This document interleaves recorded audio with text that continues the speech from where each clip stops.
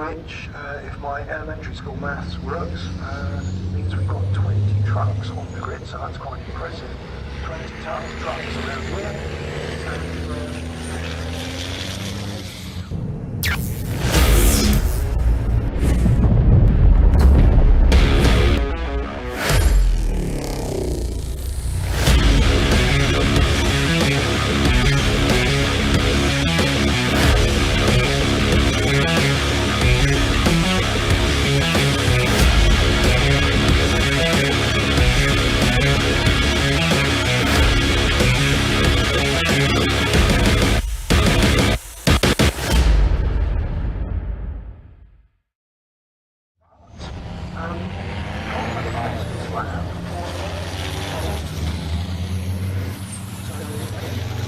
Good morning, race fans, and a very warm welcome to the home of motorsport in South Wales here at Pembrey Circuit here on BARC TV, ready for a weekend of action presented by the BARC, the British Automobile Racing Club. And it looks like we got ourselves a convoy. Yes, Convoy Cymru is the theme of the weekend. Convoy Wales is in town, headlined by the British Truck Racing Championship, as you can see, lining up ready for their first of 5 races across the course of the weekend, with a full support programme of car racing and plenty more off-track activities as well. Dave Goddard here taking you through the action this weekend in sunny South Wales, first of 2 visits this year by the British Truck Racing Championship to this venue. Grid lining up then for our first truck race of the weekend. The qualifying session took place earlier this morning. We'll take you through the grid. In pole position for Division 1 of the British Truck Racing Championship is the reigning champion, going for title number 7 this year. Ryan Smith was over a second quicker than anyone else in qualifying this morning. He lines up alongside the 10 times champion, number 7, Stuart Oliver in the Volvo. Second row at number 18 of John Newell lines up alongside 89 of Simon Reed in the Iveco, MAN and Iveco on the second row. 4 different makes of truck in the top 4 places: Daimler, Volvo, MAN and Iveco. I can't remember the last time that happened.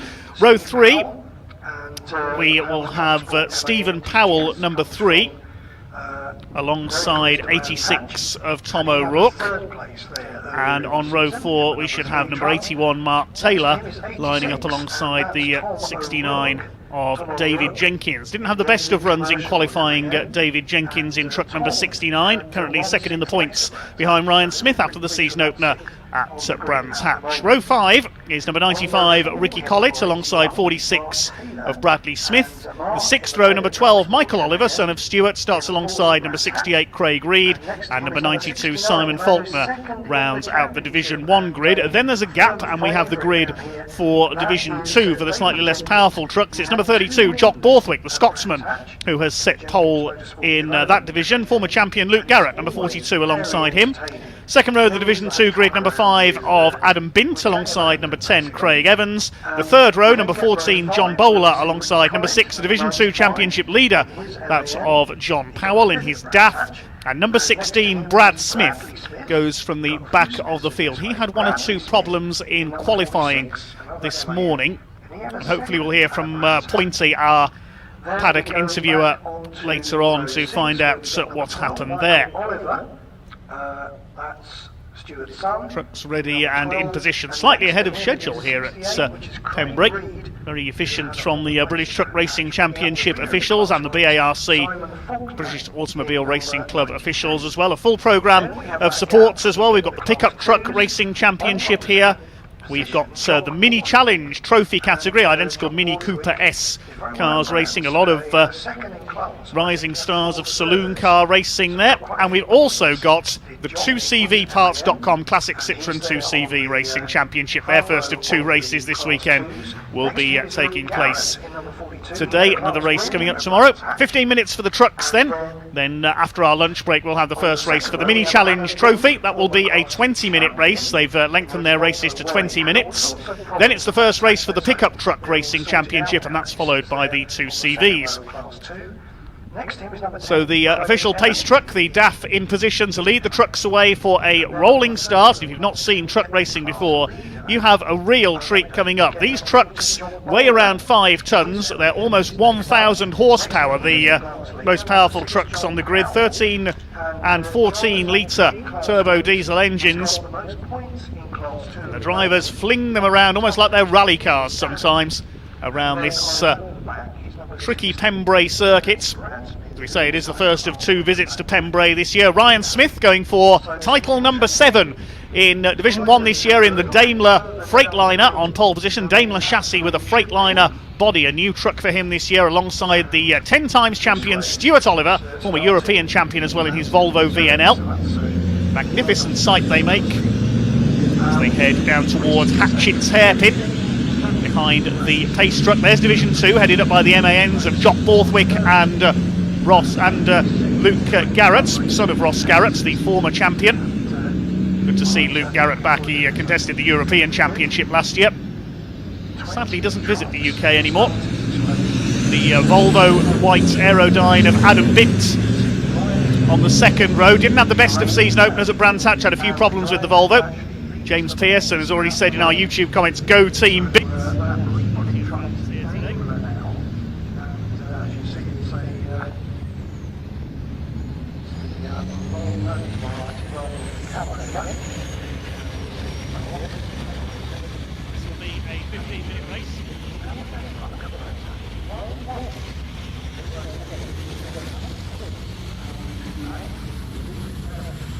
On pole, Stuart Oliver alongside.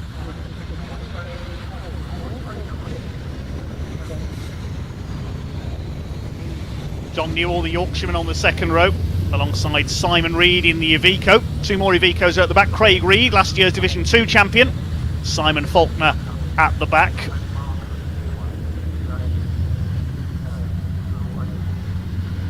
Jock Borthwick and Luke Garrett at the front of Division 2. There's Adam Bint. The Division 2 Championship leader is John Powell, number 6 in his blue DAF. He's back on row 3. There is John Powell with the green sides to his truck as they head along Speedway Straights down towards the rolling start. The pace truck will pull into the pit lane. Comes through Carter's Curve, then into Honda Corner, the end of the lap.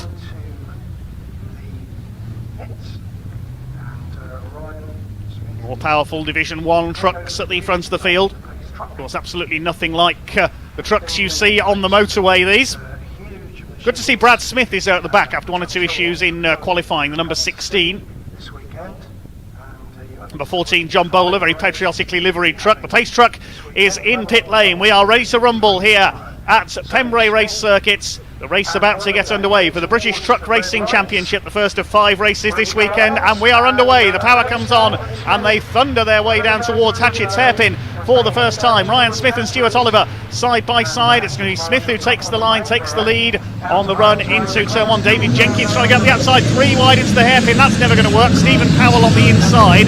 It was Tom O'Rourke, I think, in the middle. Michael Oliver has clipped the barrier on the inside, and the number 12 there in his MAN. Division 2 come through behind with Jock Borthwick in the lead.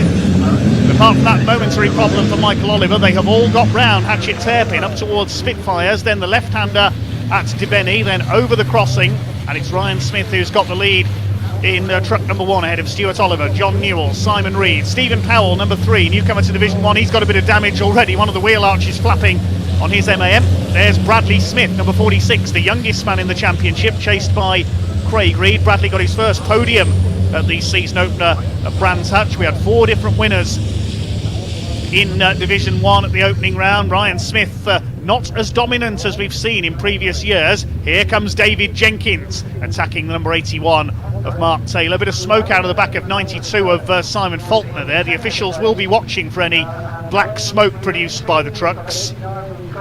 If you're deemed to be producing too much smoke, you can be flagged off and have to pull into the pits. Ryan Smith leads around the opening lap of the weekend here at Pembrey, sideways out of Hatchett's Hairpin. Stuart Oliver in second place. The gap was almost 1.5 seconds at the end of lap number 1. Through the hairpin they go. Division 2 leaders keeping up with Division 1. You can see there Jock Borthwick on the tail of Simon Faulkner.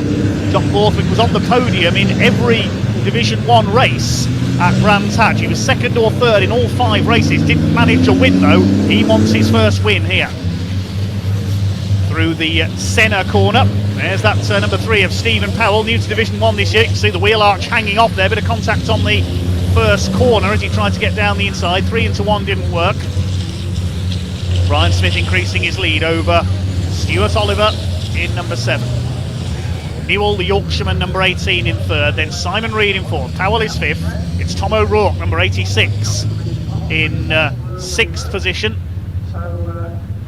Rest of the Division 1 trucks come through. Here comes Division 2. They've got ahead of 92 Simon Faulkner. He was struggling a bit in qualifying as well. His first full season in the championship, and there's a black and orange flag out there on the start line as Craig Reed runs right onto the grass there. Now, black and orange flag means technical problem, pull into the pits. That is for number 92. Yes, the black and orange flag, that's the meatball flag as the drivers call it, the black with the orange circle. That means technical problem, pull into the pits, and I assume it's for Simon Faulkner, number 92. I assume that's for black smoke. The judges looking on at this event, so Simon Faulkner is going to have to pit to try and rectify that problem. We've lost Adam Binns into the pits as well, unfortunately, in the number 5. I think we may have lost Michael Oliver further back as well. I didn't see the number 12 come through. Bradley Smith under fire from Ricky Collins, truck racing veteran in the 95. Based in Halifax in Yorkshire, runs a heavy haulage company. Craig Reed behind them, number 68 with the Iveco, last year's Division 2 champion, his first title in the sport. There's a green flag waving there coming out of Brooklands corner, so I assume that's where Michael Oliver has come to grief. Yes, I think he's parked up on the outside. Ricky Collett there throwing the 95 around there as they come to Honda corner towards the end of lap number 3. Smith leads by nearly 3.5 seconds now. This is the main battle further back. Bradley Smith in 9th place has got Ricky Collett on his tail. Here's our Division 2 leader with the very Scottish livery, white with the tartan sunstrip there. Jock Borthwick from Luke Garrett. John Powell's up to 3rd in the number 6, the championship leader in the DAF. Then it's the number 16 of Brad Smith. Brad Smith and Bradley Smith, just to confuse everybody. Brad Smith, very experienced truck racer, has got Craig Evans, number 10, his second full season in the championship behind him, was 3rd in Division 2 last season. So we lost a couple of trucks early on. Michael Oliver has pulled off at the top end of the circuit. Craig Reed on the tail of Ricky Collins here. 10.5 minutes of this 15-minute crash still to go. You see the green flag from the marshal there in the background. That means out of the danger area. There's yellow flags at Brooklands. I believe that's where Michael Oliver has come to a stop. 3 trucks into the pits at the end of the last lap. Adam Bint, we mentioned, had pulled in. There's Michael Oliver in the background. We've also lost Simon Faulkner. He was flagged in by the officials for black smoke. And John Bowler's pulled off as well in the number 14 into the pit lane. Bradley Smith, number 46, was racing trucks before he was old enough to drive a lorry on the road, would you believe? You only need an ARDS racing licence to race trucks. You don't need an HGV licence. Well, there's Ryan Smith. He's away and gone. That beautiful looking Daimler Freightliner. Bodywork purchase from the Freightliner team based in the Czech Republic. Stuart Oliver in 2nd. There's John Newell, the Yorkshireman, in 3rd in truck number 18. Returned to truck racing a few years ago after a long break.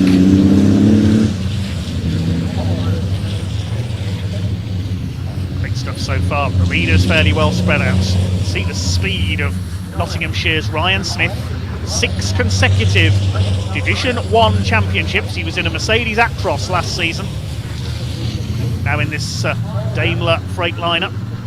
Over the line he goes. His gap was 3.5 seconds to Stuart Oliver. What's it going to be this time? It's over 5 seconds now. Back in his usual dominant form. Newell 3rd, Simon Reed is 4th. The rather battered MAN of number 3, Stephen Powell, is 5th. The move being made here by David Jenkins on the inside, down into the hairpin.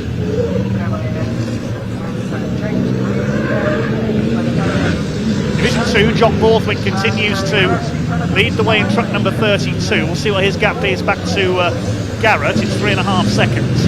Luke Garrett in 2nd. There's Michael Oliver parked up. He's been there for a couple of laps now. Picked up some damage, I think, on the first corner. Or maybe he's just looking at having a good look at trying to buy that motorhome. Looking impressive, isn't it? Parked next to the circuit. Simon Reed up there in 4th. back after a couple of years away from racing. Tom O'Rourke under fire from David Jenkins. Now David had a bit of a struggle in qualifying. He only qualified 8th, and he wants to be up and challenging Ryan Smith because there's 10 points between the two of them in the championship coming into this weekend. Bradley Smith is 3rd in the Division 1 standing, so he's quite far back as well in 9th. Stuart Oliver 4th, and John Newell rounding out the top 5 in the points. John Powell leads Jock Borthwick in the Division 2 points by 6 points, with Brad Smith a further point back in 3rd. Coming up to 7.5 minutes to go, so we're halfway through this first British Truck Racing Championship of the race of the weekend here at Convoy Cymru. A manner of attractions off track this weekend. There's a truck show, even some tractor pulling, would you believe, taking place off track here at Pembrey Circuit this weekend. David Jenkins closing here on Tom O'Rourke. Last lap was a few tenths of a second slower. Smith goes through still with the lead, Ryan Smith. Stuart Oliver in second, the 2 bonneted trucks out in Stuart Oliver, the all-time great of British truck racing with 10 championships, a European title as well. John Newell in a safe 3rd place, clear of Simon Reed in 4th. So no major changes among the front runners from the start of this first race of the weekend. Still a long way to go yet. There's Bradley Smith. He's got a wheel arch coming loose as well as Ricky Collett attacks. Further ahead, Tom O'Rourke under intense pressure from the Digraph Transport Morris Lubricants MAN of David Jenkins. Jenkins, a former champion as well. He and Ryan Smith, deadly rivals on track. He wants to get up and attack Smith for the lead. He's got to get past Tom O'Rourke in 6th place first of all. Stephen Powell ahead of them, with the bodywork still flapping in the breeze. BTRC Truck Racing MAN moves to cover the line there. Tom O'Rourke, the Scotsman, boss of MV Commercial, one of the sponsors of this championship for a number of seasons. Behind them, Mark Taylor in the number 81.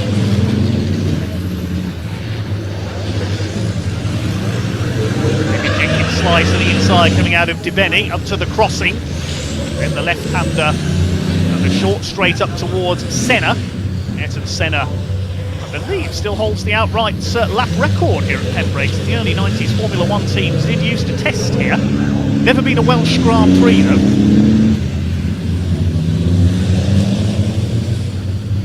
Now Craig Reed on the tail of Bradley Smith. Ricky Collett's already gone through, sideways as ever in his MAN. Great to have Ricky Collett back. He didn't race last year, had repeated engine problems with the MAN. Craig Reed having a go to the inside. Bradley Smith seems to be struggling here. I think it's the first time that young Bradley has raced at Pembrey. Still this battle for 6th position. O'Rourke, Jenkins and Taylor.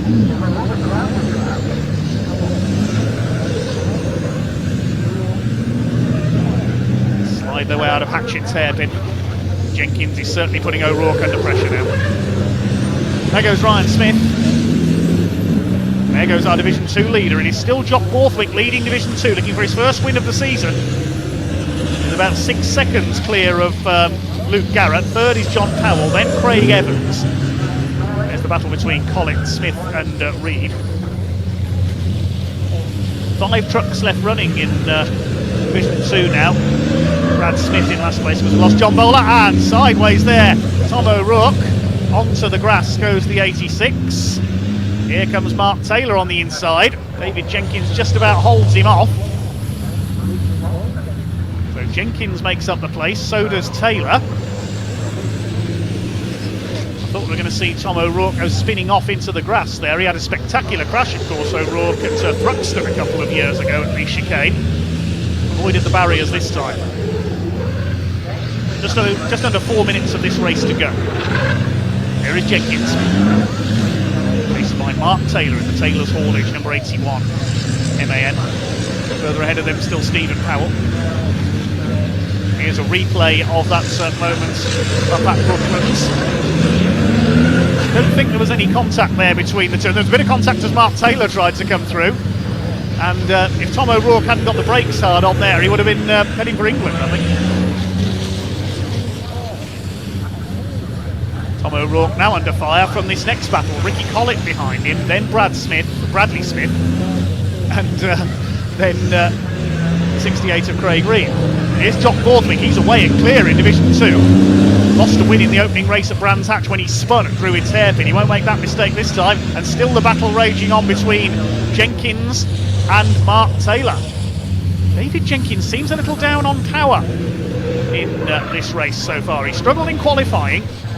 Maybe just needs some more top-end speed out of the truck. He's got time to have a look at it. The next truck race coming up later this afternoon. At the state of Stephen Powell's MAN there, up in Division 2 for the first time, in Division 1 for the first time this season. He's the 2020 Division 2 champion. But the two bonneted trucks at the front are away and gone. Ryan Smith leads Stuart Oliver by over 7 seconds now. There's a further gap of 5.5 seconds back to John Newell in third, and he's nearly 3 seconds ahead of Simon Reed. So the leader's well spaced out. All the battles are further back in the order. The top 5 are pretty much set at the moment. The main battle for 6th is this fight between Jenkins and Taylor. Then Tom O'Rourke, who's got clear by a couple of lengths again ahead of Ricky Collins. 2 minutes of the race to go. Ricky Collins, so he's kicking up a bit of dirt there. Puts a wheel onto the grass. There's our Division 2 leader. 32 of Jock Borthwick. Way ahead of Luke Garrett now, over 10 seconds clear. There is the orange MAN, the former 2-time Division 2 champion, on his own in second in the division. Quickest lap of the race by Ryan Smith, 1 minute 10.4.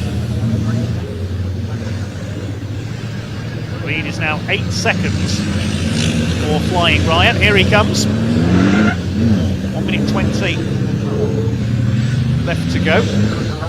He should be coming round to start his final lap this time, Ryan Smith. It's Oliver in second. 2 laps to go, I make it, in this first truck race of the weekend. See your top 5 are fairly well spaced out. Here comes the battle for 6th place. Mark Taylor still all over the rear axle of Mark Taylor. 4 of them together with Tom O'Rourke having dropped back into the clutches. Ricky Collins. The leader coming up to lap. Brad Smith in the number 16, the Midland Truck Breakers and Unity Recovery sponsored number 16, the cream-coloured truck. Unusual colour, isn't it? Reminds me of the livery used by Kurt Goranson in the early days of his Q8 liveried Volvos, before he went into the red and white of International Diesel service. Still this fight paging on. Mark Taylor determined to get past David Jenkins. Jenkins is struggling with that MAN. Taylor's haulage truck on his tail. The clock about to count down to 0, so it's going to be checkered flag this time for Flying Ryan, starting his weekend as he means to go on. And a couple of slip-ups at Brands Hatch in the season opener. Lost 1 win when he tripped over a back marker on the last corner and allowed David Jenkins to go through. No problem this time though. Comes down towards Carter's Curve, then up to Honda Corner for the final time. Stuart Oliver safe in second place. It's going to be a win for Flying Ryan. The checkered flag is out. Ryan Smith takes the win ahead of Stuart Oliver.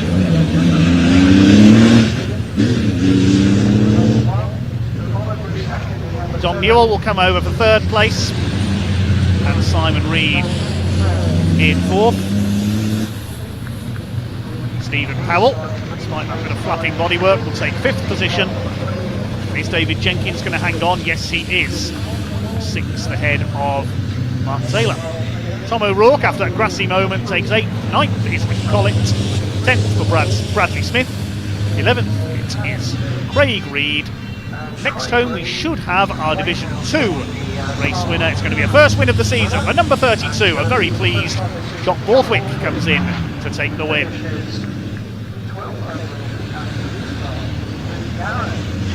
Luke Garrett will come over in second place. The air horn sound on the slowdown lap.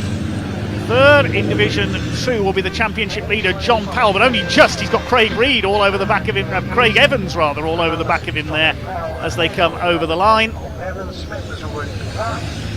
Brad Smith a lap down, waiting for finishers.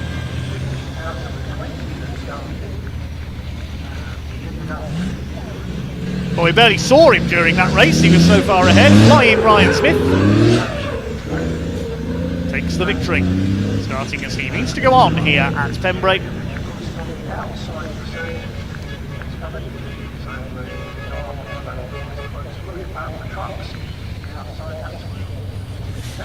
Confirm the results in just a moment. Ryan Smith the winner by nearly 8.5 seconds ahead of Stuart Oliver at the line, with John Newell completing the podium another 5.5 seconds back. Fourth place went to Simon Reed ahead of Stephen Powell. Then the first of the main battles, David Jenkins holding off Mark Taylor. Jenkins, I think, will be a bit disappointed with 6th position. Tom O'Rourke sliding back to 8th ahead of Ricky Collett. Bradley Smith completing the top 10 ahead of Craig Reed, and then the Division 2s headed home by a very pleased Jock Borthwick for his first win of the season, nearly 11 seconds clear of Luke Garrett in second. John Powell third in Division 2, just ahead at the line of Craig Evans. The only other finisher was Brad Smith in the number 16, a lap down, and we lost into the pits John Bowler. Simon Faulkner was flagged off, we believe due to excess smoke. Adam Binton early retirement, and we lost Michael Oliver early on as well. Yeah, we were meant to get underway at something like 1:10 with the first round of the Mini Challenge Trophy. Now hopefully we'll be able to hear from some of the drivers before we go into a lunch break. That's great. We'll be back in action about 1:10 with our first race of the season for the Mini Challenge Trophy. First time we've seen the BMW Mini Cooper S's on our coverage. A lot of very highly rated young and old saloon car racers in that one. Different championships for different age groups within that series. 3 races for them this weekend.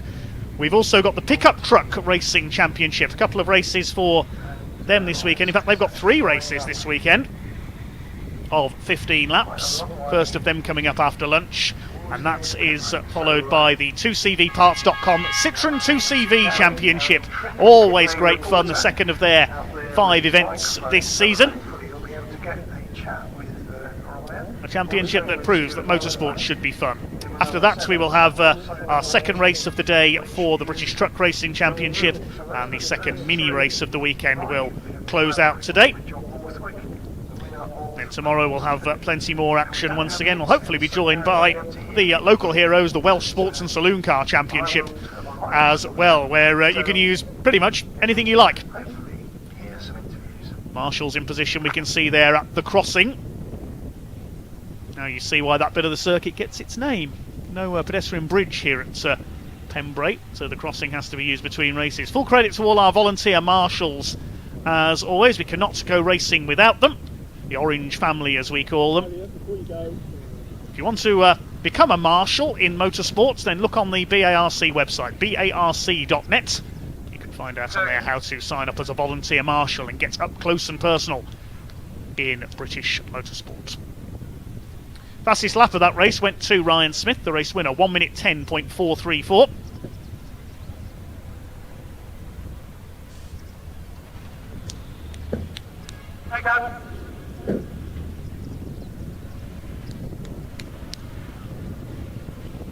Just waiting to see if we can hear from some of the drivers down in the paddock in a moment. The trucks are being led back in by the pace truck, as you can see.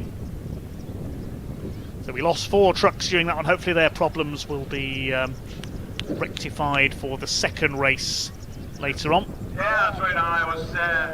I was Thanks for all your comments on our stream so far. It's a shame we don't have time to read them all out. One that we've had here is, what are these trucks hauling when they're not having fun? Well, these are not road-going trucks. A road-going lorry, of course, is limited to 56 miles per hour in the UK. These race trucks are limited electronically to 100 miles an hour. we did a few changes. You won't see them hauling any trailers around the UK. That in the early days of truck racing in the 1980s, they were road-going trucks that raced. The first British truck racing event was in 1984 at Donington Park, when it was simply road-going trucks that turned up, left their trailers in the paddock and went out and raced. I believe that event had one of the biggest crowds in Donington Park's history, and the rest, as they say, is history. Truck racing was such a hit, it is still going strong today. 20 trucks here this weekend, and they head back into the paddock.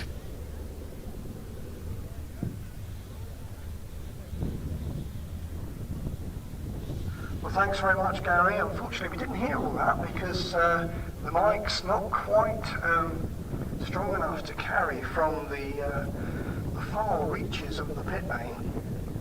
We'll see if we can do something different next time, maybe. Quick hello to Molly Fitzgerald, who asks on YouTube, are the Minis racing live today? They certainly are. They'll be our first race after lunch. Really good news for the hard-working marshals. I'm guessing Molly must be part of the team of Mick and Brendan Fitzgerald who are racing today. We'll see them out a bit later on. Then we couldn't actually go motor racing, so big thank you to the marshals, and have a good lunch, ladies and gents. And obviously, if you want to come to our world-class... Hi to Dawn Hatch as well, who says, come on Luke Garrett, drive it like you stole it. He got second in Division 2 there. Circuit. Enjoy. It is great to be back here at Pembrey after the last couple of years of restrictions. Convoy Cymru was not able to take place, of course, but great to see a big crowd, fans young and old, here this weekend. Confirmation that the black and orange flag there was given to truck number 92, Simon Faulkner. He was flagged into the pits by the officials.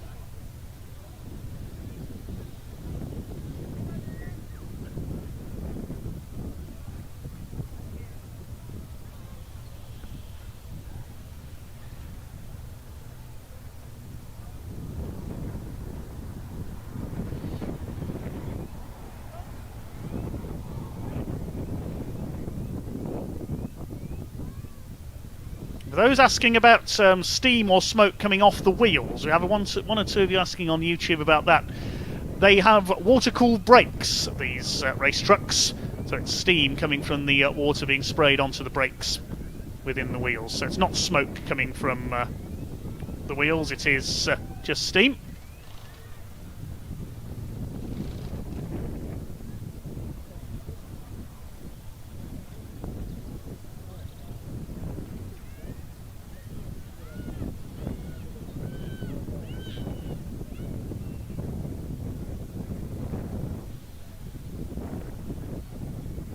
Chance to preview our next live stream action on BARC TV. That's next weekend from Snetterton in Norfolk, where the British Endurance Championship will headline, the MSUK British Endurance Championship, with Britcar Trophy, Pragas and much more. That's next weekend at Snetterton.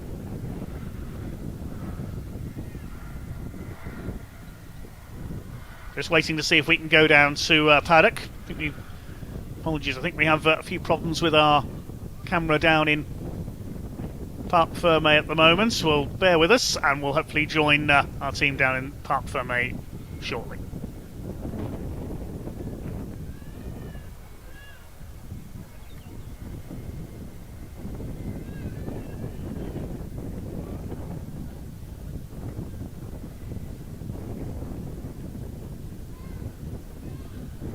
Also recovery going on at the moment of Michael Oliver's truck stranded up at Brooklands hairpin at the moment on the far side of the circuit. The heavy machinery will be needed to tow that back to the paddock.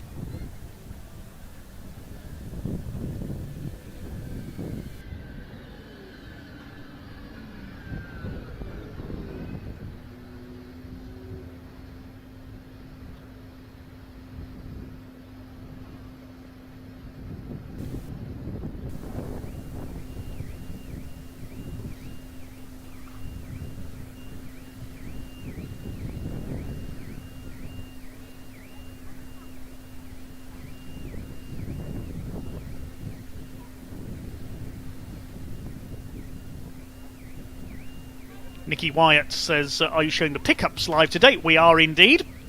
3 races for the pickup truck championship over the course of the weekend, including the return of a driver we've not seen out in pickups for many years. Their first ever champion from back in 1998. Jeff Simpson is here. Father of Matt Simpson, the ex-BTCC racer, is going to be out in a pickup this weekend, so good to see him back. So the pickups will have 3 races over the course of the weekend. The Mini Challenge Trophy class, who do have some races on the BTCC support bill, will be out for 3 races as well. 2 today, 1 tomorrow. 2 races for the 2 CVs.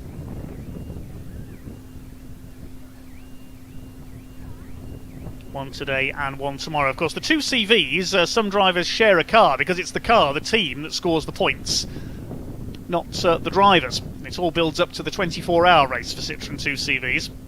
Yes, you're hearing that correctly. 2 CV 24 hours. That's an August bank holiday weekend at Snetterton. Always a hugely fun event. We'll see the 2 CVs out later this afternoon. Their race due off at 2:45 p.m. And hopefully tomorrow we will be joined by the Welsh Sports and Saloon Car Championship on our coverage as well. A series where you can use anything you like. We've seen everything from Ford KAs up to GT3 spec Audi R8s from the American Le Mans series racing that. Don't think the Audi R8's out this weekend though, unfortunately.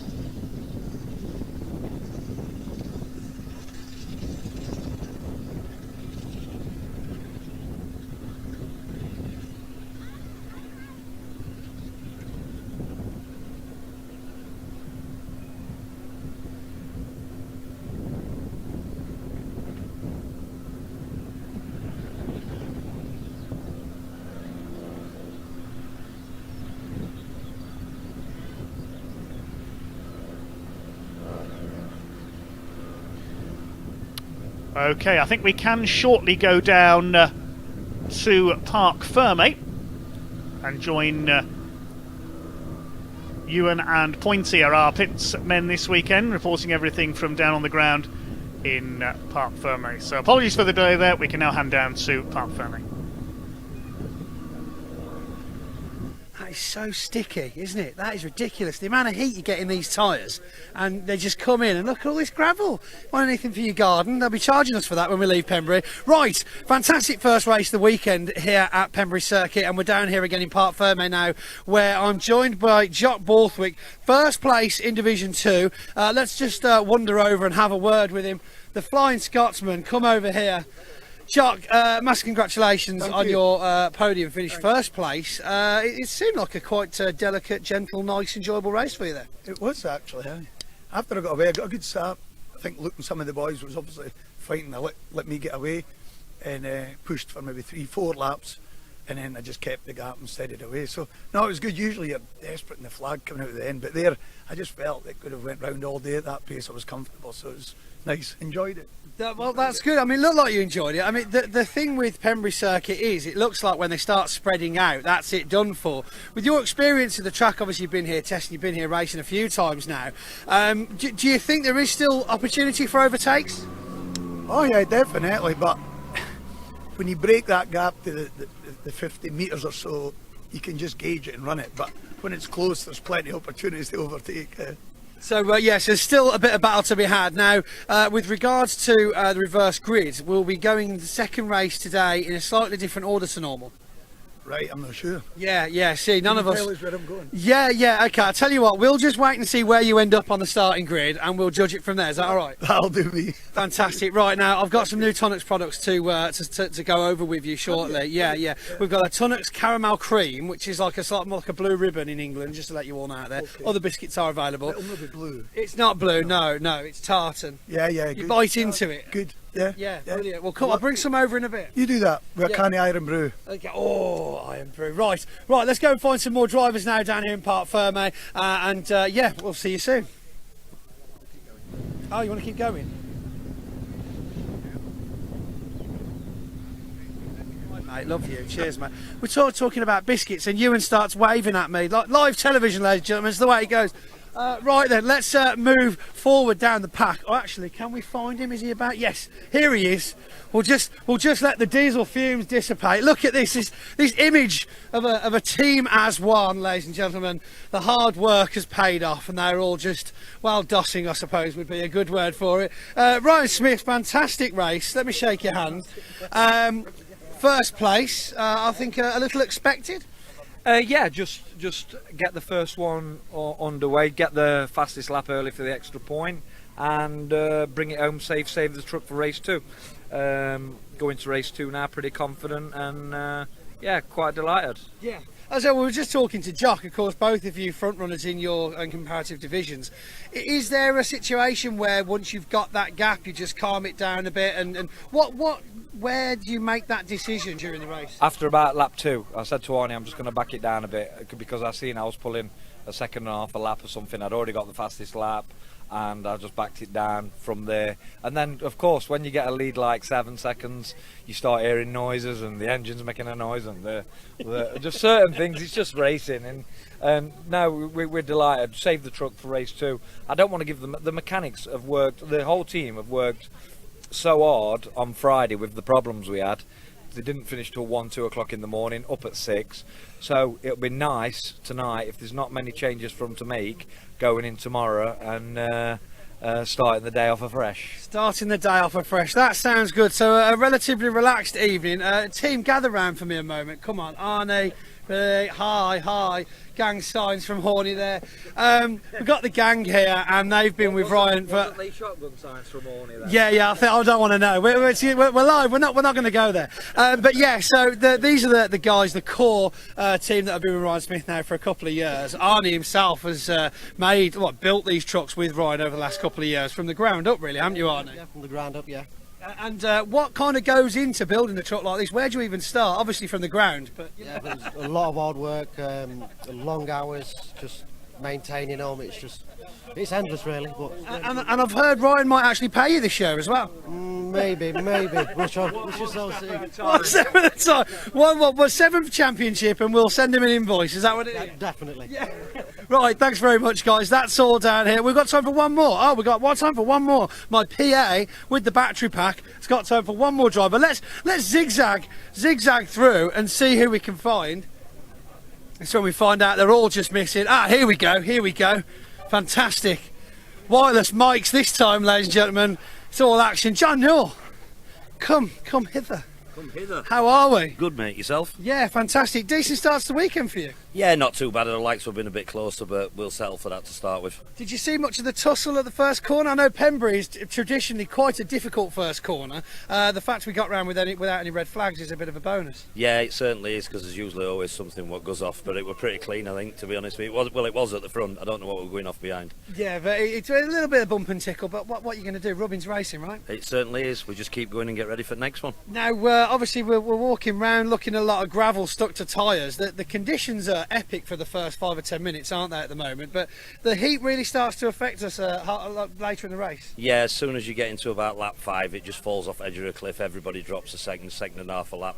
Yeah, as I say, you can see that on TSL timing. If you're not watching that, by the way, you can get that live on your phones whilst you're watching the stream at home and keep track of all the lap times. And yeah, you did notice the entire pack really start to lose it nearer the end of the race there. Is there anything you can do particularly that will improve that, or is that just the case across the board? No, it's just the case across the board. It's same for everybody, so that's what it is. Well, at least it's fair. Well, congratulations. Bit of silverware to hand out to you shortly, sir. We'll see you over at the stage. Cheers, thank you. Right, I think that's... was still one more. My goodness, are you doing anything else today, ladies and gentlemen? Right, OK. Follow me. Let's go and have a look. Yes. Thanks. Good, Ewan. Good, yes. It's fantastic having assistance. Hello. Mr. Reid, how are we? All right, yeah, good. Not bad. Yeah, we're just getting to grips with it. It's a whole new... with a new truck, well, an old but new truck coming here. It's definitely testing. You go what basically I was faster last year in Division 2. Yeah. But I've just got to get into the swing of things with the truck basically. Well, that brings up a very interesting point. So for those at home that don't know, Craig Reid obviously won the Division 2 championship last year, and then this year, like you say, same truck, slight modifications and adjustments that brings you into Division 1. What actually goes into changing a Div 2 truck to Div 1? Quite a bit, to be honest with you. I've altered all the subframe, all of obviously the back axles, what we call like a lightweight back axle, even down to the hubs, everything. The front axle has obviously got more degree on it as well. You change the dampers. I'm actually still on my Division 2 dampers at the minute.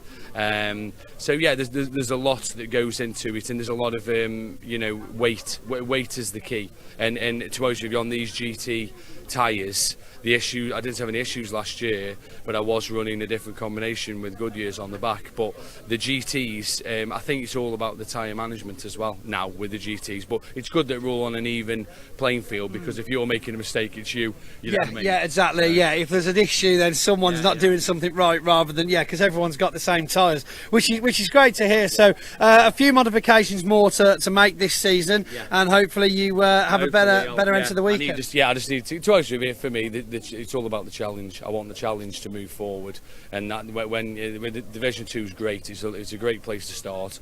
But I'm happy to be. To be honest with you, I would sooner be at the back of Division 1 fighting. Do you know what I mean? So that's what I'm all about. Yeah, so you did definitely dominate Division 2. So a lot more of a challenge now. To be honest with you, one little mistake and you're done, and that's all I did then. I got past Ricky and Bradley. You know, great driving, great racing, and then I chucked it away.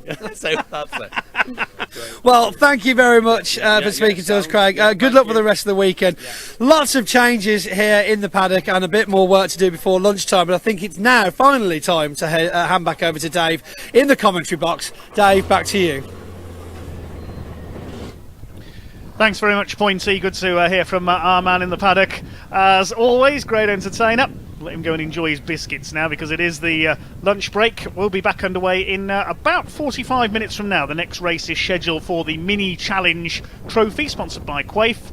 That's coming up a little later on. New series to our live coverage here on BARC TV. We'll be back with you in about 45 minutes from now. Sorry for the slight delay with our interviews there, a couple of technical hitches. But everything up and running now. And we'll be back underway then with our next race after lunch in about 45 minutes from now here on BARC TV.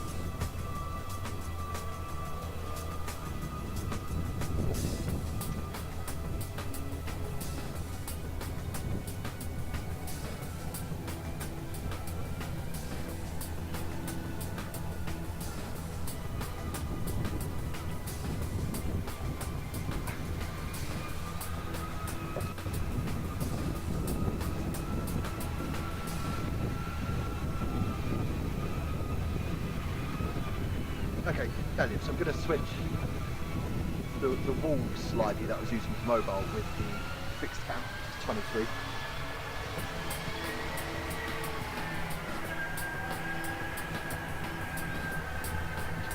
So I was going to switch the Live View Wolves, which is the one I had on the mobile.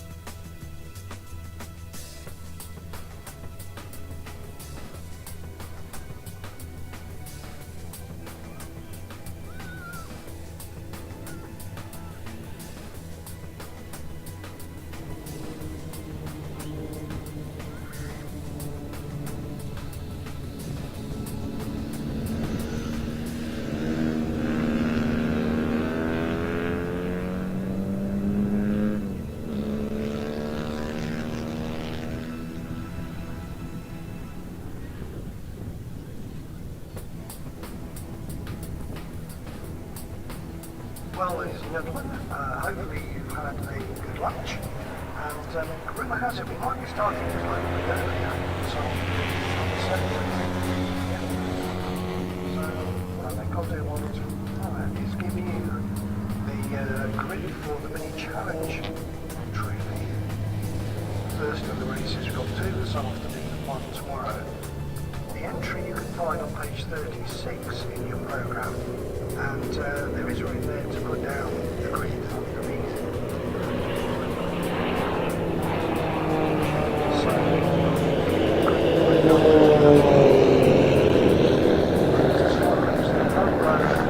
78 and 95, 78 and 95. Second row 23 and 17, 23 and 17. Third row is 24 and 86, 24 and 86. Third row is 12 and 27, 12 and 27. Fifth row is 20 and 41, 20 and 41. Sixth row 486 and 199, 486 and 199. Seventh row is 21 and 10, 21 and 10.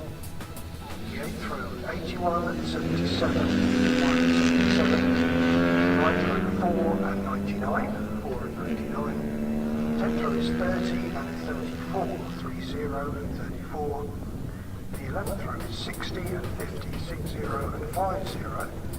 12th row is 7, 11 and 98, 7, 1, 1 and 98. 13th row is 30.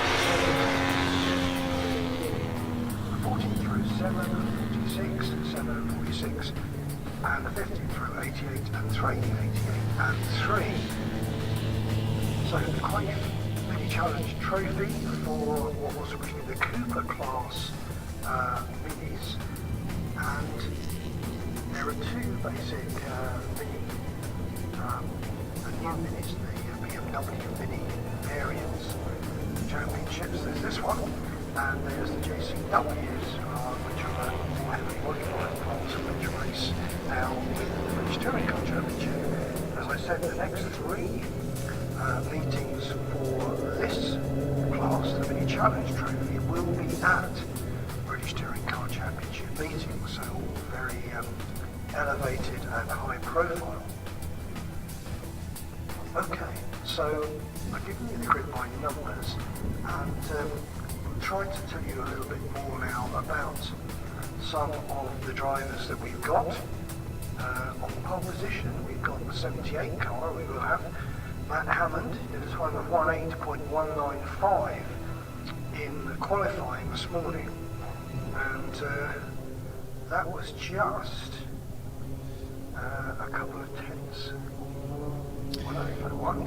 Well, good afternoon, race fans, and welcome back after the lunch break here on BARC TV at Pembrey Circuit in South Wales. About to get underway with our second race of the day, so a good race of the British Truck Racing Championship just before lunch. And now it is time for something new we've not seen on BARC TV before, the Quaife Mini Challenge Trophy category. First of three races for their BMW Mini Cooper S's this weekend. Rising stars of saloon car racing here at Pembrey. They'll be out on track very shortly for their first race. First of all, earlier on today, our race interviewer Ewan caught up with some of the drivers down in the paddock.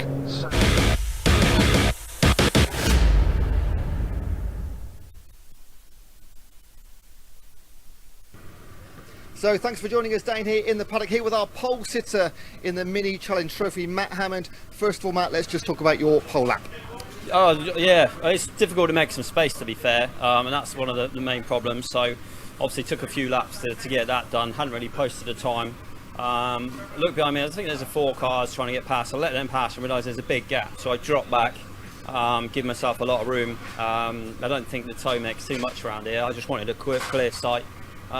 Stuck the old headlights on, show them on a hot one, and then just went for it. So could have gone probably a little touch quicker, to be fair, but I just wanted to make a clean lap. Yeah, it come across the line next time round, P1, and I thought, we'll see what it is, come in, and it was better than the times I've been doing in testing. It always is. So yeah, just parked it. Now, conditions, it is 10:30. It is already roasting hot here. What are the track conditions like? It's super abrasive here, so I think tyres are going to play a big part, and obviously the race now being 20 minutes is instead of the 15 is yeah, I think that's going to be a limiting factor for a lot of people. So I just want to stay out of trouble, you know, keep up the front if we can, and get away. Let's talk about trouble, because last season 3rd in the championship, but you were leading it for a long time. Now, on one race, airlifted hospital, had several crashes. Just tell us about last season for those at home that aren't aware what happened. Well, yeah, it's very quick. There's a lot went on last season. So pole won at you know, first opening round, and then I come second on the grid at Fruxton, got a first and a second. Pole again for Brands, pole again for Alton Park, and then Brands Hatch had a massive roll. I got tipped into a roll there in race 2, so I had a win and a DNF, and the car was destroyed. Alton Park, pole again, a race 1 win, which was quite nice. I've never done well there, so I was happy with that.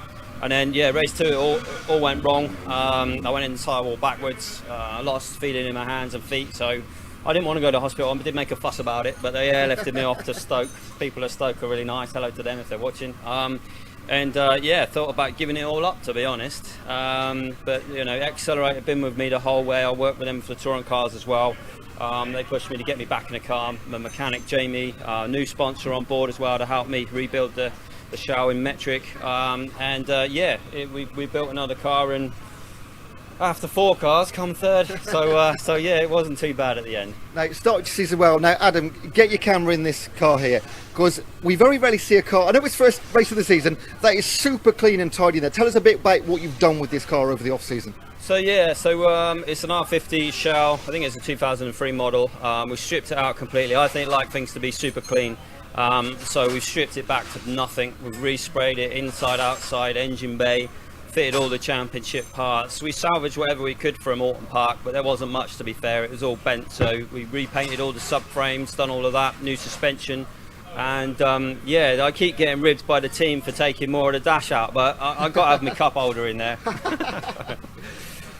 Matt, great start to your season. I'm sure we're speaking to you a lot throughout it, but congratulations on your pole. Yeah, brilliant. Thanks, guys. Top job. Right, let's go and see who else we can find in the Mini Challenge Trophy grid.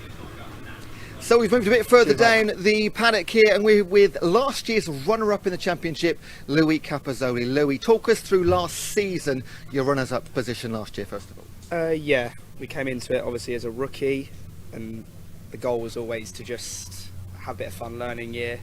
Coming towards the end of the season, however, we found ourselves in a obviously almost title deciding spot. Obviously coming into the last round, we managed to get the rookie championship wrapped up, which is kind of what we came for, to be honest. And then we found ourselves going into the last race with the ability to win it. So it was kind of always a bit of a far-fetched final race, but obviously unfortunately in the end, great, we didn't get a chance to win it, but congratulations to Dom. It was a great year. And yeah, it kind of just gave us the momentum going into this year, really. But Dom not racing this year, does that make you the favourite?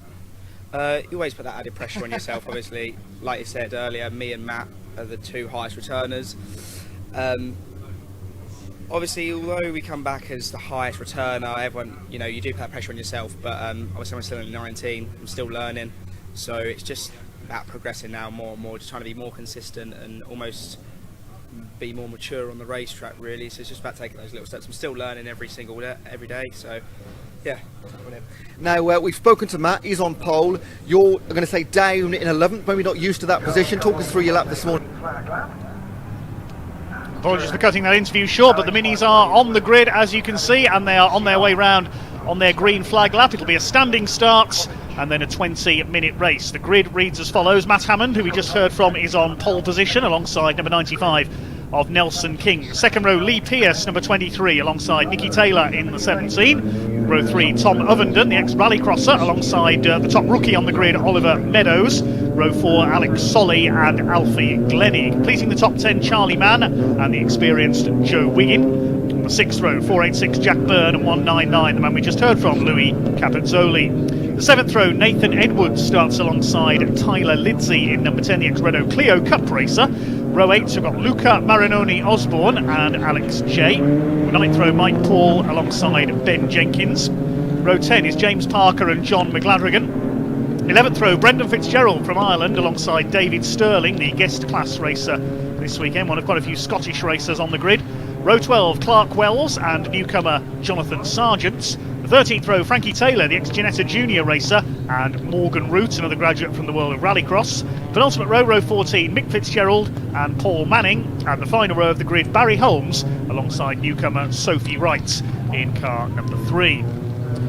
Well, this is really the training ground for touring car stars of tomorrow. The Mini Challenge, sponsored by Quaife Transmissions. Their main JCW class races alongside the BTCC, the British Touring Car Championship, on their support package, and the trophy class that we've got here today for the identical BMW Mini Cooper S 1600cc cars. They have got 3 dates on the touring car support bill this year. It's their opening race of the season here at Pembrey, the first of 3 races this weekend. And it's Matt Hammond, who was champion in 2017, who will start on pole position. There are subclasses among this field as well as the overall championship. There's the Rookies Cup for first season newcomers, the Graduate Cup, which is for second year drivers, and also there's the Directors Cup for drivers aged 35 and over. So everybody's got a different trophy to battle for. A colourful grid of, we should see 30 BMW Minis out there for this one in Quaife Mini Challenge Trophy. Matt Hammond, the 2017 champion, in pole position for Accelerate Motorsports, works for their BTCC team as an engineer as well, as we heard earlier. He's got Nelson King alongside him. He was 10th in the championship last year. He drives for Graves Motorsports. It's the blue car there on the outside. The second row, 23, Lee Pearce, multiple champion in stock car racing on the short ovals. He starts alongside Nicky Taylor in the Dayglow Yellow number 17 car. 7th in the championship last year with 1 win to his name. Look out for number 24, Tom Ovenden, comes from a rallycrossing family, driving for the Accelerate team as well. This will be a 20-minute race. Plenty of names to watch. Got quite a few graduates from junior racing. Alex Solly, the ex-junior saloon car star. Alfie Glennie, 8th on the grid in number 27. Former star of the Fiesta Junior Championship. There will be a new name on the overall trophy this year. Dom Wheatley, the reigning champion, having moved on to pastures new. See the heat haze here at Pembrey. It is a warm day. The green flag is waved by the marshal at the back of the grid. The red lights will come on in the next few seconds, and when they go out, the race will get underway from a standing start. Matt Hammond looking for his 2nd championship. We are underway. 20 minutes of racing down towards Hatchett's Hairpin for the first time. It's a good start by the 78 of Matt Hammond. Good start by the 17 of Nicky Taylor on the outside there, as well as they head into Hatchett's Hairpin for the first time. They are all away cleanly. How many of them there are? Around 30 cars out there. Sophie Wright with a good getaway. Her first ever race in the championship, the number 3 from the back of the grid. They're all round Hatchett's Hairpin okay.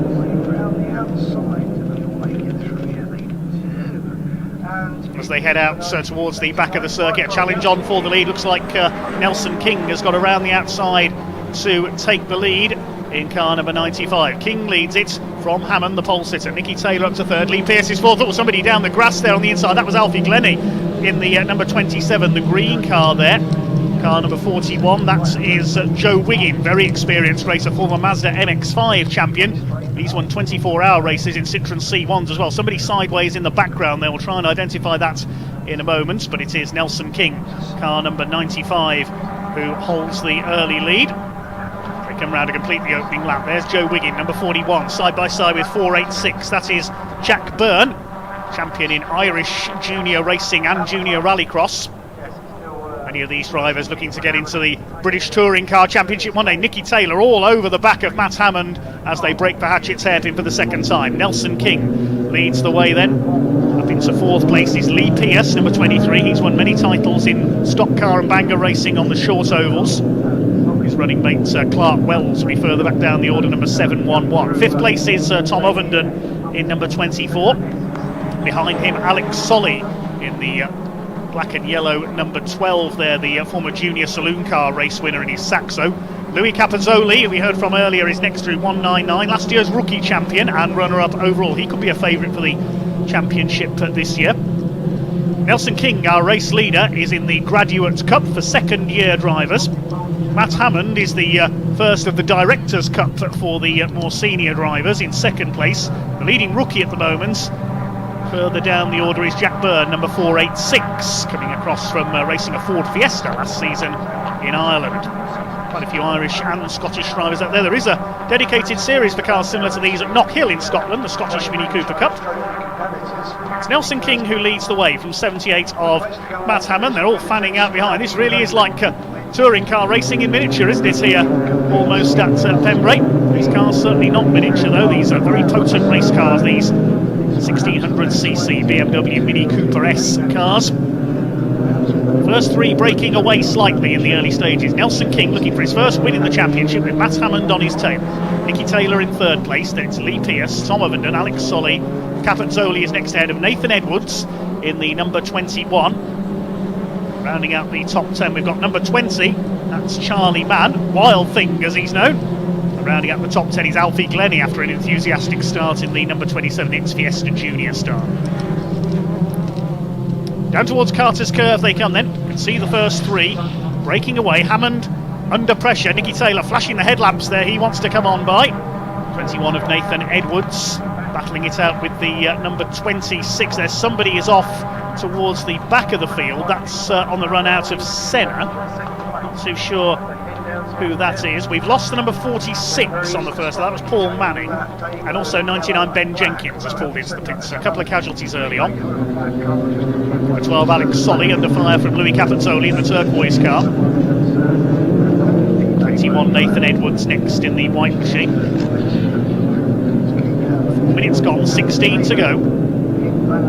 Should just beginning to warm up in our first Quaife Mini Challenge Trophy race of the season.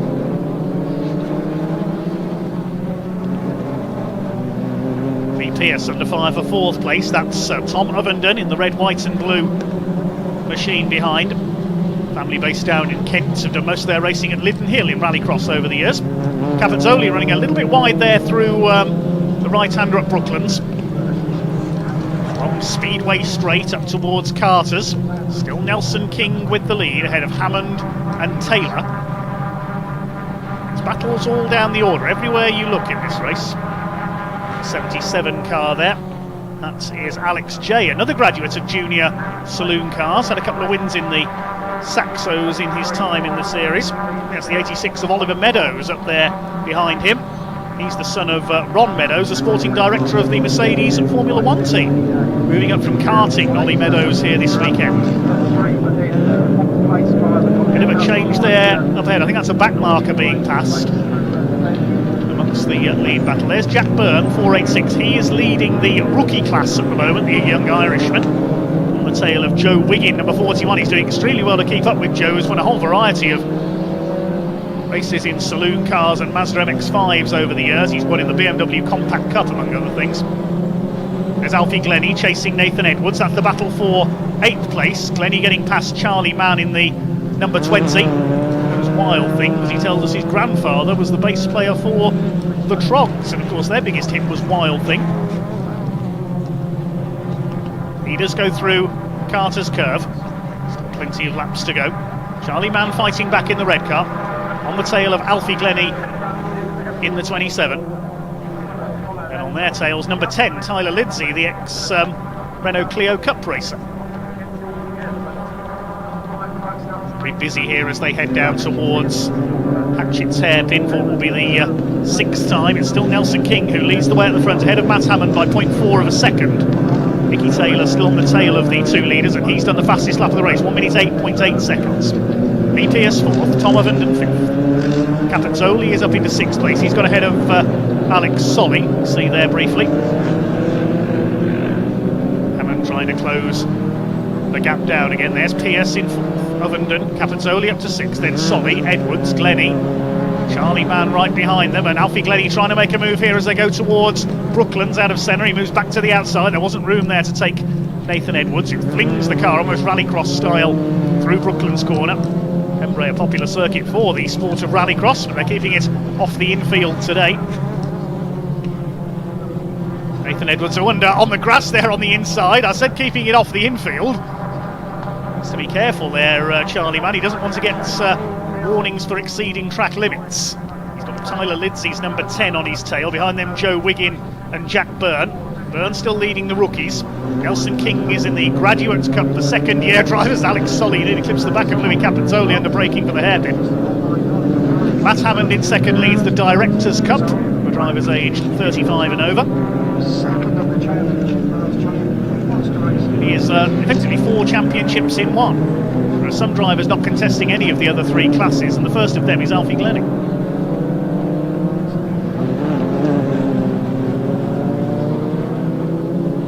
Battle further back, that's Byrne trying to hold off Lidsey, and in behind them is the 41 of Wiggins. So Tyler Lidsey getting into the mix here, side by side down towards Brooklands. Joe Wiggin has got the inside in the 41, he goes through, that's up into 11th place, and behind them is Ollie Meadows in the number 86, another contender for rookie honours, making the move up from the world of karting.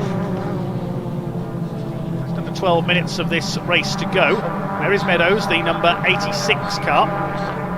The car not liveried like a Mercedes F1 car. Still the lead battle remains the same. Less than a second in it between the top 3 of King, Hammond and Taylor. It's Lee Pierce ahead of Tom Ovenden. Alfie Glennie's got ahead of Nathan Edwards further back there. The green car's got to the head of this battle for 8th position on that previous lap. Charlie Mann now under fire from Jack Byrne.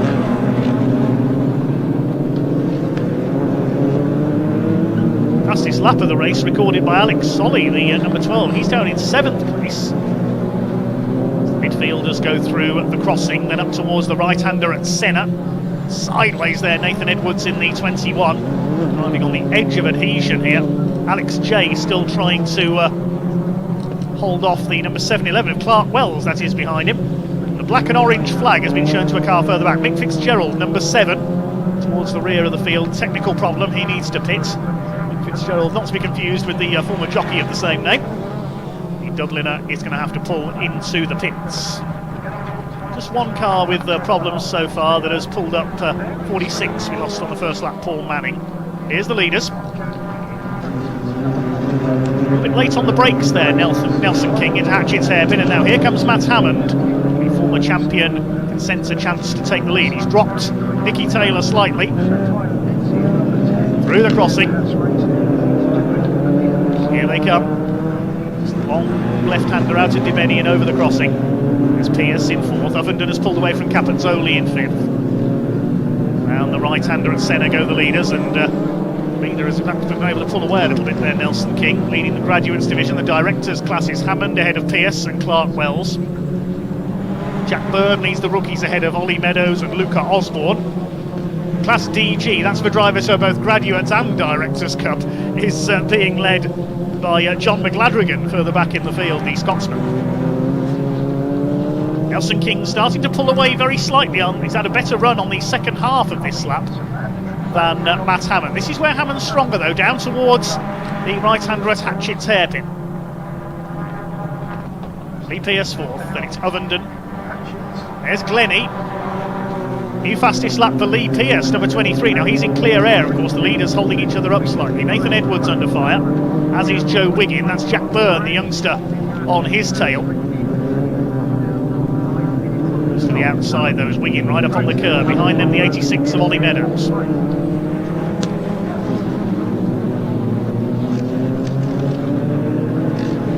Just under 9 minutes to go.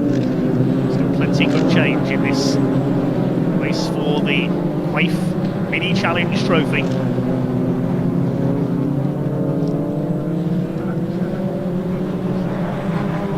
Any one of them makes a mistake, there's going to be dramatic changes in the race positions. Lifting a wheel there, Nathan Edwards, he's so quick through this section of the lap, but isn't quick enough to hold off Charlie Mann in the number 20.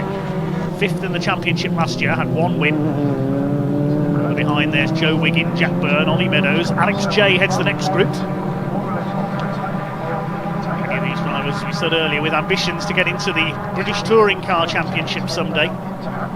Maybe we'll see Matt Hammond in there, works for the Accelerate Motorsport team. Still 0.6 of a second behind Nelson King at the end of that lap. Somebody rejoining from the pits there. That's the number 7, Mick Fitzgerald. So he's been in with whatever the problem was. Up the inside goes Charlie Mann.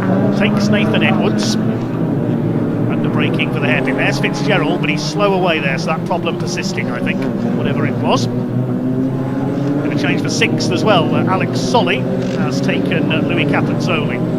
Lee Pierce has done the fastest lap of the race, 1 minute 8.53. And he's going for the third place man, Nicky Taylor. 4 together shortly for the lead here. Nelson King, Hammond, Taylor and Pierce.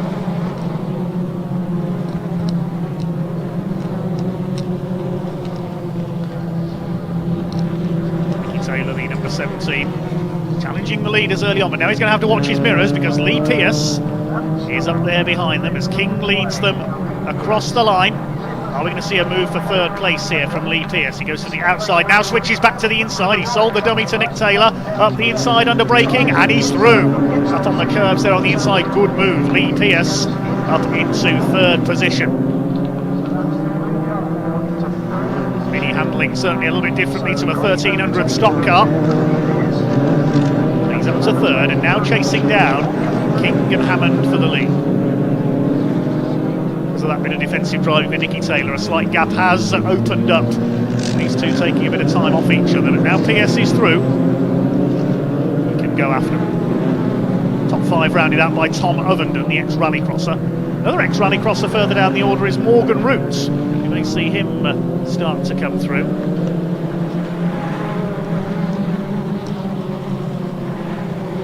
Nine cars still running. The last of them is Ben Jenkins, who went into the pits early on. First 4 clear of Ovenden, and a bigger gap back to Solly in 6th place. Capozzoli is 7th in the turquoise car in the background. 8th behind them is Alfie Glennie, then Charlie Mann and Nathan Edwards rounding out the top 10. Under 6 minutes to go, and Nicky Taylor wants that third place back again. the Alarm Company sponsored car. It might be alarmed shortly because Tom Ovenden is starting to catch up. His last lap was a couple of seconds quicker than Nicky Taylor. There are the leaders, still Nelson King out in front, heading for, he stays in front, what I think will be his first win in the championship. He was 10th in the series last year, driving for the Graves Motorsport team based in Essex. Big squads in this series, Graves Motorsport, Accelerate, LDR Performance Tuning, I believe that's run by Lawrence Davey, the ex-Legend star. If I'm wrong, I apologise. BTRC running a couple of cars in this series as well, also Morgan Root run by Mad 4 Mini. Big crowd certainly loving the action from the Mini Cooper S's. Marshall's enjoying it as well. There's a close fight going through Carter's. That's Joe Wiggin under fire from Ollie Meadows in the 86. He's going well. Got ahead of Jack Byrne in the Battle of the Youngsters. In terms of the classes, King still leads the Graduate Cup out in front. Hammond leads the Directors' Cup. And the rookies are led by Ollie Meadows. So that's a change for class lead. Ollie Meadows has taken Jack Byrne. Oh, lock up there from Joe Wiggin. Just about holding together. He's going to run wide on the exit. This is Ollie Meadows' opportunity to get up the inside there. Sees a novice. He's got the black cross on the yellow background on the back of the 86, and he's alongside the more experienced Joe Wiggin, who holds him off. Great fight here for 11th overall. Another 3 cars come through behind them as well. Alex J, Tyler Lidsey, and that's Luca Osborne behind them. 4 minutes of the race to go. Still Nelson King leads overall. Here comes Ollie Meadows. He wants to get past Joe Wiggin. First races following his move up from karting, and he's driving brilliantly here, Ollie Meadows. Joe Wiggin has won races in the BMW Compact Cup. He's won 24-hour races in the Citroen C1s, including an amazing win at Silverstone a couple of years ago in the Mack Attack Racing team. But he's under pressure here from the young guns. 3 more cars charged through behind. Your leader is still King ahead of Hammond. The lead gap has come down a little to 0.4 of a second. Lee Pierce has dropped back behind them now in the 23. Ollie Meadows all over the rear bumper of Joe Wiggin. And look at Jack Byrne trying to come back into it as well, going round the outside, up onto the curb there. There wasn't room there for 3 out of Hatchett's hairpin. Meantime, this is the battle for 3rd place now. They've dropped back from King and Hammond at the front of the pack. Very slightly, you can see them go through Brooklands there, and Tom Ovenden is now right with this pair battling for 3rd place. Lee Pierce defending vigorously from Nicky Taylor, and he's going to have to attack and defend at the same time because Tom Ovenden is up onto his bumper as well now. King's pulled away into the lead by a few car lengths. This is great stuff all the way down the order. Lee Pierce a little bit unstable there as he brakes briefly for Honda Curve. Can Nicky Taylor get into the slipstream here as he heads down? Can Tom Ovenden get into the slipstream? He has a look heading down into Hatchett's hairpin. This is great stuff. Taylor goes for it. No, you don't, says Lee Pierce. Holds him off for 3rd place, up over the curb on the inside. And now Alex Solly wants to join in as well. The Dayglow yellow car there behind them.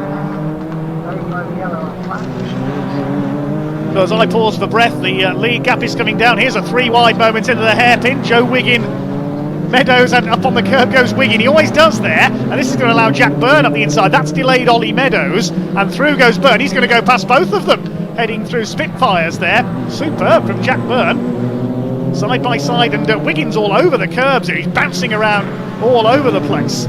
But Jack Byrne has just retaken the lead, or has he, of the rookies class. And here comes Alex J as well. He's saying, I want a bit of this as well, in the 77 car. Jack Byrne has retaken the lead, and Jay slips through as well at Senna's. So Jack Byrne back into the lead of the rookie class. Here's Tyler Lidsey up the inside as well. Oh, poor old 86 of Ollie Meadows just lost 3 places through that half lap alone. Just under 90 seconds of the race to go. There's half a second in it for the lead between King and Hammond. Alex J was the big winner out of all of that in the 77. Getting past the number 10 there of Tyler Lidsey. Works the lift engineer. Certainly has been going rather up and down the order here, hasn't he? Still your leader is Nelson King. There's a back marker ahead of them. Now I think that's the number 50 car, which is David Sterling, about to be lapped. It's the car we saw have an off early on. Still Nelson King from Matt Hammond will get one more lap out of this Quaife Mini Challenge Trophy, race 1 of 3 this weekend. Can Nelson King hang on for what I believe will be his first win in the championship? The 50 car is going to be shown the blue flag by the marshals to warn him to move out of the way and give the leaders their line. Just to warn him that the faster car is there behind him. He does move out of the way at Honda, lets the leaders through. Good driving by number 15, David Sterling. Just under 20 seconds on the clock, so we go into the final lap, half a second in it. Is Matt Hammond going to be able to attack here on this last lap and take the first win of the season? Or is it going to be a first win for Nelson King?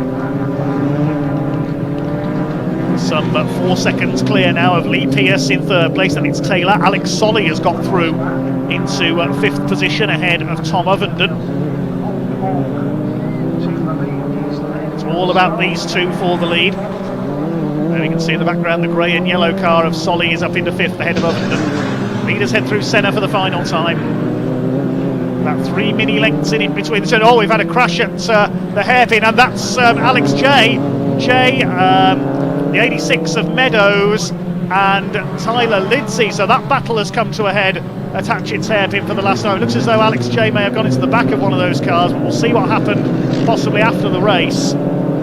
Here come the leaders down towards Honda for the final time. Is Matt Hammond going to get up the inside? I don't think he is. They're coming up towards the line now, and it's going to be a win for Nelson King. He takes the flag. There's yellow flags there as well because of the incident at Hatchett's. Matt Hammond comes over in 2nd. Pearce is 3rd, just ahead of Nicky Taylor. Alex Solly 5th, and 6th goes to Tom Ovenden. 7th place will be Capozzoli. Alfie Glennie is 8th, just ahead of Charlie Mann. Nathan Edwards will complete the top 10 in number 21. Then Joe Wiggin and Jack Byrne in 486 wins the rookies after that battle came to a head just behind him with that collision on the final lap. Luca Osborne is next home. He's the 2nd rookie over the line. Late confirmation of 3rd in the rookies. The win in the Graduate Cup goes to Nelson King, the overall winner. The winner of the Directors' Cup is Matt Hammond. And the other group that doesn't fit into rookies, directors or graduates with no class designation next to them is won by Alfie Glennie in 8th place. We'll try and see what happened there with that incident into Hatchett's hairpin for the last time. We were watching the leaders, but a tangle in the midfield. Nelson King takes what I believe is his maiden win in the championship, so congratulations to him. Okay, we'll try and see a replay of what happened there into Hatchett's hairpin, hopefully in a moment, with the midfield incident. As the cars head round on their slow down lap, we can hopefully see what happened there. Now it looks as though it was the 86 of Ollie Meadows may have missed his braking point there. You can see a lot of bodywork off his car, and he's gone into the back of Alex J, and you can see the rear damage to Tyler Lidsey. So Ollie Meadows may have just missed his braking point there. We're just checking that all the drivers are okay. Safety car is down there. The medics, just as a precaution, it looks as though the drivers are getting out of their cars okay. 95, 78 and 23. Those are the 3 numbers that Gary needs to intercept. He's cleared the space. So we hope all the drivers are okay there. We can confirm the results. So the win goes to Nelson King, and he takes the Graduate Cup as well. 0.37 of a second was the winning margin over Matt Hammond. He wins the Directors' Cup, and Lee Pearce completing the overall podium in number 23. Nicky Taylor was 4th, ahead of Alex Solly and Tom Ovenden. Good fight between those 4 for 3rd, 4th and 5th. Behind them, Louis Capozzoli in 7th. Alfie Glennie was 8th, ahead of Charlie Mann. Nathan Edwards completing the top 10, ahead of Joe Wiggin. 12th place, and the win in the rookies goes to number 486, Jack Byrne. He won the rookie cup ahead of Luca Osborne. And then the number 4 of Mike Paul and Frankie Taylor, the ex-Ginetta Junior racer, completing the top 15. Behind them in 16th place, it was the number 30 of James Parker. And then behind them we had number 34, John McGladrigan, running in both the Directors and Graduate Cups. Clark Wells was next home in number 7-11, ahead of number 98, a first ever race for Jonathan Sargent.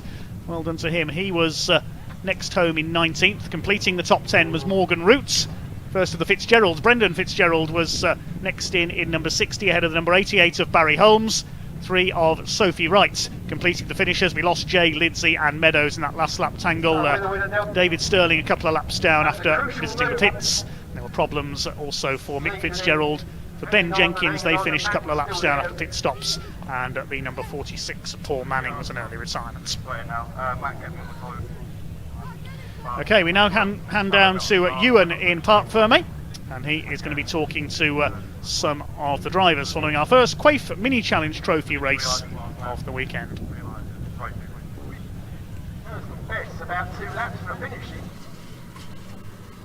Cheers, Dave. Thank you very much. I'm down here with Lee Pierce, 3rd place finisher in that race. Obviously, out in front, these 2 guys, but that race was all about 3rd, and you held on there right to the end. Yeah, well, I think I see Taylor in the mirror for pretty much most of the race, so I just thought if I can keep him behind, I was happy with the 2 in front. There's about 5-10 car lengths clear, so I knew I wasn't catching unless anything went wrong, but other than that, yeah, we started P3, so I'm happy with P3. How was track conditions? Because it was hot this morning. It's really cooled down by about 5 degrees over the last sort of half an hour or so. Yeah, well, qualifying was only 15-minute sessions, so the extra 5 minutes that we had in that race, the tyres started to go off towards the end, but we managed to manage them pretty early on, so yeah, other than that, yeah, the car was good. What other difference does that make? Stretching the race to 20 minutes instead of 15. Prefer that as a driver? Well, the more time in the car, the better. But yeah, as I say, the tyres seem to get hot and they go off towards the end of the race, and that can change a lot. I went back to 4th place in that race, and then I think his tyres must have gone off or something. I managed to nick the space back, and yeah, P3, that'll do me. And your second race is the last race of the day. What do you go and do now? Any changes whatsoever? Probably just check the car over, a fresh set of rubber on the front, and then that's about it, really. And 3rd place on the grid, 3rd place finish. Well done. Thank you very much. Cheers, mate. Right, let's go and speak to Nelson King, our winner over here in the car number 95. Nelson, that became a 2-man race after a little while. Matt was on pole, you held him off. Yeah, I don't know how I held him off, to be honest. He kept me on my bumper like every single lap. I had a few good corners on the last sector to get away from him, but it was a good race. I made the move at the start, which is all that counts, and came across the line first, which is all important. I mean, like, for that entire race, he was almost like tethered behind you. How annoying is that, not to be able to shake him off behind? I think it's more annoying when you can't go for a corner, just a little bit chilled out. Every corner I was pushing, getting a bit of lock up, getting wheels from the exit, I was just pushing everything I could. And yeah, but it came off in the end. I didn't even realise it was last lap. I came round, saw the checkered flag, and I was like, happy days, I'm there. You know, so that was good. It was a really good race. And you're a young driver, aren't you, right? So these guys have got a bit more experience than you. So what are you putting down your success down to here? I put my success down to my team, my driver coach, to be honest. Brilliant. Max and Alex do loads of work for me, and Sam and Dave this weekend have been phenomenal. The setup and all the choreography between the team has been on point. That and my sponsors getting me to the track with BHRV is what made this happen today, so I'm really happy with P1. Brilliant. And second place on the grid, converting that to a pole. Second race later on this afternoon. I'm guessing you don't do much over the next couple of hours before that race, just sort of tidy things up a little bit?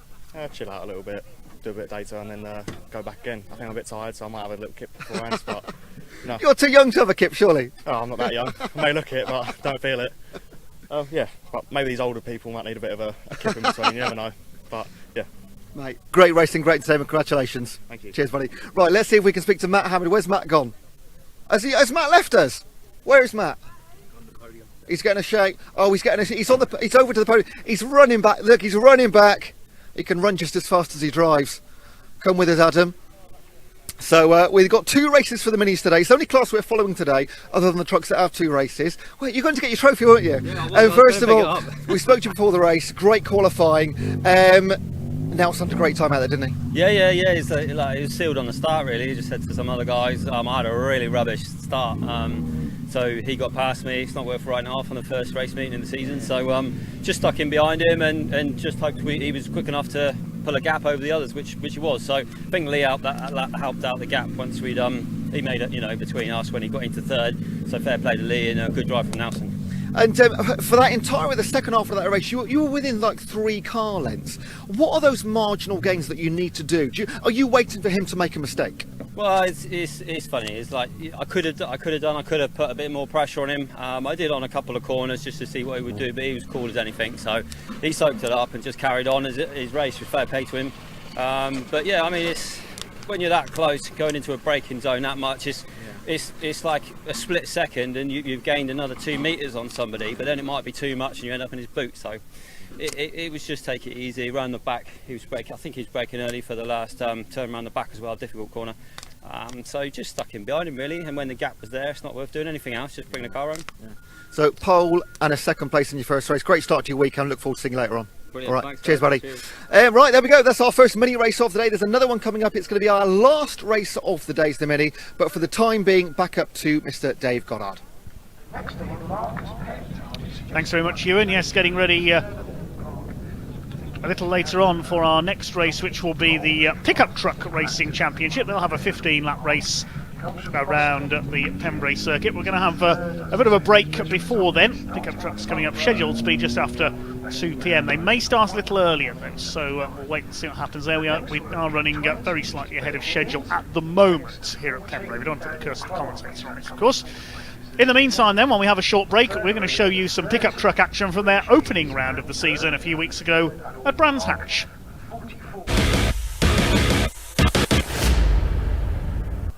Yes, thank you very much, Ewan. The pickup's already on the grid for their second race of the day. 4 races to go here today at Brands Hatch.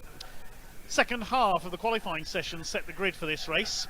And it's once again based on qualifying times with the top 6 reversed. So it's Dale Gent, number 83, on pole position this time alongside Mark Willis in the 65. Second row, alias Smith and Jones, Michael Smith and Rhys Jones.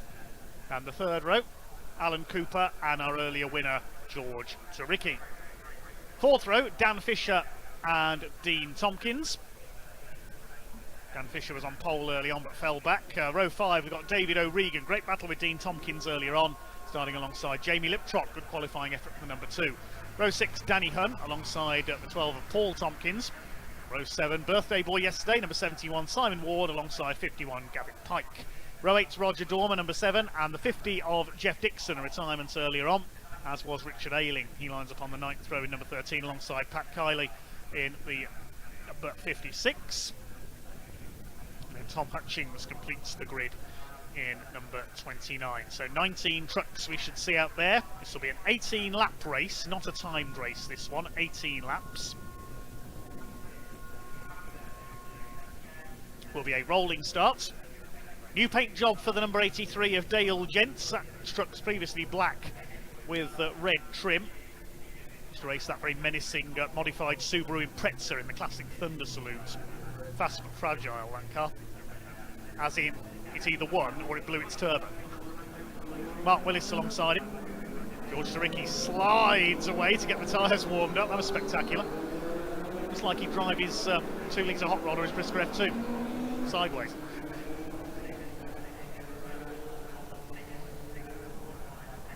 BMW pace car drives them round. Michael Smith on the second row, looking to get back to title winning form. The 40 Rhys Jones in the pink truck alongside him. Jeff Dixon is back out. I saw a gap next to Roger Dorman. Are they just, no, they're just slightly out of order there. Looks like everybody is there.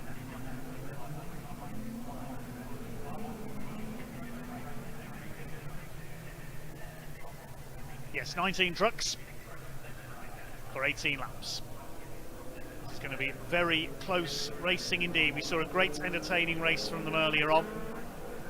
Great to have the pickups back. They missed a season, of course, in 2020. All their rounds got cancelled because of the pandemic.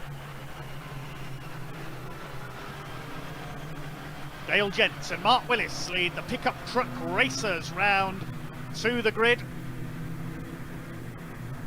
Here we go, the pace car about to drop into the pit lane. Dale Gent and Mark Willis will control them up towards the start line, waiting for the red lights to go out.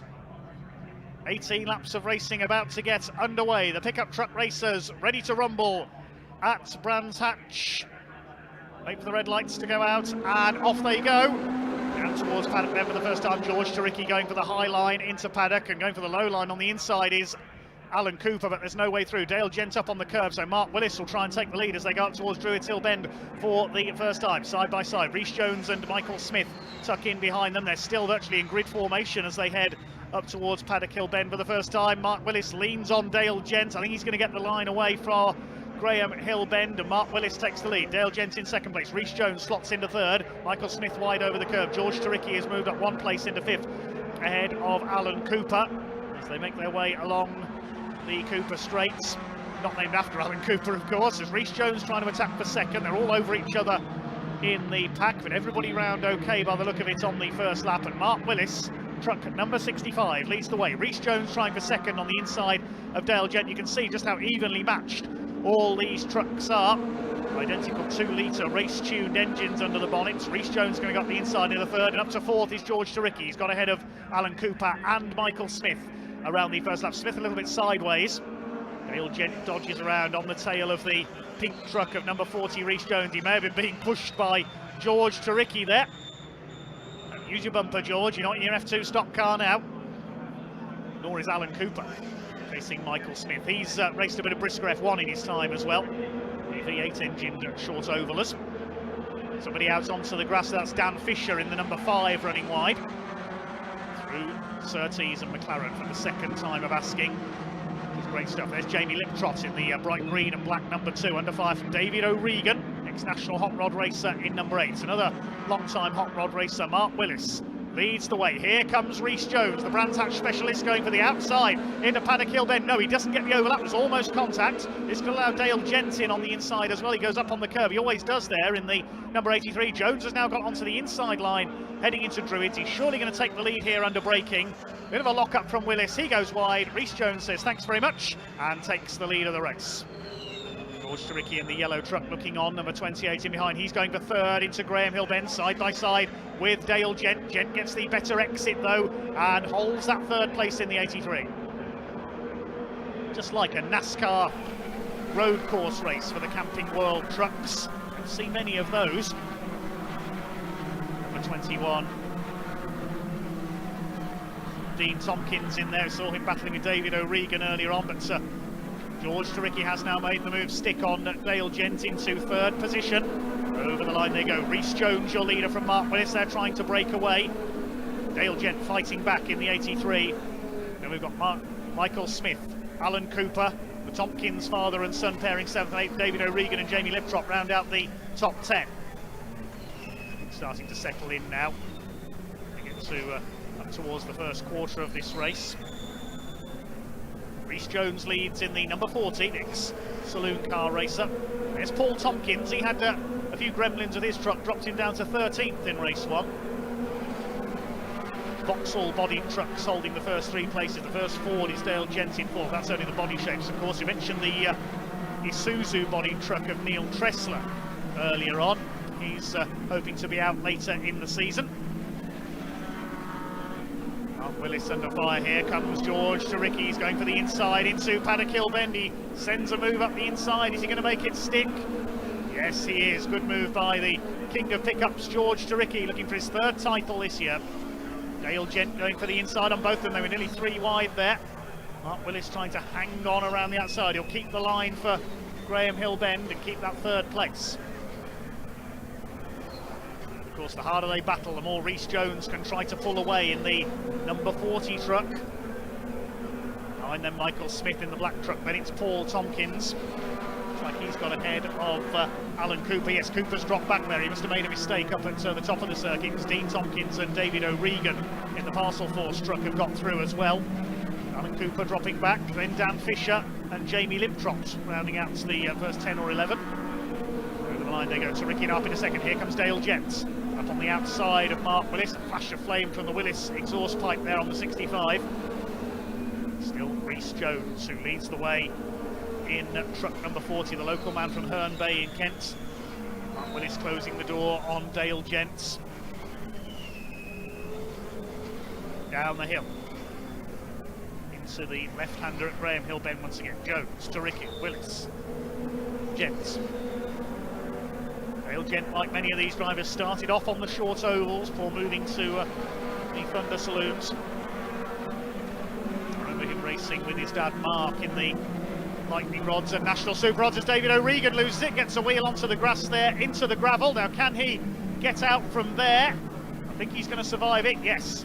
Good recovery there, David O'Regan. He didn't, he resisted the temptation to plant his foot down. That would have dug the truck down into the gravel. He just gently brought it over the top of the gravel bed. He's been able to rejoin, but he's lost a fair number of places. Up the hill head the leaders. Jones, Turicki, Willis, Gents, Smith and the Tompkins father and son pair. Here's another look at David O'Regan. Was battling with his old nemesis from race 1. Dean Tompkins just got a little bit sideways, wheel onto the grass, loses the rear end of the truck, it slides out. I thought he was going to spin, but went over the gravel, and he didn't plant his right foot to the floor because that would have dug the rear wheels in as they spun. Just kept using gentle, judicious use of the throttle, out of the gravel, back in the race. Good recovery, David O'Regan, but he's down to almost last place.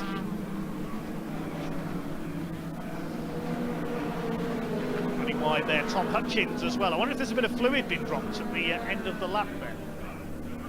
Fastest lap of the race that time for George Turicki, 52.088, and it shows he's well up with Rhys Jones now and going for the outside. He's trying to get the line away for Graham Hill Bend. He goes to the outside of Druids. Battle is on for third as well, Willis, Jensen, Smith. Rhys Jones was wise too, George Turicki there, holding the line for Graham Hill Bend. Cooper straight they go. Paul Tompkins trying to close up in 6th position. Jones sliding the number 40 truck, the KS Services sponsored machine around. Mark Willis in 3rd place, and it's the 83 of Gents. Stunning new paint job for Dale Gent this season, replacing the previous black with red trim. It's pink against yellow at the front of the field, and George Turicki has a tentative look there at Paddock Hill Bend. He doesn't get the inside line away. Mark Willis up on the curb. Leader under intense pressure here. George Turicki throwing everything but the kitchen sink at Rhys Jones. Jones moves to cover, coming out of Druids. That's good driving. Takes the line for Graham Hill Bender. Dale Gent was up alongside at Druids. There's a puff of smoke. One of the leaders has put a wheel onto the dust there. I think that might have been Turicki because he lost a truck length or so's ground. Paul and Dean Tompkins next in the order ahead of Alan Cooper in the 72, the runner-up from race 1. Mark Willis is driving on the limit of adhesion, throwing his truck around in that 3rd place. Dale Jensen, Michael Smith getting ready to attack him. We're at half distance in this 2nd race of the weekend for the Pickup Truck Racing Championship. And Dale Gent going for the outside into Paddock Bend, and he's done it. Oh, fantastic. Great move by Dale Gent there around the outside on the entry to Paddock Hill Bend. We don't see that very often. Willis goes down to 4th. Michael Smith is ready to attack as well. Or did Mark Willis give Dale Gent a quick tap there going into Druids? I think there may have been some contacts. Gets the outside line for Graham Hill Bend. Gent's there on the inside. They slide their way side by side through the corner. Michael Smith in the offshore fuels truck moves up to attack them as well. Willis goes back ahead of Gent as a result of that. And now Paul Tompkins is right with them. It's 4 of them to 3rd place now. The A4 metal recycling truck of number 12, Paul Tompkins. Meantime, there's a move being made for the lead at the front there at the end of the lap through Clearways. It looks like George Turicki has got through. Yes, he has. George Turicki has taken the lead. Rhys Jones ready to fight back though on the inside going into Paddock Hill Bend. He fights his way back up the inside under braking for Paddock. They're side by side for the lead as they head up Halewood Hill. Rhys Jones will have the inside line for Druids Hill Bend. Turicki will be on the outside, but he needs to get the overlap before Graham Hill Bend, or Turicki will have the inside for the left-hander. They're absolutely together as they head down the hill into Graham Hill Bend. Turicki's got the inside for the left-hander, and he hangs on to the lead. This is terrific stuff. Terrific Turicki leads the way. Meantime, Dale Gent's retaken 3rd from Mark Willis. You can't take your eyes off any of this for a second. Between these two for the lead. Still 7 laps to go. Wish this race could go on twice as long. This is absolutely superb. Dale Gent and Mark Willis still fighting for 3rd. Smith and the Tompkins family are in behind them, and Alan Cooper trying to join in as well. Gent's pulled away slightly from Willis now, and here comes Michael Smith up the outside. He won't get through there. Michael Smith and Mark Willis, 2 of the leading exponents of the Rockingham Oval, as Rhys Jones back up the inside as they head into Druids. Rhys Jones, he's not finished yet. We said he's a Brands Hatch specialist. He's trying to retake the lead from George Turicki here. They head down into Graham Hill Bend, and Turicki holds him off. Oh, fantastic. Here comes Rhys Jones back again. He seems to be quicker in a straight line, but Turicki knows where to place the truck to defend. And he defends again through Surtees. Jones sideways. Turicki has the lead. On lap 12 out of 18 now. Dale Gent in third, then Willis, Smith, Paul Tompkins, Dean Tompkins and Alan Cooper. Dan Fisher and Pat Kiley rounding out the top 10. The newcomer, Pat Kiley's going well in number 56. It's all about these lead battles. Rhys Jones trying to retake the lead from the double champion George Zaricki. Runs a bit wide onto the curves there at Paddock Hill Bend. This is absolutely pulsating racing from the Pickup Truck Racing Championship. Michael Smith has taken fourth. He's through past Mark Willis there at Druids, and Paul Tompkins in there as well. Side by side as they head down to Graham Hill Bends. Smith is through, Tompkins is through. Mark Willis drops back to 6th position. Now they'll come under fire from Alan Cooper in 7th. He's got ahead of Dean Tompkins. All change in that scrap for the minor placings. It bounce over the curbs at Surtees. This is magnificent. Meanwhile, George Zaricki still working hard to hold off Rhys Jones for the lead. Dale Gent's going after them. He's broken away from the battle for what was 3rd place. It's now for 4th because Gent has moved clear by about 1.5 seconds of Michael Smith, Paul Tompkins and Mark Willis. And he's going after the leaders. Look at the way Dale Gent is going in that 83. They're so busy battling each other, I don't think they've noticed him there. And Paul Tompkins sends one up the inside of Druids. That's a brave move. Takes Michael Smith. Mark Willis says, I'll have some of that as well. He goes through, and Smith is shuffled back in the blink of an eye to 6th position. That much better run by Paul Tompkins. Smith sideways as they come off Graham Hill Bend. Alan Cooper and Dean Tompkins in behind them. What can Dale Gent do? Fastest man on track is George Zaricki. He's done the fastest lap of the race. Still 4 laps left to run. Paul Tompkins under fire from Mark Willis, the two vastly experienced South of England based racers. And Michael Smith, the man from the northeast, is not finished yet either. He's having a go at Mark Willis under braking for Paddock Hill Bend. Willis closes the door. Alan Cooper in behind them. Rhys Jones is again all over the tail of George Zaricki. This is exactly what Dale Gent wants. The harder they fight each other, the more he can close in. A pulsating race from the Pickup Truck Racing Championship on the Brands Hatch Indy Circuit. There's still 3 more laps of it to go after this one. Rhys Jones right on the rear tailgate of the pickup of George Zaricki. He's going to find it tricky to hold these two off because Dale Gent's almost with them now. There is Gent, he's about 3 truck lengths behind them. Can he catch them? Catching's one thing, passing is another. Gap was 0.9 of a second back to George Zaricki. That to Dale Gent is now down to 0.6. Zaricki continues to hang on for dear life in the lead, soaking up the pressure from Rhys Jones. Tompkins Senior heads the next group. Up on the outside there, Jones is trying to get the line away for Graham Hill Bend, but he won't do it this time. All the time, Dale Gent is slowly but surely closing in, but is he going to run out of time to catch them? If they tangle, Gent is in a position to inherit, as further back in the order, Danny Hunn under fire from the 51 of Gavin Pike, the Crouch recovery truck there. A bit of a lock-up at Druids. Tom Hutchins in behind them, one of our newcomers. Reed Battle comes through towards Clark Curve and these Jack Brabham straights. Still nose to tail for the lead. Further back, Jamie Liptrot under fire from the recovering David O'Regan after his off into the gravel earlier on. Seems to have slowed him down. Battles everywhere you look, but who is going to take the podium places? We're into the penultimate lap now. Dale Gent is almost with these two leaders. Zaricki, Jones, Gent between these 3 for the win. Paul Tompkins heading the next group. They're about 2.5 seconds, or nearly 3 seconds now back down the road. Gent made a bit of a mistake there, caught the curve on the inside. 5 trucks line astern for 4th place. There go the leaders. And Paul Tompkins soaking up the pressure from Mark Willis, Michael Smith, Alan Cooper and Dean Tompkins. The Tompkins father and son pairing bookending this battle. Going round to start the final lap this time. Can George Zaricki hang on? Rhys Jones will see the last lap signal and that will be his cue to attack. He's got to know where to unleash his finishing move. Here he goes. He's up almost alongside. He's dodging about on the tail of Zaricki. He'll get alongside into Druids. No, he won't. Zaricki holds it, drifts wide on the exit, but he'll be on the inside for the left-hander at Graham Hill Bend. Rhys Jones right up alongside. I don't think he'll get round the outside at Graham Hill Bend. Zaricki defending. Here they come down to the last few corners of this incredible pickup truck championship race along Cooper Straight for the last time. Mark Willis is going for fourth, but it's all about the two leaders with Dale Gent behind them. Has Taricki done enough? Can Rhys Jones slipstream him as they come along the straight? They could finish side by side, these two. Here comes Rhys Jones, ready to make his finishing move along the straight. I don't think he's going to get close enough.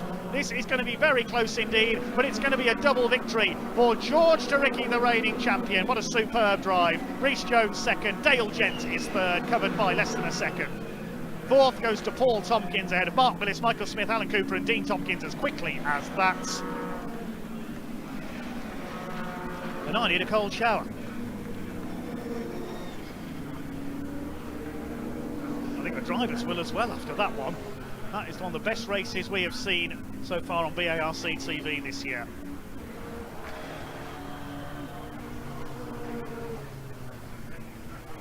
George Taricki, a double win to kick off his quest for a third pickup truck title in succession. But what a great drive that was by Rhys Jones.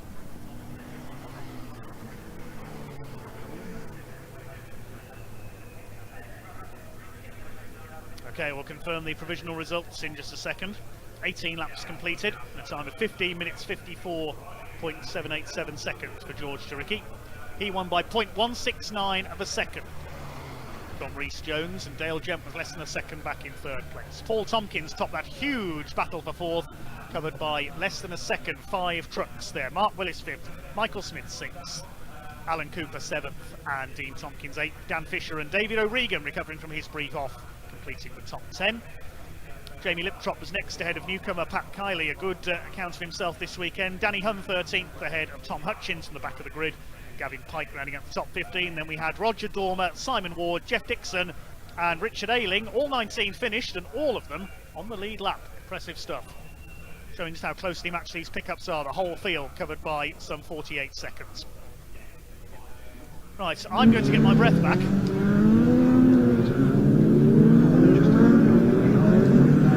Well, I did get my breath back after that race at Brands Hatch a few weeks ago. Brilliant stuff from the pickup trucks.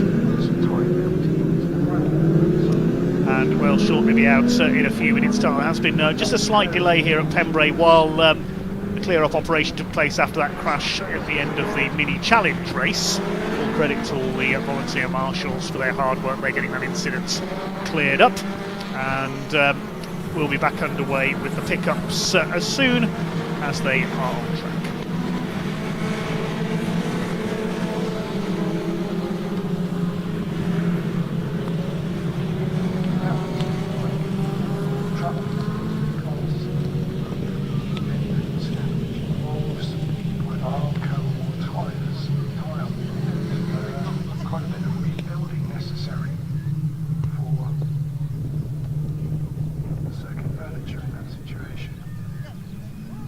So the legends are coming round to start their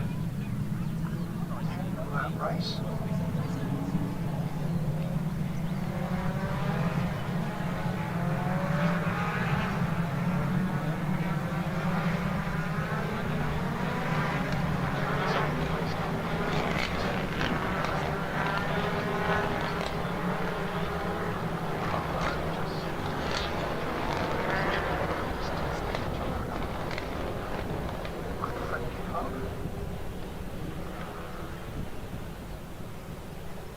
Towards the red lights, which will go out and the race will be underway. And here we go. So on the inside, Gareth Schroeder on the 99, but coming across, I think Marcus Pett. I saw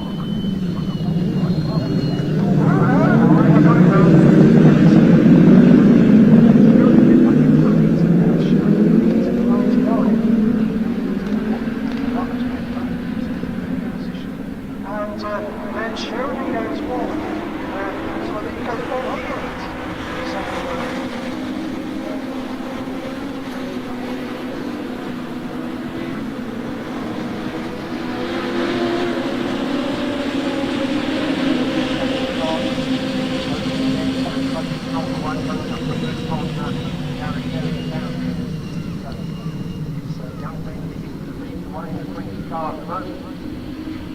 Yeah, and it's, I think, and it's going to get past.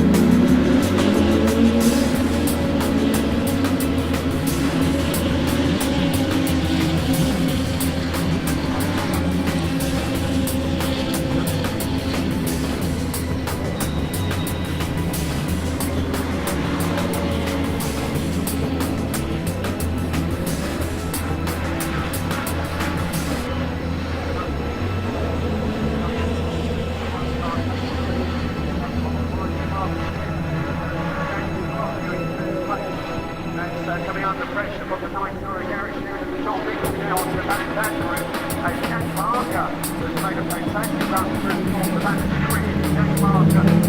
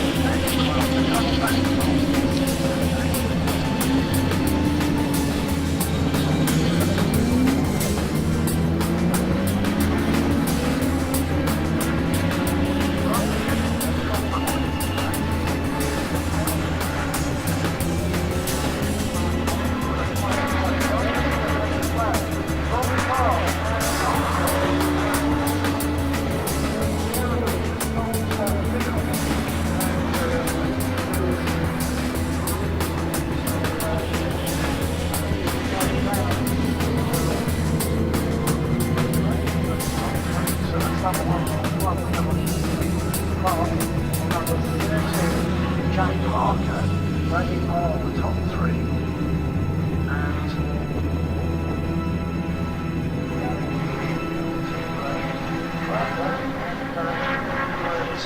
about that race.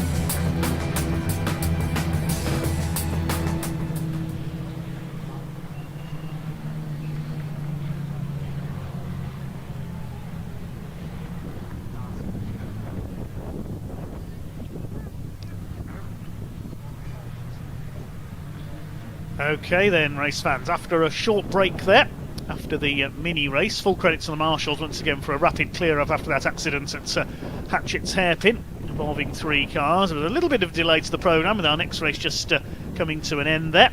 But next up it is the Pickup Truck Racing Championship. We saw some action from Brands Hatch from their season opener in April a little earlier on. Now, if you've not seen them before, these aren't the pickup trucks that you would see your local tradesmen driving around in. These are very specialised race machines. A little bit of fly pass going on in the background. There is an airfield next to Pembrey. We've just seen the shadow go across there. Looks like we've got some aerobatics going on as part of this weekend as well.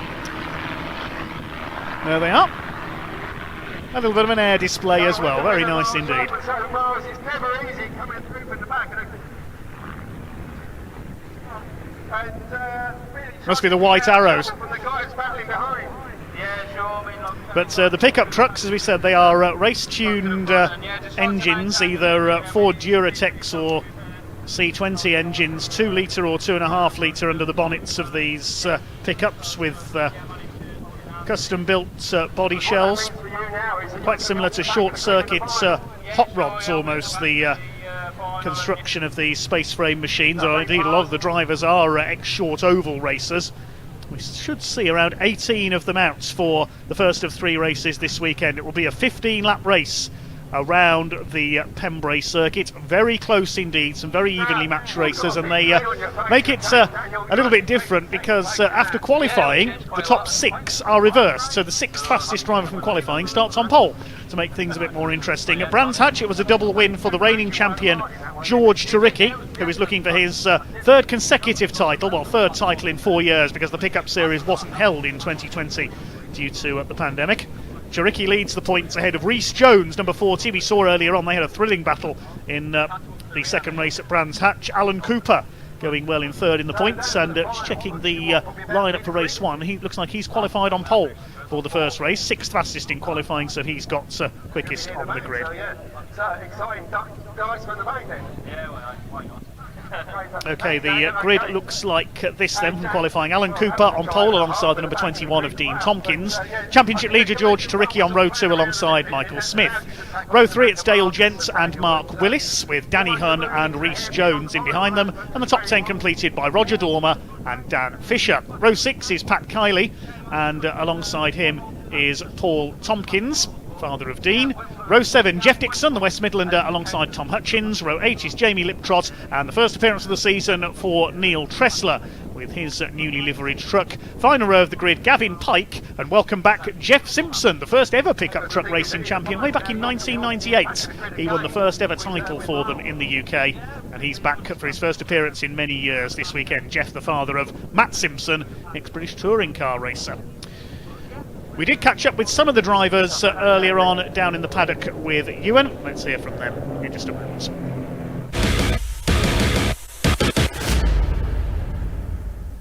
So ahead of the pickup truck racing, I'm here with Mark Willis, car number 65. Mark, what a great start to your weekend here at Pembrey. Yeah, I mean, we had a bit of engine problems at Brands Hatch in race 2, and the engine's been away and been done, so I think we've gained a little bit there, and been working quite hard to keep up with the front boys. There's a lot of young boys in it now that I'm trying to keep up with. You're not a young boy? No, I'm in my 50s. Yeah, low 50s. So no, everything's all good. We're persevering with it, and I'm really pleased with that this morning. Yeah, over the moon. So for those that don't know, pole sitter on twice for both sessions, yeah. Like you say, 3rd and 5th at Brands Hatch last weekend. Not last weekend, last round of the competition. Yeah. So great start to your weekend and your season. What are your aspirations, ambitions for the year? Because you've been in pickup racing quite a long time, haven't you? Yeah, do you know, all you've got to do with pickup truck racing, because of the point system, is finish. You know, you can get like a 12th place finish and limp across the line, but the amount of points you lose when you have a DNF, it really can hurt your championship campaign. So you've just got to try and keep consistent, keep finishing. Obviously, the further up the better, but you get the points for qualifying as well, which isn't a great amount, but it's nice when you go out there and you can judge yourself with other people through the qualifying times. So you know, it all works out in the end. Now, track conditions, roasting hot. How are you dealing with that? Do you know what? I went out there this morning, and to be honest, I had a bit of understeer, and I thought we're going to struggle here this morning. I need to alter the car. So I just calmed myself down a little bit and started hitting me marks and getting bits and pieces. And the boys were putting out P1, and I thought, well, we're not doing too bad. But to be honest, I felt like I was struggling a little bit. But then sometimes you can be like that and be up the front, and then other times you can feel like you're flying and you can be P10. Yeah. So it's quite deceiving. But either the other boys were struggling or we was on it, and it all worked out. Now, this is the first season in a little while we've seen pickup truck racing on BARC TV. Can you do me a favour? Can you tell us a bit about pickup truck racing, a little about the history, the engine, the sort of acceleration, a bit about the car? Yeah, well, all the chassis are SHP, they're all identical. Yeah, chassis are all built at SHP at Littleport. Everyone's identical. The only variation you can run is like caster camber, spring poundages, cross weights, that sort of thing. You've got 2 different engine choices. You can either run the Ford 2.5 or the Vauxhall 2.3. They're all limited very much to the same horsepower and torque, so that no driver's really got an advantage. They're all sealed up. All got to run the specific cam that you get from SHP, so everything's pretty much in the bag the same. So there isn't anybody that's got a great deal of advantage. Then all you got is down to the driver and the bit of setup and you know, your tyre rotation. So. Is it best driver wins in pickup racing? Not necessarily. You know, I think the quality of the drivers in the pickup trucks at the moment is underestimated. I think there's a lot of people that are in it. You know, they look at them as pickup trucks. They're a formula where people maybe don't. They've got a very good following, fan base. I think people look at them as because it's a pickup, they maybe don't want to get involved. It's a fantastic series. The amount of the team of people that run it and the coordinators that we've got behind us, I don't think there's another series like it in the country, you know, at the moment. It's got a fantastic following, and the driving standards are absolutely underestimated. There is some fantastic drivers in this formula. Now, last question. On your screen there, you've got 0 kg. What is the ballast situation in pickup truck racing? Right, so you know, you've got your success ballast, pretty similar to the touring cars last year before they went with a hybrid. You win a race, you get 30 kilogram ballast. 2nd place, you get 20. 3rd place, you get 10. And then you have to carry that ballast throughout the weekend. You can take 10 out. If you don't finish in the top 3 in the following race, you can only take a quantity of 10 out per race. So if you win a race and you don't finish in the top 3 in the next 3 races, that's how long it's going to take you to get rid of that 30 kilograms. What does 30 kg mean in terms of lap time? To be honest, sometimes if you've got a wet weekend, it can help you a little bit, but then obviously the weight does different circuits, places like Snetterton, Donington, big fast circuits, you'd most probably not notice it as much, but then little short circuits like where we are today and the Brands Indy, it makes a big difference with your cross weight and your ballast. Really appreciate your time. Best of luck for your racing weekend. Thank you very much. Right, let's go and speak to Brands Hatch's double race winner, George.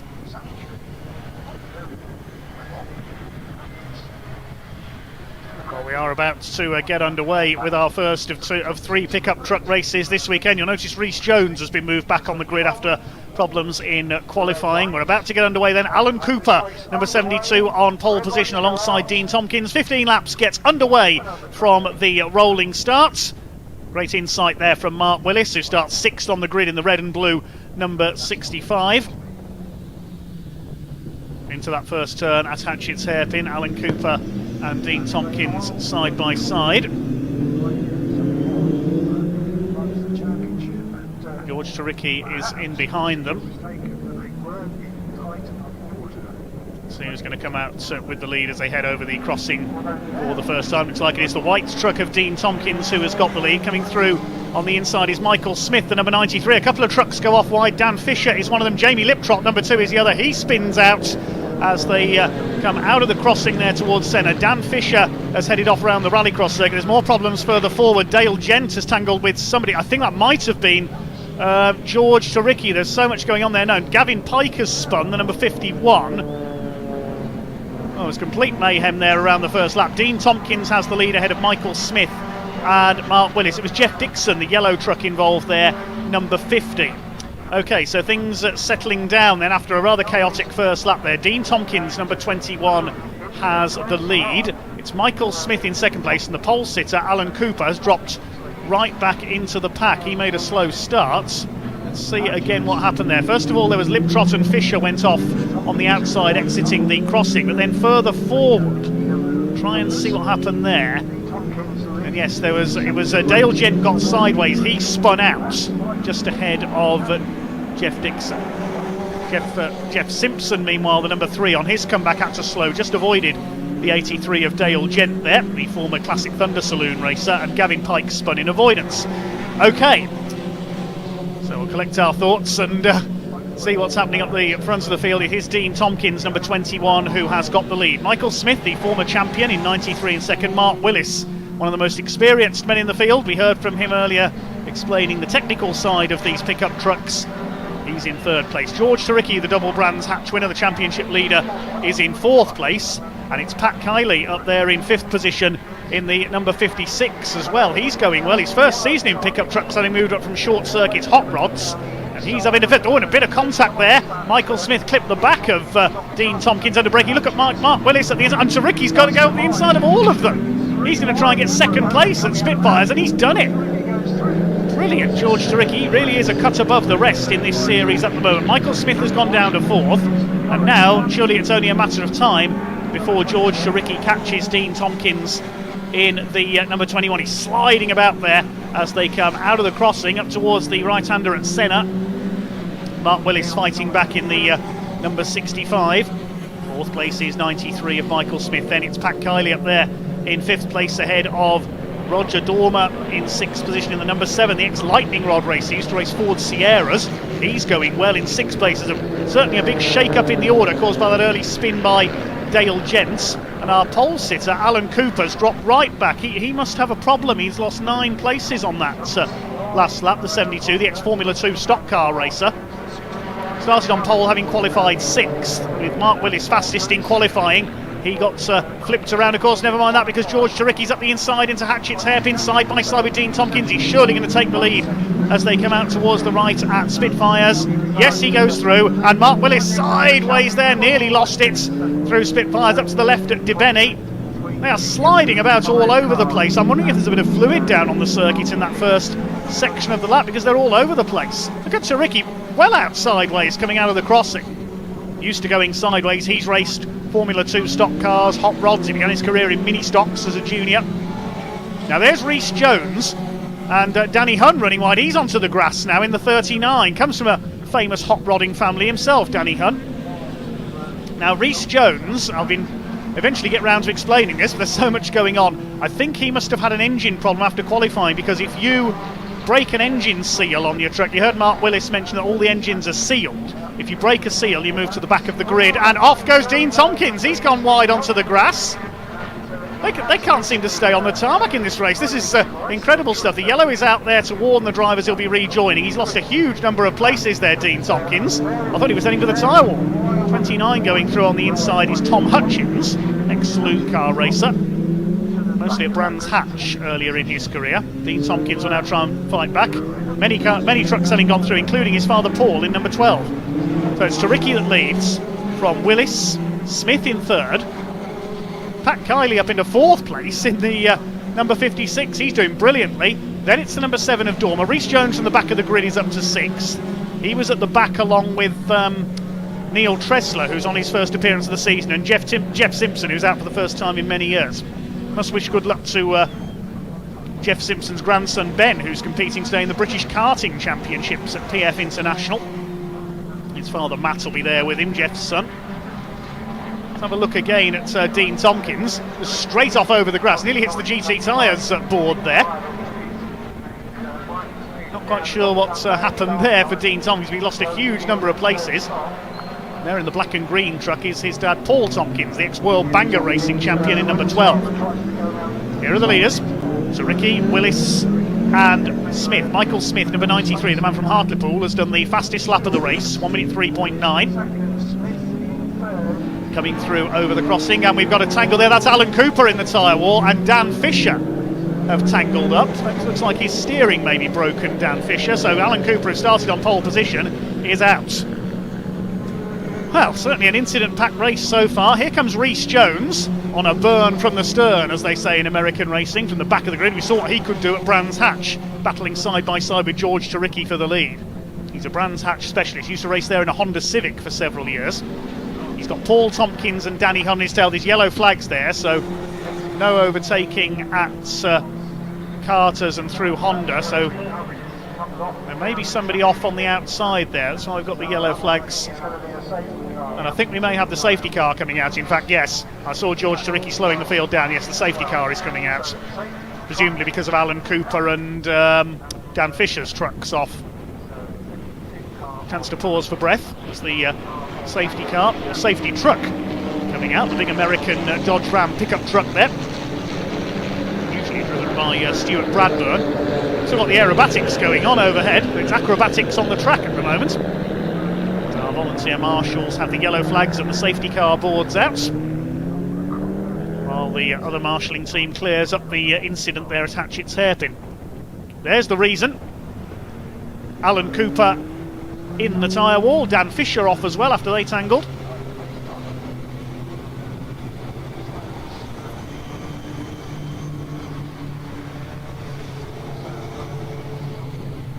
Mentioned all these trucks built by SHP, Sonny Howard's business, prepares many different race vehicles. Sonny Howard has been a race car preparer for many years now. Started off in the sport as mechanic to the great Barry Lee in his rallycross days. And Barry's son Freddie has been a champion in the pickups in the past as well. There's the big American beast heading these machines around. Of course, in America you'd see pickups like this race on the ovals, the NASCAR Camping World Truck Series. There's Jeff Simpson in the white truck towards that. Great to have him back. I remember watching Jeff when I was very young at Hensford Hills Raceway in the National Hot Rods. His son Matt followed him into Hot Rods following his days in the mini stocks, raced Legends as well, and then went to British touring cars. And now helping his own son Ben with his racing in karts. Medics just there as a precaution to check on the drivers after Alan Cooper hit the tyres. Alan Cooper used to do a bit of crash and bash. He's won titles in, believe it or not, Reliant Robin racing in the past on the short tracks. Very quick. You've got the whole length of the pit straight. There's Dan Fisher's truck as well, number 5, moving to pick up some saloon car racing on the circuits in Honda Civic Type Rs, among other things, over the last few years. It's a great spot to view from, as you can see, and the red flags come out, so the race. And I think the red flag may be coming out. I've got a notification of a red flag on my timing screen. So the race, yes, the red flag is out, race stopped in the interests of safety.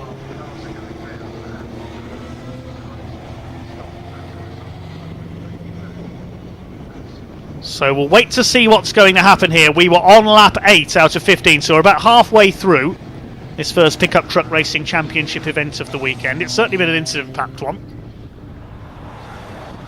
Now, we'll wait and see what's going to happen. If the trucks stop on the grid, it will mean we may get a restart.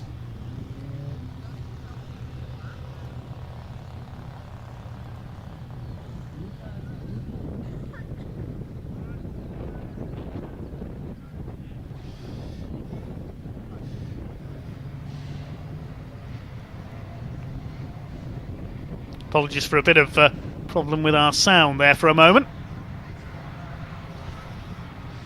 Sorry if I deafened any of you.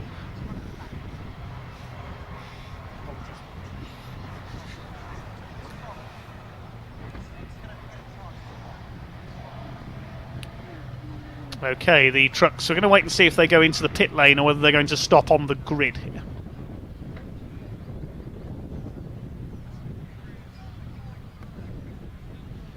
Okay, so we have stopped on grid behind the pace truck, and that means we should get a restart fairly shortly over either the remaining distance or a slightly reduced distance. Here comes the recovery vehicle, taking a shortcut over the Pembrey Rallycross circuit there, complete with water splash. We had the BTRC Clubman's Rallycross Championship here at Pembrey recently for a double-header weekend. They use that circuit in both directions as well in Rallycross.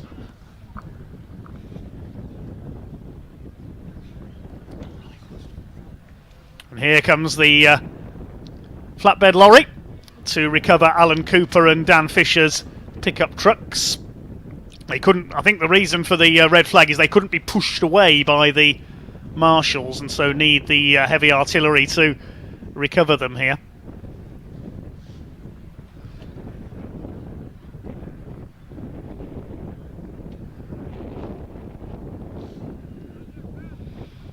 If you've just joined us, the cause of the red flag is a pair of trucks that have gone into the tyre wall at Hatchett's Hairpin, the first corner. Alan Cooper, number 72, and also Dan Fisher, number 5.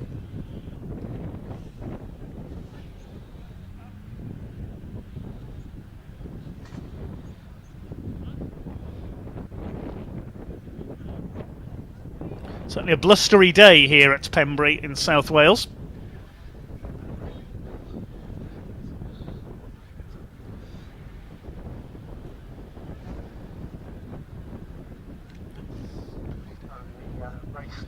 Plenty of off-track attractions here at this convoy truck event, including a truck show and even some tractor pulling as well.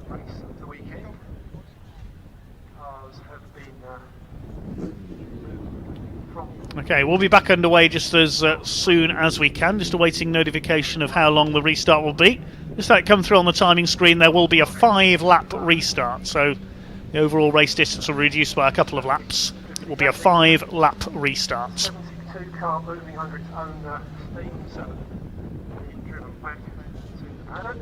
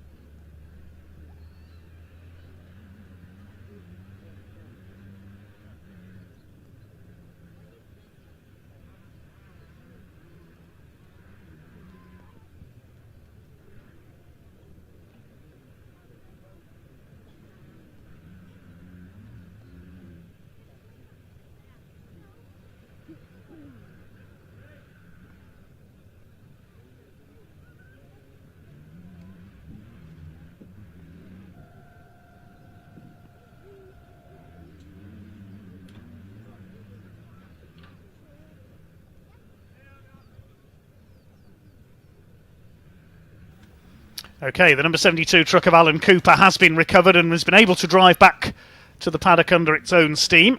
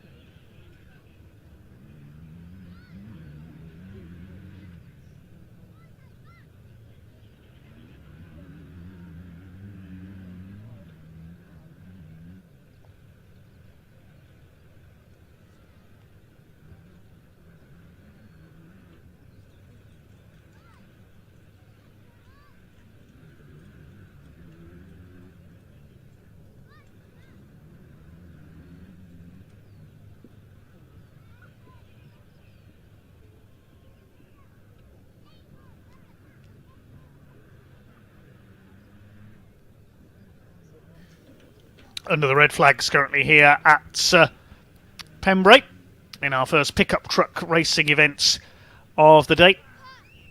Red flag coming out on lap 8 after an incident at Hatchett's Hairpin. We saw Alan Cooper and Dan Fisher tangle and head into the tyre wall. The track is just being cleared by the volunteer marshalling team at the moment, and then hopefully we'll get a restart. We will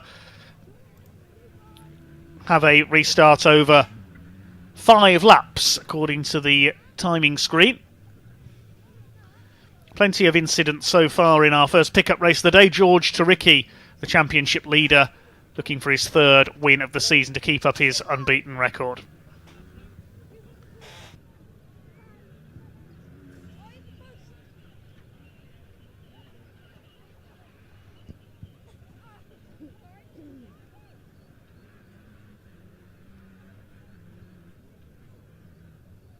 Don't forget, we're also on BARC TV next weekend.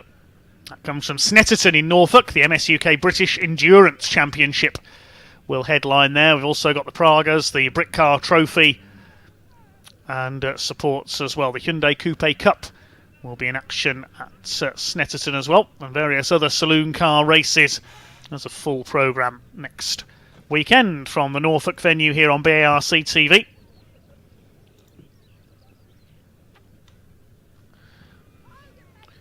We've yet to have confirmation of the result of our first truck race today. We have got the result of the mini challenge, confirmed as a win for Nelson King, ahead of Matt Hammond and Lee Pearce.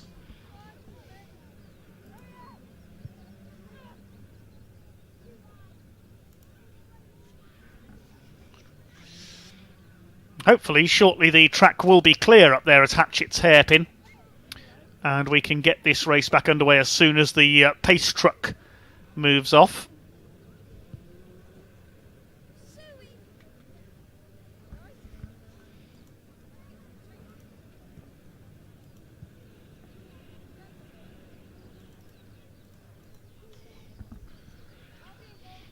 It's George Taricki in the lead ahead of Mark Willis.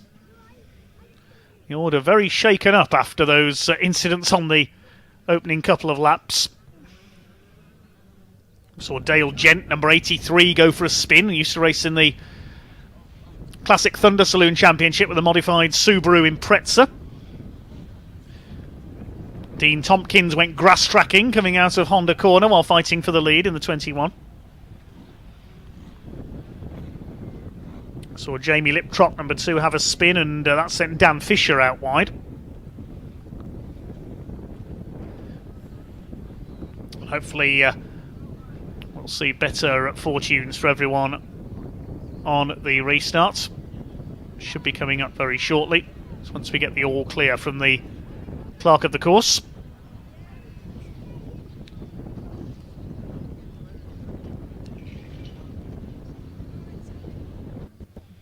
It's confirmed it will be a 5-lap restart.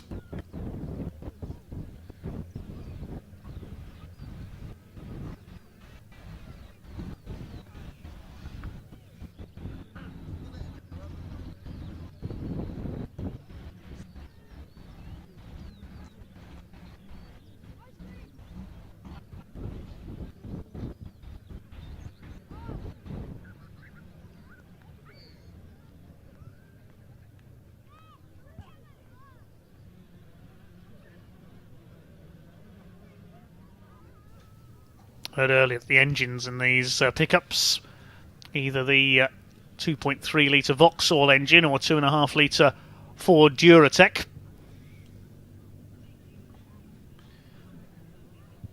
It's all designed to be as equal as possible.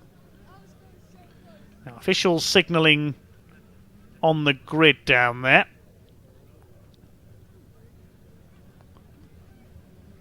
Not too clear why. Is there a problem there for one of the trucks, perhaps? Or are we about to get back underway?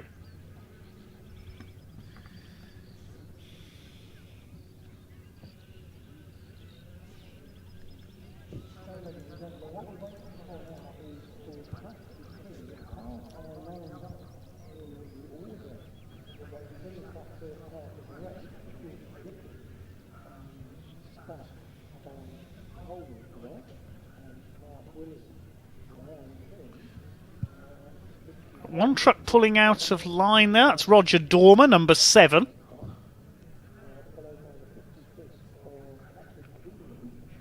Now the pace truck is moving off. I'm not too sure why Roger Dormer pulled out of line there briefly.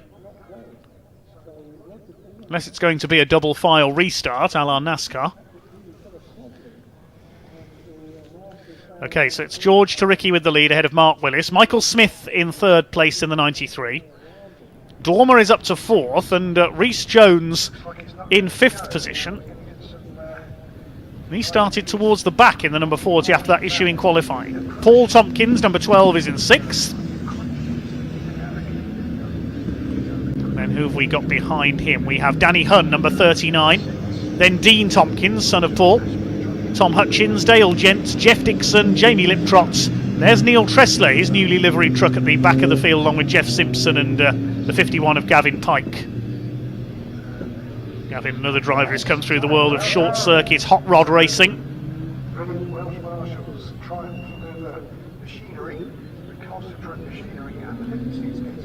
It'll be a rolling restart, a 5-lap sprint for the line.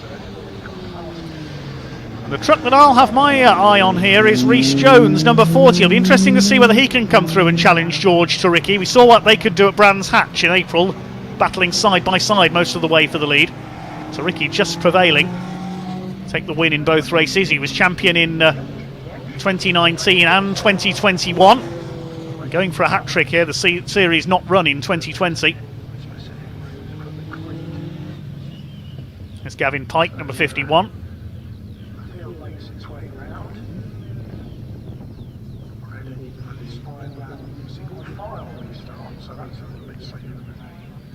Lights are out atop the pace truck, so we'll be going back to racing this time.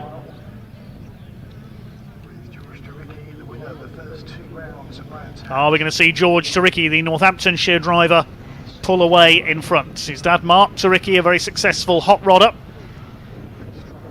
Well, Pat Kiley was up there, but he's dropped to the back of the field, so he must have maybe been into the pits. Or was he caught up in that incident with Alan Cooper? We didn't see. We're getting ready for a restart then. Power starts to come on and away they go. We're back to racing here at Pembrey Circuit. Down towards Hatchett's Hairpin for the first time. It is George Turicchi who leads them away.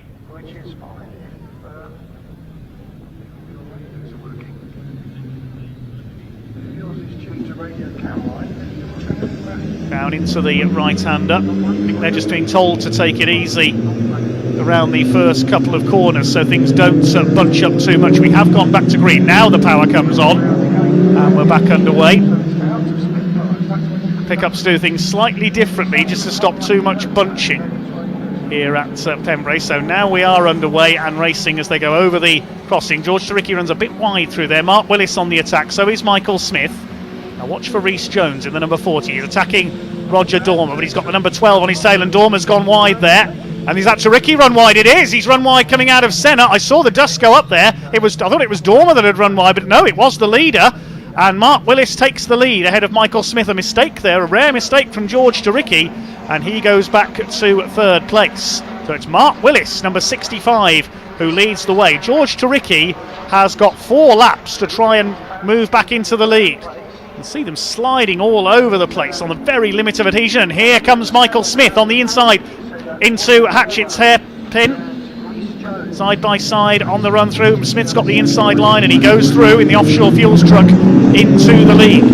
Mark Willis goes down into second place. Can he fight back here as they come through the left-hander at Debeni up towards the crossing? And Rhys Jones, it looks like it is through. He is through into fourth ahead of Roger Dormer. Now he'll go after George Turicki. Battle join from Brands Hatch once again.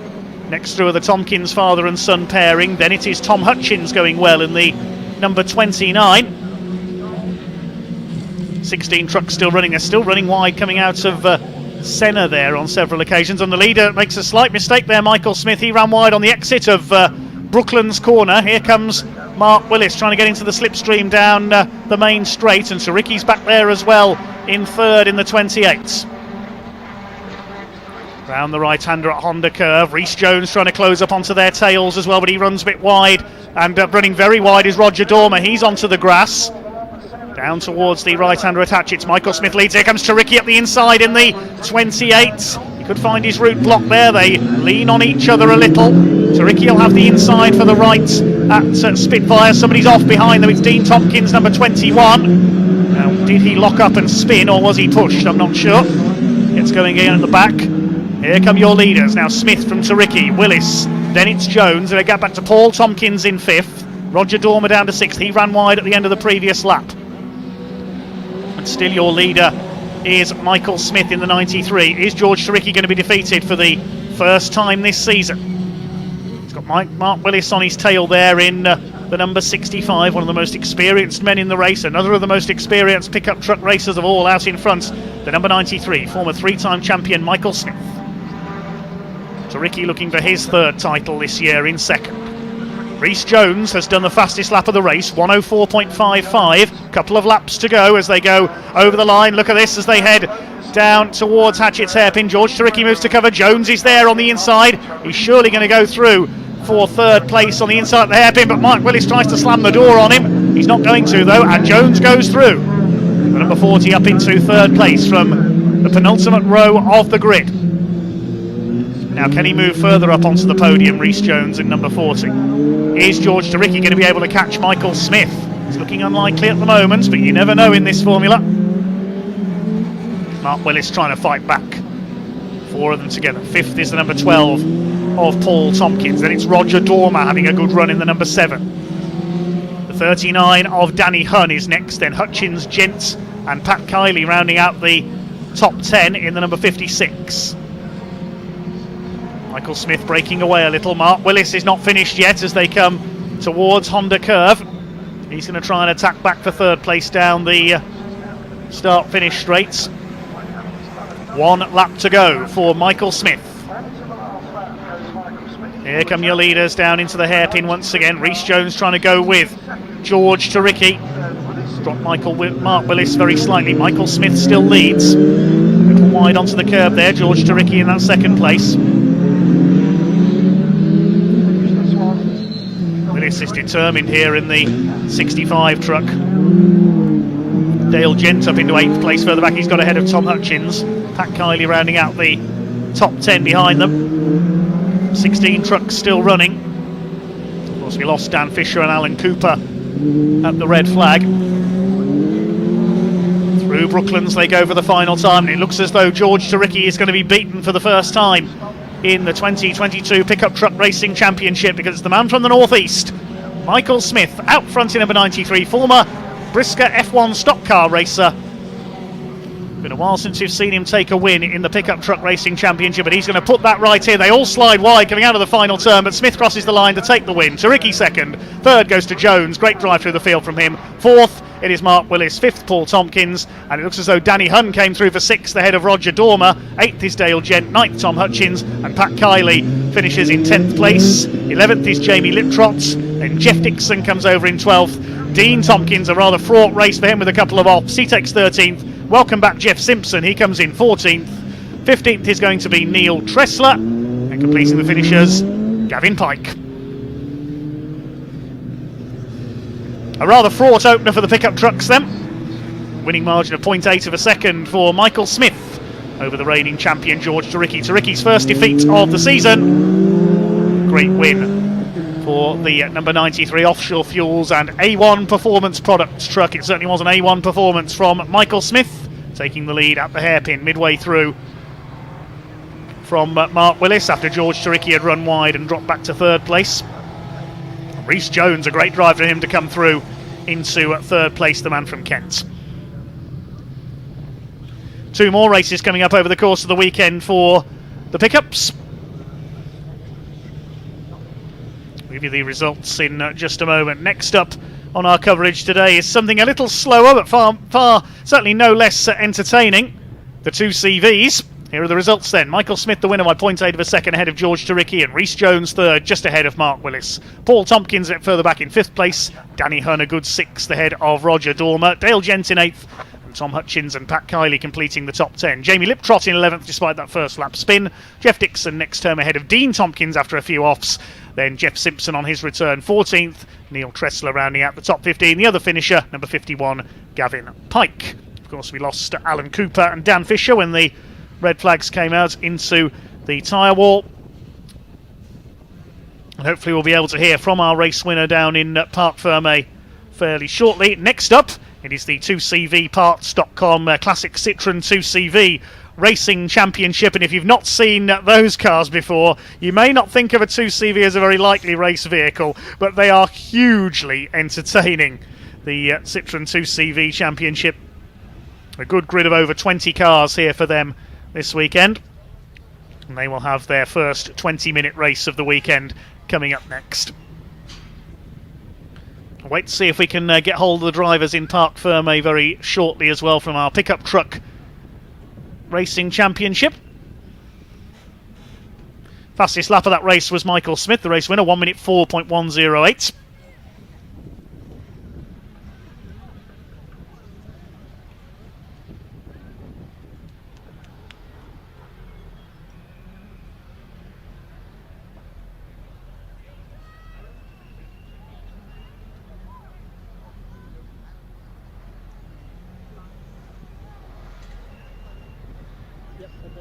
So we're down in pit lane waiting to do the trophy presentation for the first of the pickup trucks. And in third place, the 40 car of Rhys Jones.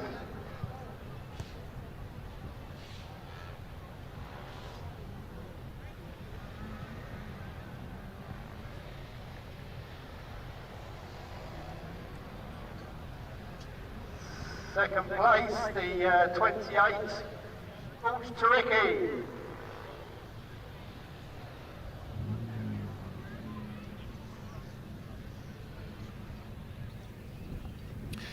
Well, the car's already coming out onto track for our next race for the 2CVparts.com Classic Citroen 2CV Racing Championship, and we will give you And the winner, the 93 car of Michael Smith. Here's your grid for the 2CVparts.com Championship then. It's an all front row for Team Lion. Their two cars, David O'Keefe on pole, the most experienced man in the championship, alongside number 97, Gary Adnett. On the second row, 89, Nick Crispin, alongside 24, the former champion Liam Davis. And the third row, 92, Nick Rhodes, and 2CV legend Pete Sparrow in number 47, the multiple champion. Row 4 is number 41, Martin Ryman. At 80, Ainsley Bousfield. Good to see him back in the series this year. Then on the 5th row, number 40, Chris Yates. And 72, Matthew Hollis.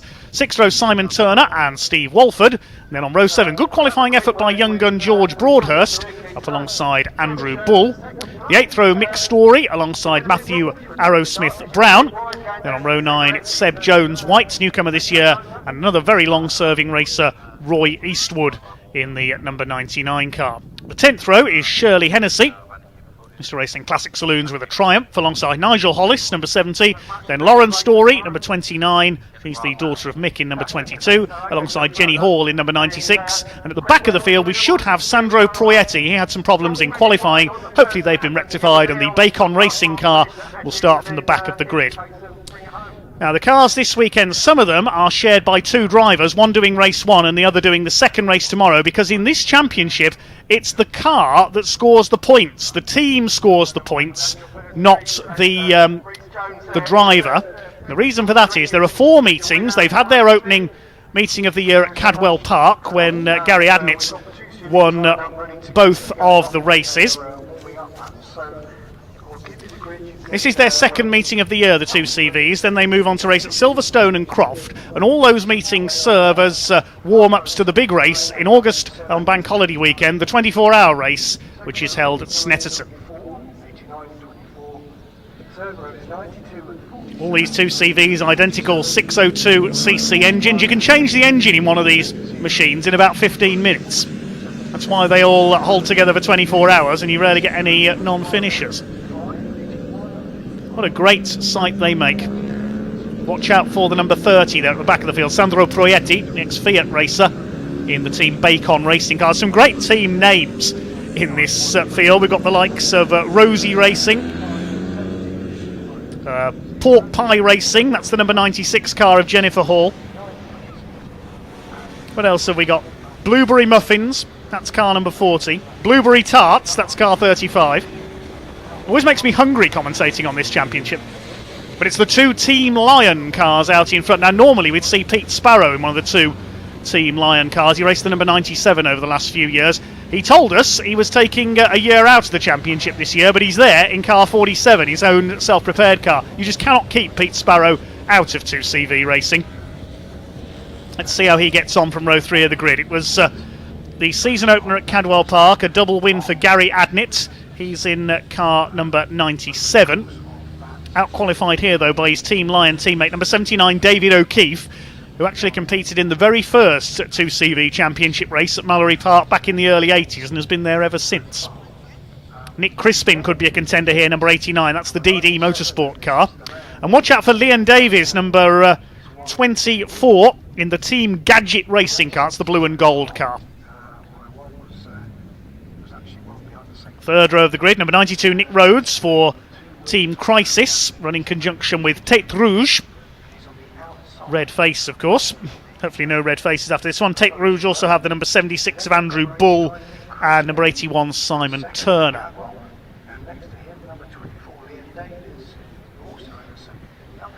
Number 96 there towards the back. That's the Pork Pie racing car. That team not based in Melton Mowbray. They're from Grantham in Lincolnshire. Team Lion lead them up to the grid then. This will be a 20-minute race for the 2CV Championship. They may not seem the most likely race cars, but they are enormous fun. All these drivers in firm belief that motorsport should be fun. Many of these have raced for many, many years. And we're in for some great entertainment from them here at Pembrey. David O'Keefe in pole position. Alongside him is Gary Adnett. Those two will start as the favourites. Watch for the light grey car of Pete Sparrow from row 3. Leon Davies in the Team Gadget car as well. Oh, and the pole sitter struggling away there as we get underway. A slow start for David O'Keefe. Leon Davies weaves his way through. Both the Team Lion cars are bogged down heavily off the grid, in fact. So things are going to be a bit shaken up, and in fact one of them has barely got away at all. I think that was the 97 of Gary Adnett, the championship leader. Leon Davies will lead the way into Hatchett's hairpin for the first time. Are they all going to make it round? I think they are. But Team Lion made a real mess of the start from both of their cars there. And in fact one of them I don't think has got away at all.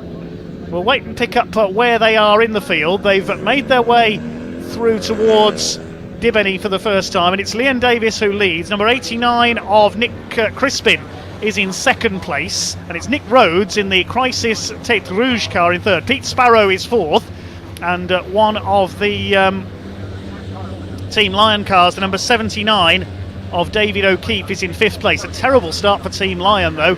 Team that does the majority of the winning in this championship, but he's already fighting back up the inside there. David O'Keefe, the most experienced man in the race, up into fourth position. Leon Davies leads for Team Gadgets.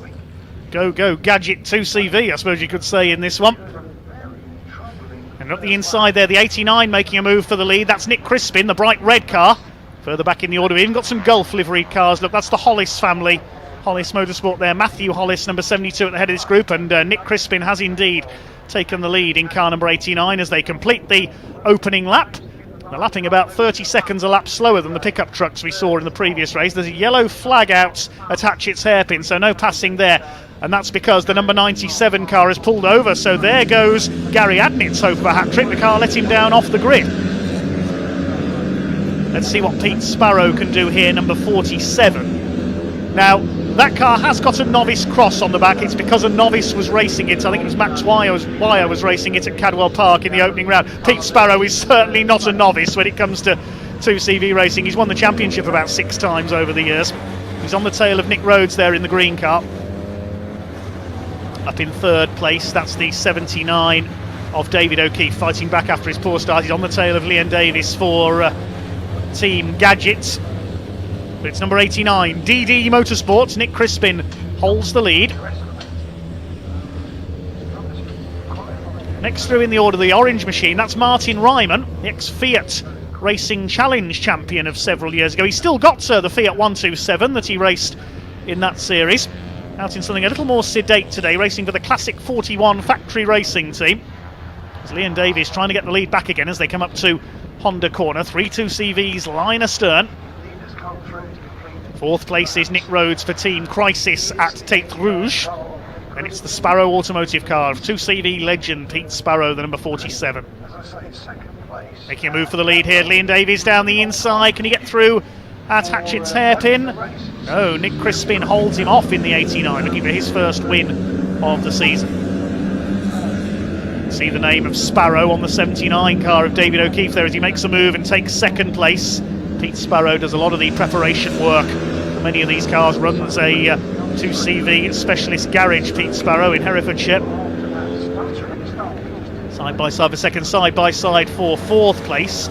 Now, where is Sandro Proietti up to from the back of the grid? He's made it up to 11th so far, out of the 23 cars that started. Pete Sparrow up the inside, takes Leon Davies for 3rd place at Senna. Are we going to see Pete take his first win of the year? Behind them, Nick Rhodes making a move in the 92. Leon Davies is dropping back in the 24. Martin Ryman hanging on behind them, and Ainsley Bousfield as well. Regular race winner over the years, the number 80, the blue car there, driving for the Maze ATB with Team Gadget set up as Nick Rhodes takes the Team Gadget car of Leon Davies there at Carter's. Somebody pulling into the pits there. It's a red car. I can tell that it might be Steve Walford because he drops away, the number 55, the Birmingham-based driver.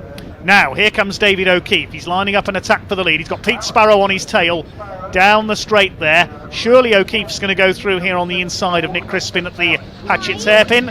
Under braking, the Team Lion car goes up the inside. Sparrow gets the cutback though. He's going to try and go underneath both of them. Coming out of Hatchett's hairpin. Can he take the lead here?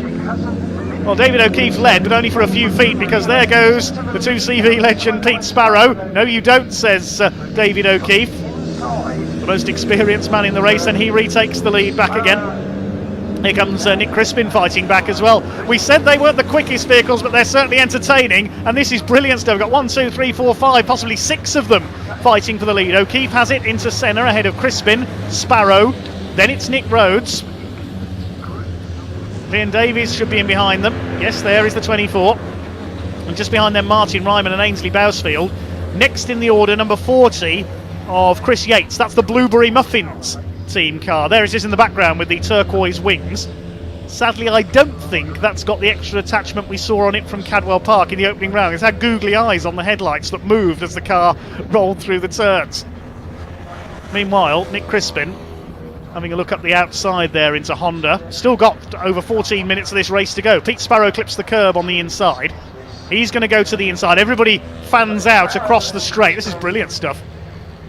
They could go 4 wide here into Hatchett's hairpin. Sparrow in 2nd place. He's going to try and make a move for the lead. There won't be enough room on the inside though. Look at Leon Davies down the outside in the 24. 3 wide through Hatchett's hairpin. Davies on the grass. There's not many cars you can get away with going 3 wide through Hatchett's hairpin aboard. The 2CV is clearly one of them. This is amazing. The 89 of Crispin back on the inside, side by side with Nick Rhodes in the 92. It's Team Lion still out in front. Sadly, the championship leader coming into this round on the driver's points, Gary Adnit, out of the race at the start. But Team Lion still lead the way. They win the 2CV 24 hours just about every year, Team Lion. Nick Rhodes side by side with Crispin. Leon Davies sensing a chance to get up the inside there in the Team Gadget car. Bounces off the curb. Oh, he's forced Nick Crispin out wide. 2CV Rallycross, anyone? That is part of the Rallycross course here at Pembrey. 7 cars now line astern because Ryman and Ainsley Bousfield have been able to tow up onto the back of them as well. Next group headed by Chris Yates, and he's got Sandro Proietti behind him, so from the back of the grid after an issue in qualifying, the Team Bacon racing car has been able to move up onto the back of them. So we've got Bacon, spelt with a Y in the middle, B-A-Y-C-O-N, pork pies, blueberry muffins. Who knows what they'll come up with next for these? Where do they get these team names on? There was one last season called Jelly Snake Racing, for goodness sake. Meanwhile, look at Leon Davies, so late on the brakes into the hairpin. He's going to run wide onto the grass again though, isn't he? I think he wants to take up Rallycross, Leon Davies. Stays 4th. Well, they do race these things on grass tracks in France. Of course, the 2CV was originally built to drive where there were virtually no roads, to put France on 4 wheels. The design brief was something like a car that could drive across a ploughed field loaded with crates of eggs without breaking any. I'm not making that up either. The car that put the French public on 4 wheels, the 2CV, and certainly one of the best loved car designs of all time, and you can see how much fun these drivers have with them. Still leading the way is the 79 of O'Keefe. Nick Rhodes now in second. Pete Sparrow into... Leon Davies is all over the place. I thought he was going to bounce into the side of Pete Sparrow there. Nick Crispin fights back in the bright red car after his excursion earlier on. Back up the inside of the 24 Team Gadget car of Davies. This is brilliant stuff. First 2 have broken away slightly. Nick Rhodes in the number 92 Crisis at Tête Rouge team. That was an amalgamation between Team Tête Rouge and Team Crisis a couple of years ago. Crispin back up the inside in the DD car. Oh, there's contacts! Look out! Nick Crispin all over the place. I thought he was going to get spun out there. Good save, Nick Crispin. Well, if you spin a car that sharply sideways in 2CVs, it usually flips over. Luckily, he saved that. He's not happy with Leon Davies there, I don't think, Nick Crispin. He's fighting back, and now Martin Ryman is joining the party in the number 41. That car will be raced in tomorrow's second race by the marvellously named Sir Aubrey Brocklebank. Yes, really. Here comes Pete Sparrow again in the grey car. Seems unfamiliar seeing Pete Sparrow not in a Team Lion car. Up the inside, retakes second place from Nick Rhodes. Then it's Davies. Should really call him Inspector Gadget, shouldn't we? Racing for Team Gadget Racing. He's got Nick Crispin up behind. There's a bit of needle creeping into their battle after that, so a bit of contact earlier on. Then Ryman Bouncefield. The 22 is next. That's Mick Story in the Rosy racing car there, the red and yellow machine in the background. He's got ahead of Chris Yates, who's also dropped to 10th behind Sandro Proietti. That's the Blueberry Muffin in 10th place. Simon Turner, number 81, is next for Tête Rouge. And then we've got 76, which is Andrew Bull, also a Tête Rouge run car, sponsored by Propolis Process Solutions. Try saying that after a few drinks. Here comes Davies. He's going to go down the outside again into the hairpin here. Here he comes. Can he get ahead of Nick Rhodes? No, he can't. Nick Crispin up on the curb on the inside. We're still only just halfway through this race as well. 9.5 minutes to go, and still David O'Keefe sets the pace, the most experienced UK 2CV racer of all. Holding off the great Pete Sparrow. Right on his bumper now. Surely Sparrow's going to attack for the lead very shortly. Swing their way through Senna. Now showing why this is one of the most fondly appreciated championships in UK club racing. The drivers love it, the officials love it, and the fans love it. 7 of them line astern, although Ainsley Bousfield has dropped back a bit in the blue car. It's the number 80 run by Mays ATB with Team Gadget. Here's a battle further back. This is George Broadhurst, number 48. Qualified well in 13th with the number 48 SL racing car. Number 33 as well, the famous colours of ECAS 2CV parts. They've been in the championship for many, many years. It's Matthew Arrowsmith Brown driving their car, the yellow and purple. Also in this battle is number 13, which is newcomer Sebastian Jones-White. He's in a Bacon Racing car. He was a mechanic for Bacon Racing over the last few years and now trying out behind the wheel in the number 13, their second car. He's got, I think that's the 99 behind him, which is the very long-serving Roy Eastwood, who's raced 2 CVs now. He's used to race for the ECAS 2 CV parts team, now in the fast underpowered team. Here are the leaders. Still David O'Keefe holding off Pete Sparrow. Just under 8 minutes to go. Nick Rhodes still in third in the green and blue Crisis car. To Brooklands. Side by side still between Nick Crispin and Leon Davies. They're still slugging it out for 4th place. Behind them in 6th is Martin Ryman. And Ainsley Bouncefield in 7th, though he's dropping away now. Oh, is that Leon Davies slowing down? Yes, I think the 24 car's in trouble. Yes, he's slowing. He's going to need his own mechanic, his own Inspector Gadget to have a look at that. Team Gadget Racing, so Leon Davies with the problem. There's Mick Story. Daughters Lauren and Katie also racing this weekend. Or Team Rosie Racing. So it's 4 for the lead now, with Leon Davies having slowed. The car we lost into the pits was Steve Walford, rather, incidentally, in the 55. Nick Rhodes goes into second. Here's Sparrow up the inside, still battling away with Nick Rhodes for that 2nd place. Still O'Keefe that leads the way, looking to keep up Team Lions' unbeaten run this year. Leon Davies. Leon Davies has pulled into the pits, so he's out, sadly. Side by side here for 2nd. The battle intensifying because Nick Crispin, now he's free of the attention of Leon Davies, can try and join in with the Sparrow and Rhodes battle. Watch that red number 89. As a look on the inside into the right-hander at Brooklands. Great view there across the Pembrey Circuit towards the hills of South Wales in the distance. Martin Ryman on his own now in 5th place. 6th Ainsley Bouncefield, Mick Story 7th, Sandro Proietti from the back of the grid is 8th. Then Chris Yates and Simon Turner round out the top 10, ahead of Andrew Bull. Then the first of the Hollis family, which is the number 72. There he is, of Matthew Hollis. Saw him briefly. Behind him is the number 48 now of George Broadhurst. Lawrence Broadhurst will race that car tomorrow, the team from Cannock in Staffordshire. Here come your leaders. Nick Rhodes on the inside at the hairpin. Is he going to go for the lead here? Yes, he is. He's coming from a long way back. Look out, David O'Keefe. And Sparrow gets the cut back as well. They're 3 wide out of the hairpin. He could be 4 wide if Nick Crispin gets in there as well. Sparrow's got the lead. Now, he waited for Nick Rhodes to attack David O'Keefe there. And they knew they'd both go wide on the exit. That shows Pete Sparrow's knowledge. Nick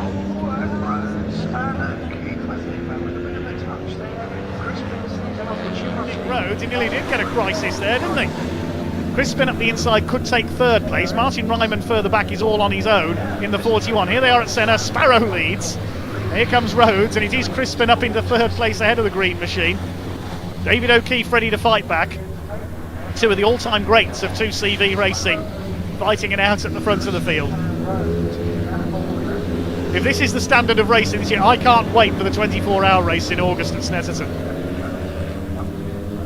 Here they come, down to Carter's. O'Keefe back to the inside. He's not going to be denied here, David O'Keefe. Side by side, he's back to the inside, and the Team Lion car is back in the lead. Now, Pete Sparrow, we know he's not in his usual car. He normally races the number 97, which Gary Adnett's driving this season, so just getting used to a different car here. Not quite as quick as the Team Lion machine, but so we'll wait and see what Pete Sparrow can do. O'Keefe defending. There's a back marker ahead as well. Nick Rhodes side by side almost there with Nick Crispin. Who's the car that's going to be lapped? I think it's the 29, which is Lauren Story for Rosie Racing, their 2nd car. Here's a scrap further back, George Broadhurst holding off one of the Hollis family. And behind them is Shirley Hennessy, who's to race a Triumph Dolomite Sprint in historic touring cars. That's the Blueberry Tarts car. Here come the leaders. First 2 breaking away very slightly now because Nick Crispin's going through for 3rd at Senna. Our Team Lion going to hang on to take another win, or will Pete Sparrow pick up his first win of the season? The car raced by Max Wire at the opening round of the season at Cadwell Park, where the races were blighted by safety cars after a few incidents further back in the pack. Coming up to lap Lauren Story. Her sister Katie, who races that car tomorrow. Here comes Pete Sparrow, getting ready for an attack. He hasn't got any attention behind him this time, so he's free to attack David O'Keefe into the hairpin. Here they come. Just under 3 minutes to go, so we'll get a couple more laps out of this at least. O'Keefe moving to cover, using his years of experience. Been racing since the early 1980s in 2CVs. Sparrow tries to cut to the inside.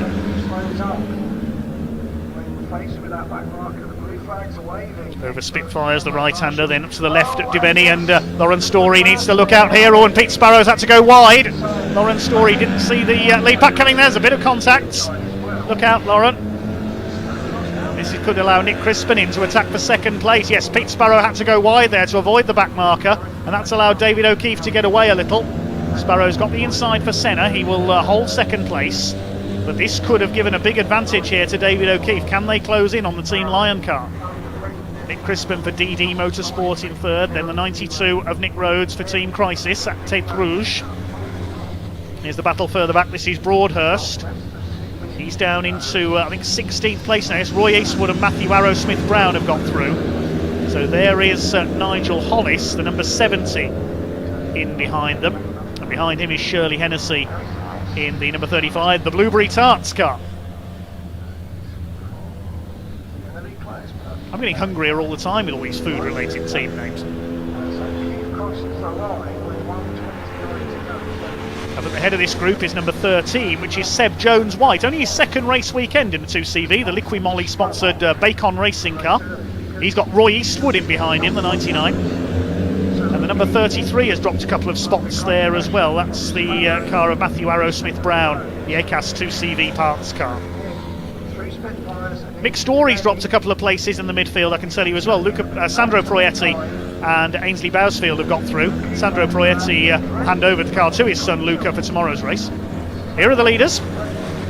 Now, is it going to be checkered flag this time, or will they get one more lap out of this? We'll wait and see. Still the battle going on for second between Sparrow and Crispin. And it's still David O'Keefe up front.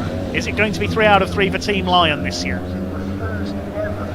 Up to the right-hander at Brooklands. Rhodes hanging on behind them. A shame we lost Leon Davies into the pits, because he was right in the mix up to then as well. 4 cars line astern. Now, is it going to be checkered flag this time? It's going to be touch and go, because there's only 20 seconds left on the clock as they come through Carter's. They might just get one more lap out of this. David O'Keefe will be hoping to see the checkered flag this time. He might be a few seconds too early though. Here they come. Over the line, the checkered flag did not go out.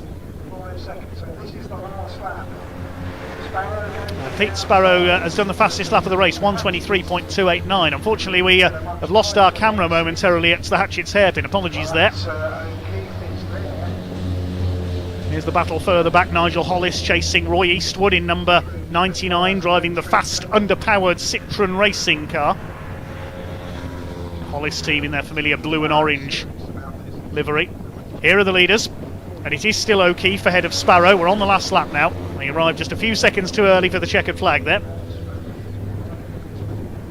What can Pete Sparrow do? Can he snatch it on the final corner? He's going to have to attack coming through Carter's and Honda. Third place is Nick Crispin in the 89 ahead of Nick Rhodes. They're heading towards the line. Here they come. It's going to be very close indeed. Can Pete Sparrow make a move here out of Honda corner for the final time? David O'Keefe using his decades of experience. Is he going to hang on for his first win of the season, or is Sparrow going to be back on top? I think David O'Keefe has done enough. They're coming up towards the line now. Nick Crispin in behind them. It is a win for David O'Keefe at the line by 0.2 of a second ahead of Pete Sparrow. Nick Crispin will take third place. Nick Rhodes in fourth. Less than 1.5 seconds covering those 4 after a thrilling race.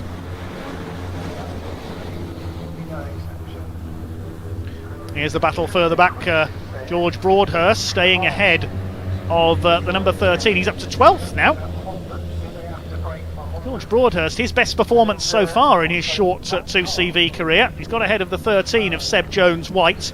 I've lost Mick Story, I can tell you. He's pulled into the pits in the number 22 car. So problems for Rosie Racing as this battle comes in to fill the minor places. Up to tell you, Martin Ryman was 5th, Ainsley Bousfield 6th, Chris Yates 7th. It was Andrew Bull 8th, Simon Turner 9th, Matthew Hollis 10th. This is the battle then for 11th place as we've lost Mick Story, and it's going to be George Broadhurst who tops this battle. That's a great drive by George Broadhurst. 11th place, Seb Jones-White 12th, then Matthew Arrowsmith-Brown, Nigel Hollis, Roy Eastwood and Shirley Hennessy.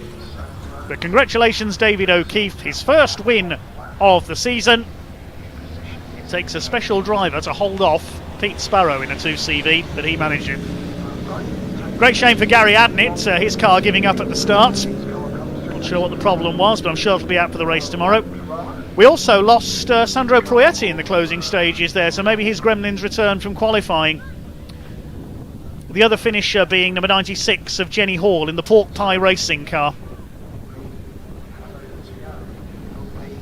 Well, we'll wait to confirm the results. Apologies for the loss of our camera at Hatchett's hairpin over the last couple of laps there. And there you can see those eyes I mentioned on the headlights of the number 40 car of Chris Yates. And yes, they move as the car corners as well. Looks like 81 Simon Turner's copied him as well. Such a fun series this is for the 2CVs. The 2CVparts.com Classic Citroen 2CV Racing Championship. One of the best loved race series in Britain. Let's have a look at the results then. The win going to David O'Keefe by 0.2 of a second ahead of Pete Sparrow, and Nick Crispin rounding out the podium just ahead of Nick Rhodes. Further back in 5th place was Martin Ryman ahead of Ainsley Bousfield. Chris Yates, googly eyes and all, finishing in 7th ahead of Andrew Bull. Simon Turner and Matthew Hollis completing the top 10. Great result for George Broadhurst in 11th ahead of Seb Jones-White. Then Matt Arrowsmith-Brown, Nigel Hollis and Roy Eastwood completing the first 15. And beyond that we had Shirley Hennessy, and the final finisher was Jenny Hall. The Story family having a few problems in that one. Lauren Story was still running but a lap down. Mick pulling into the pits a couple of laps from home, and we lost to various problems. Sandro Proietti, Leon Davies, Steve Walford and of course Gary Adnett breaking down at the start. Well, Adnett is beaten for the first time this year, but it is a win for Team Lion. His teammates David O'Keefe taking the victory. And hopefully we will be able to shortly hear from some of the drivers ahead of our next race, which will be a complete contrast. We're going truck racing in our next race of the day here at Pembrey.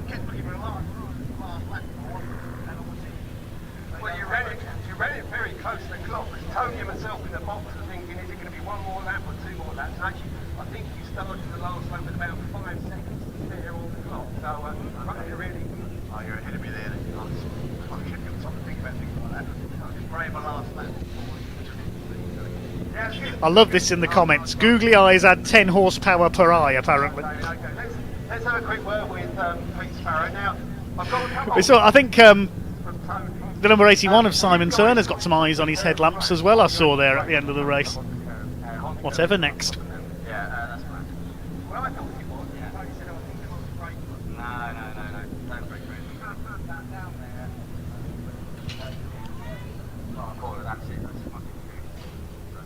And the history of the car, this is a normal car, isn't it? No, that one. There, but I decided last year I was going to have Another one of our commenters asks, is this Formula 2? Yeah, it's Formula 2 CV.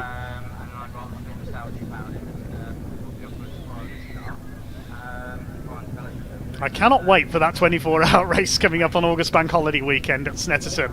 If you like what you've just seen there, be there and you'll see racing like that for a full 24 hours. So Nick, I'll come to you because it helps in the microphone. So you're up the. Okay, hopefully we can try and hand down to Park Fermator here from the race winners with Ewan. Yeah, we can hand down to Ewan in Park Fermator here from our top three.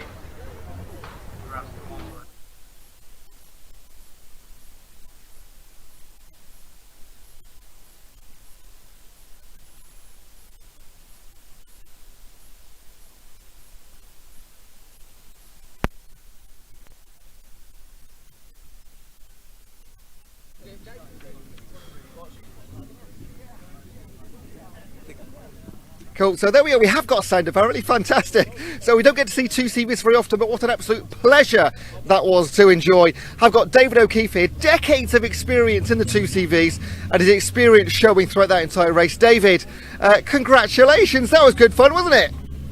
It might have been where you were standing. It was. It was hot and hard work where I was.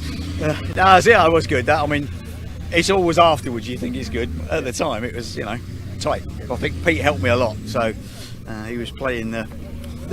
There was a lot of diving into that first corner, but you held everybody off. Is that sort of usual at Pembrey? Yeah, the tricky thing is down there, you really want to do a wide line in to get a good exit, but as soon as you do that, everybody, like Spitfires in the sun, comes straight down the inside and then you get boxed out. So you've got to box the corner off really and come out slow. One thing that was very clear, your experience showed, and you've got plenty of that, haven't you? Just a bit, yeah, just a tad. Yeah, been doing it a little while. Now, yeah. We don't get to see two CVs very often. Is it always that much of a pleasure to watch? Yeah, it's always that close. It's always tight. Even on open, long tracks, it's still always close. Especially, I mean, this year there's like 5 or 6 cars and drivers who are, on it. So it makes it good to watch. Yeah. So you end up with 2 packs, but. Yeah, it has always been like this. We had a few years where it got a bit spread, but in the main, it's always been like top 6 or 8 or 10 running together. 1 minute you're first, next minute you're 6th. Think, how'd that happen? But that's what's enjoyable, really. So David, we can't wait to see more tomorrow. Congratulations on your win. Thank you. Thanks very much. Cheers. Right, you might be able to hear the trucks are coming back out onto track. And actually, if you turn round, Adam, perfect timing. Look at this. It is a flyby for the trucks. They're coming over. David Goddard, it is over to you, sir.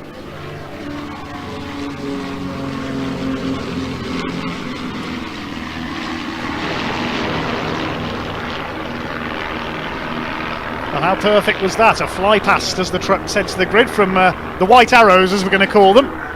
Look at this, a gold DAF pace truck leading them up to the grid for race 2 for the British Truck Racing Championship here at Pembrey. This grid set not by the reverse grid format we see for other races, but this grid set by the second fastest time for each truck in qualifying this morning.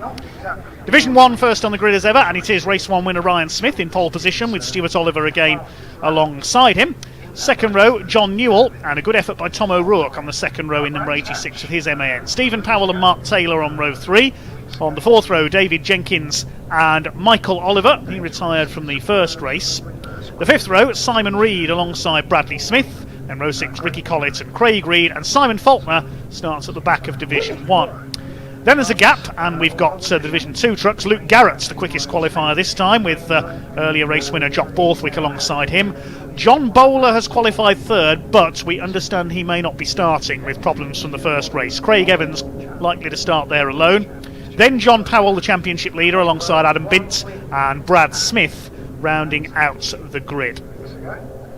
Yes, we're told, thanks to Mark Waller on our comment feed, looks to be out for race 2 for the trucks today, John Bowler. A gasket failure on his engine. They have parts on their way from their base, but probably won't be finished in time for today, so they're looking to come back to racing tomorrow. Thank you, Mark, for the info there. It's John Bowler, the number 14 truck there, based up in Stockport near Manchester. So they won't get the parts here in time, unfortunately, for the second race today. So it looks like John Bowler, number 14, the Union Jack liveried truck, is a non-starter. But Ryan Smith is there, dominated the first race. Stuart Oliver a second place. The top five, I should say, were fairly well set all the way through race one. With John Newell third, Simon Reed in fourth, and Stephen Powell's slightly battered truck in fifth position. Everybody else was battling behind. David Jenkins, we saw have a good scrap with Mark Taylor and Tom O'Rourke. Ricky Collett was fighting with Bradley Smith. Craig Reed. Simon Faulkner we saw get flagged in, that was for black smoke.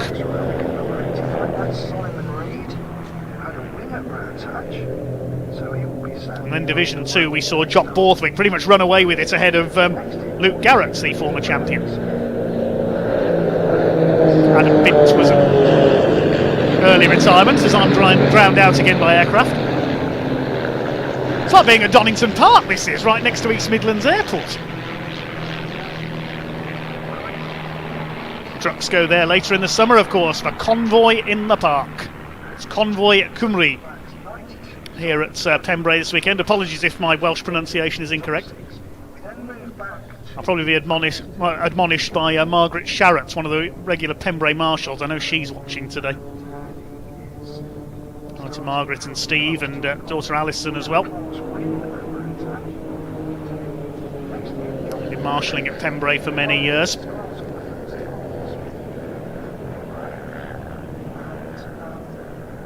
Thanks for all your comments. Sorry we can't read all of them out.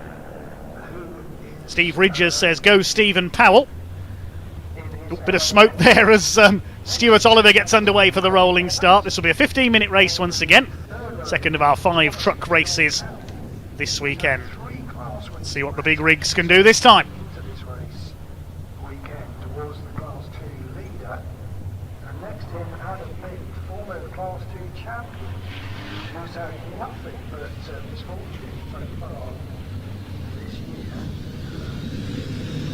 Tom O'Rourke on the second row, the boss of MV Commercials. Never been to a truck race meeting, Tom, until he attended Convoy in the Park to display some of his trucks from MV Commercials, his company.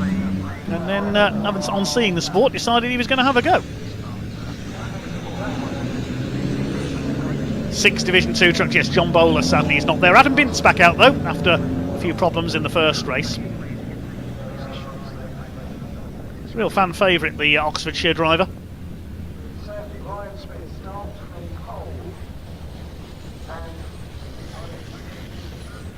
Hi to Ben in the comments, says he works for NWT, that's John Newell's company, so he's cheering on the number 18.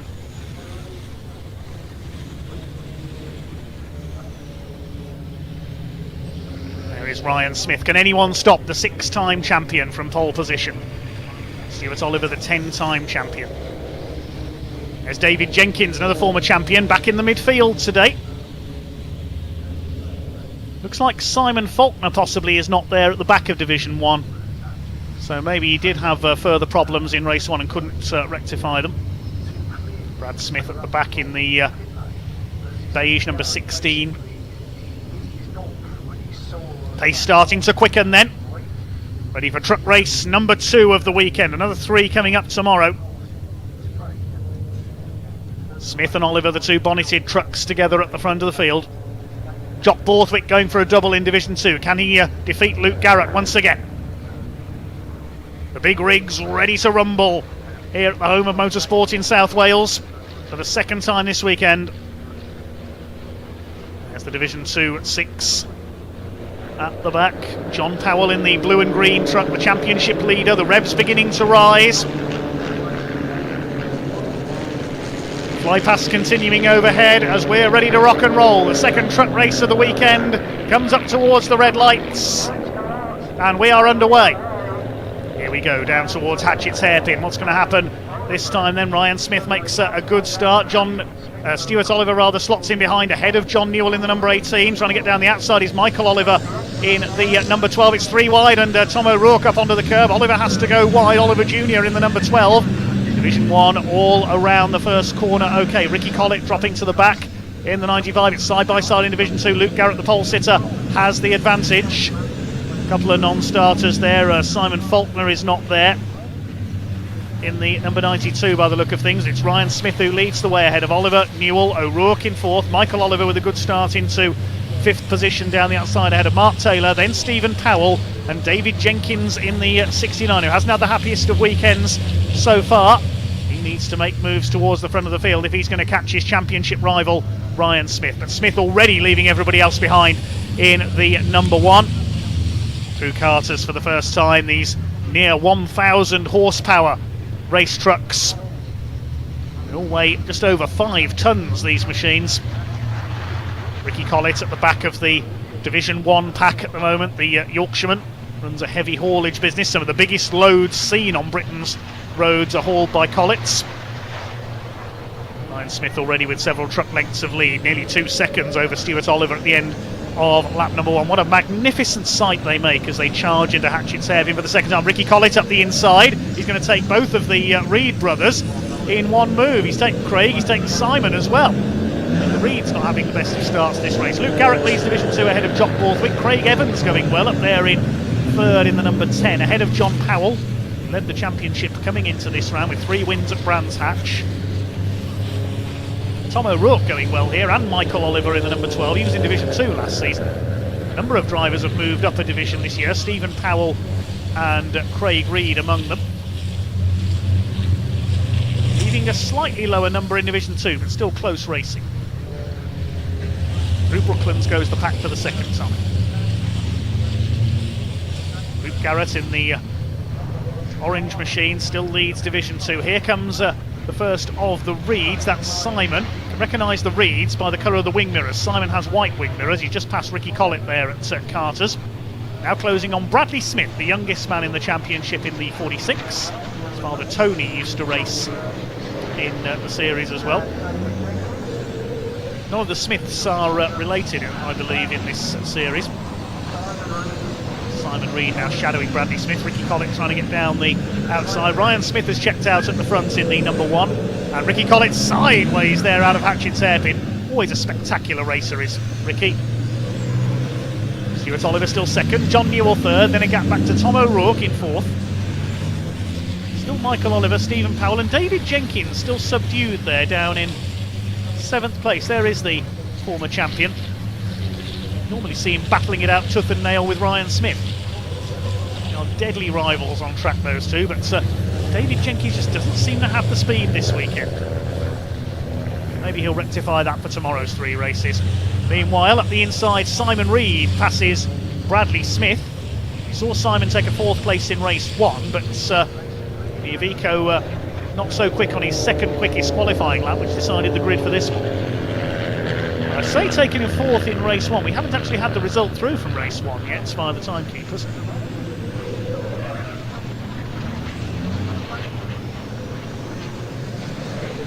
Lead is up to over 4.5 seconds now for Ryan Smith.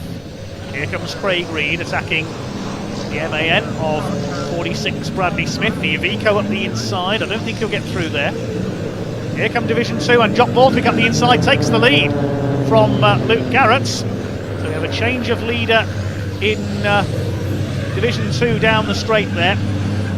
3rd place behind them is Craig Evans. It's John Powell, Brad Smith, and good to see Adam Bint still running in his Volvo white Aerodyne at the back of the field.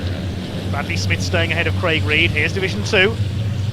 2 MANs together. The older shape MAN of Craig Evans behind them. It's Jock Borthwick who holds the lead. Looking for win number 2 for today and for the season. See the steam coming off Luke Garrett's wheels there as Borthwick runs a bit wide. It's not smoke coming from the wheels, just steam from the water-cooled brakes. Powell in 4th place, looking to hang on to his championship lead, and the Volvo at the back there you see running on HVO fuel, a more green and more economical fuel being tried by Adam Bint over the last couple of years in his Volvo white.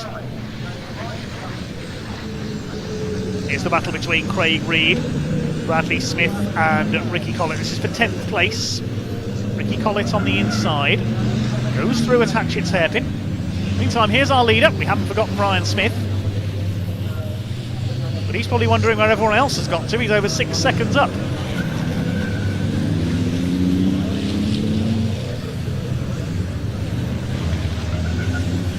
who's competed in some rounds of the European series as well. Usually goes to race at the Nürburgring in Germany every year. Stuart Oliver, the ex-European champion, and John Newell used to compete in Europe several years ago as well. Real shame that the European Truck Racing Cup doesn't visit the UK anymore. Used to be some of the biggest events of the year at particularly Donington Park. They used to go to Brands Hatch and to Silverstone as well. Back in the heyday of truck racing, the late 80s and early 90s, when British heroes Steve Parrish, ex-motorcycle star, also Richard Walker, used to take on the best of Europe. Again, Stephen Powell's truck seemingly falling apart, its bodywork there. David Jenkins stuck in behind him, just cannot get out of the midfield today. Number 81, Mark Taylor, in behind him. Had a good scrap in race 1. Can Jenkins catch Stephen Powell, the 2020 Division 2 champion? Stephen Powell and his family run a pub just down the road from the Brands Hatch circuit in Kent, the Portobello Inn. There is the yellow and white MAN. Now David Jenkins on the attack as they come into Brooklands. He's got the inside. He's going through. Powell gives him room. Jenkins goes through up into 6th position. Next target is Michael Oliver. Father Stewart up there in 2nd place. Next behind them is Simon Reed. Then it's Craig Reed, the younger of the brothers, the reigning Division 2 champion. The lead gap is now up to nearly 8 seconds. Ryan Smith over Stuart Oliver. John Newell 1.5 seconds back in 3rd. Then 7.5 seconds back is this fight between O'Rourke, Oliver and Jenkins. Simon Reed made a mistake there coming out of Honda Curve, went onto the grass. Well, that's half distance in this 2nd truck race of the weekend.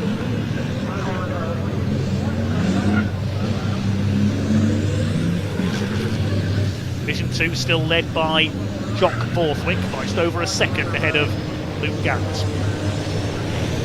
He's calming down just a little in the midfield. Mark Taylor closing up on Stephen Powell. Michael Oliver a bit sideways there. See if David Jenkins can make any further progress.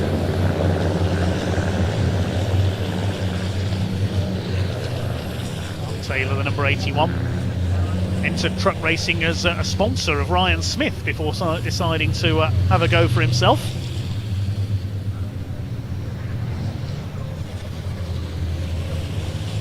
Michael Oliver now under pressure. David Jenkins is starting to find his form now, starting to turn up the pressure on the number 12. But all the time that Oliver is defending, Tom O'Rourke's escaping in 4th place. O'Rourke with, if memory serves me right, just 1 win to his name in truck racing so far. It was at Donington last year, if I remember rightly. At the inside goes Jenkins. He's going to take Michael Oliver into the hairpin. He's through, up into 5th position, and Stephen Powell's having a go as well. He's seen a gap on the inside, and he goes through. Oliver's lost 2 places. Stephen Powell back up into 6th place where he was a few laps ago. Now, can they catch Tom O'Rourke in 4th place? See what the lap times are when they come through next time. Here's a battle further back in Division 2. We've got John Powell under fire from Brad Smith in the Unity Recovery Midland Truck Breakers number 16 DAF, and Adam Bint in behind them. John Powell sideways. He doesn't seem to have the power he had at Brands Hatch. In fact, Division 2 could well be the most open it's been in many years this year. Borthwick, Garrett and Evans to your top 3, and round the outside goes Brad Smith. I think John Powell has got a problem. In fact, yes, he's slowing down. The number 6 is in trouble. Brad Smith and Adam Bint go through. I think John Powell's in trouble. Wait to see if he comes into the pits this time through. Not sure what the problem is, but he certainly slowed up on this lap. That's a great shame. He could lose the championship lead. He was only about 6 points ahead of Jock Borthwick coming into this weekend. So almost certainly Jock Borthwick is going to take the championship lead in Division 2. Oh, and problems there. Michael Oliver in trouble. Has he gone off, or is he pulling up? He pulled up in race 1 with problems with the MAN. Yes, he's pulled up there. He's heading for the airfield if he's not careful. Pulled up a long way off the circuit. And that's Michael Oliver out of the race. So that's allowed Mark Taylor up into 7th place. The Reed brothers now 8th and 9th. Ricky Collett in 10th. Bradley Smith has dropped back as well in the 46. His last lap was a 1 minute 16, so yes, he's losing pace as well. A few trucks in trouble here. Just over 4 minutes of the race to go. Now here's the fight for second place. We haven't forgotten about the leaders. John Newell is trying to close down Stuart Oliver, but there's yellow flags out at Hatchett's because of Michael Oliver's truck having pulled over. Father Stewart will spot that and thinking, great, more work for my team. And he's pulled away a bit there from John Newell over the section of Spitfires and Debeny.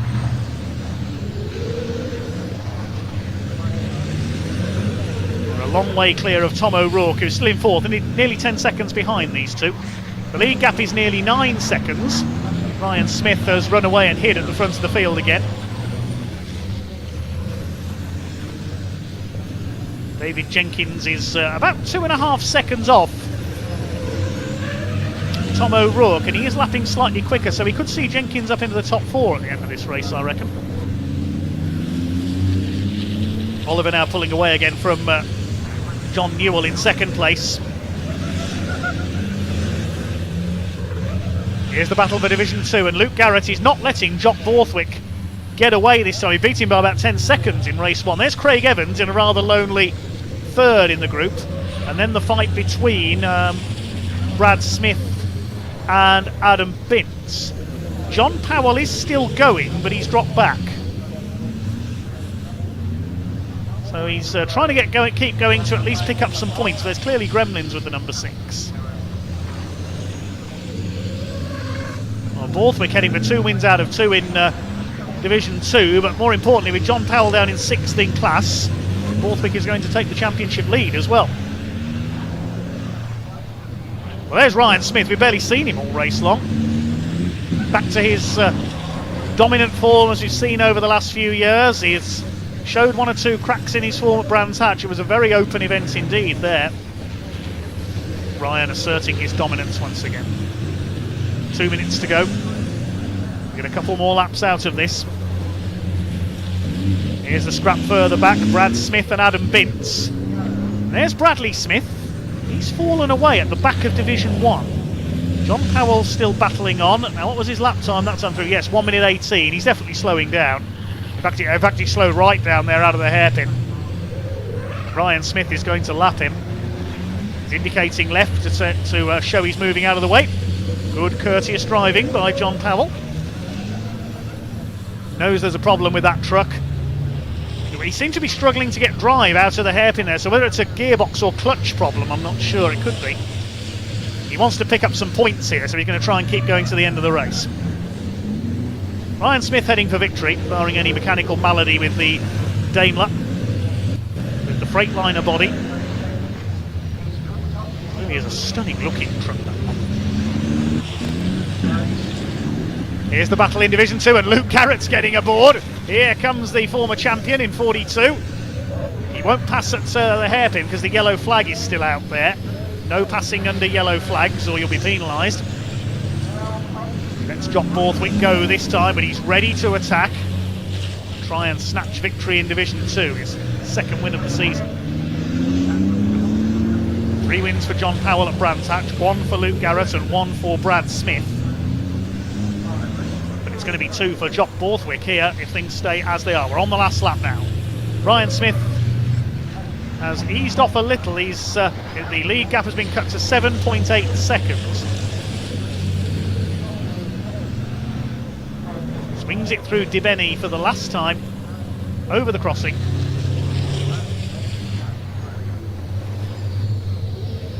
John Newell has caught back up to Stuart Oliver again for second. Looks like they're going to complete the podium for the second race in a row. Dominance here on this Saturday for Ryan Smith. Flying Ryan at the double. Already on his way towards what could be a 7th consecutive Division 1 championship. He's made no secret of the fact he wants to match Stuart Oliver's statistics in the sport. Up towards the final corner at Honda Curve. Nobody near him. complete dominance once again for Flying Ryan. He takes the checkered flag. 2 wins out of 2 here at Pembrey today. Stuart Oliver will come over in second place, holding off John Newell all the way. Newell takes third. Then further back in fourth, it should be Tom O'Rourke. Here comes Simon Reed with a late move on Mark Taylor. Oh, look out, Mark, there's nearly contact there. Mark Taylor hanging on as much as he can. There's still a bit of contact there. Over the line comes David Jenkins. He's got 4th place on the last lap there from Tom O'Rourke. Ahead of Stephen Powell, then Mark Taylor, then Simon Reed. And then we've got Craig Reed and Ricky Collett to complete Division 1. Not to complete Division 1, sorry, apologies. We've got Bradley Smith still running as well, haven't we? Here's the fight further back. Adam Bint trying to stay ahead of Brad Smith. So David Jenkins snatching 4th there on the final lap. There's Bradley Smith home, and the Division 2 win is going to go to Luke Garrett. He's got ahead of Jock Borthwick on the final lap. Well, it all happened there on the last lap. Luke Garrett takes victory in Division 2. Craig Evans will be 3rd. And here's the battle between Brad Smith and Adam Bint. Who's going to get to the line first? They're going to finish side by side, and up the line, it's Adam Bint by 0.2 of a second. Well, it's impossible to know where to look on that final lap. We had David Jenkins snatch 4th, but more importantly, Division 2, Luke Garrett pinched the win. John Powell did finish a lap down. The only retirement, Michael Oliver. It's 2 out of 2 for Flying Ryan.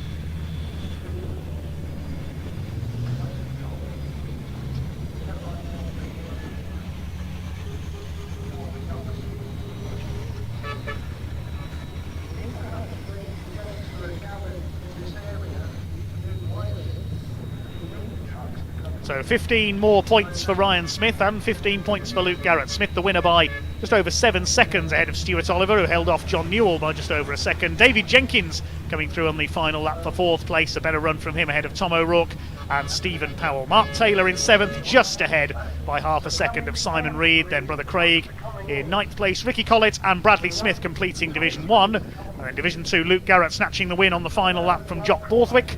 Craig Evans 3rd, and Adam Bint just beat Brad Smith by 0.2 of a second to finish 4th in class ahead of the DAF. The other finisher, John Powell, a lap after a few problems. That one, Michael Oliver, as we saw, was a retirement. So the trucks will now get ready for their 3 races tomorrow, and hopefully we'll head down to Parc Fermé very shortly for their interviews. We've got one more race coming up a little later on today, which will be the Mini Challenge. That'll be coming up in about 20 minutes to half an hour. We're going to have a short break after our truck race, and then the second race for the Quaife Mini Challenge Trophy, where Nelson King will be going for a 2nd win of the day. Very entertaining earlier on. A couple of drivers, I can tell you, in the Minis have received grid penalties for their part in that last lap incident. Tyler Lidsey and Ollie Meadows found to be at fault for that collision, and they have both been given a 5-place grid penalty on the grid for race 2 for the Minis. Let's come through from race control. We have now got the results of the first truck race confirmed as well. Slightly delayed that one, no changes to that one. So the podium the same in Division 1 in both races.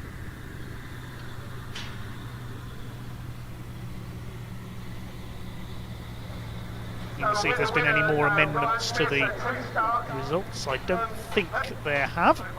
Yeah, the 2 fastest laps was the main thing. So yeah, again, I keep reiterating this. The teams work so hard.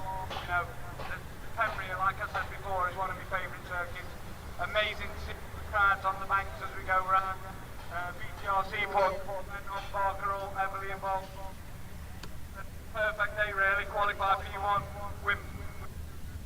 But unfortunately, work starts tomorrow morning when it's reverse grid, so, you know, we'll have a good sleep tonight, we'll have a look at some data, see where we can improve and where we can get a little better. But again, I want to thank everyone who's turned out today to support the event, not just truck racing, but the other formulas that's racing, and fair play to everyone. Yeah, it was our bullshit, that yellow flag race towards the end. I mean, you'd already got a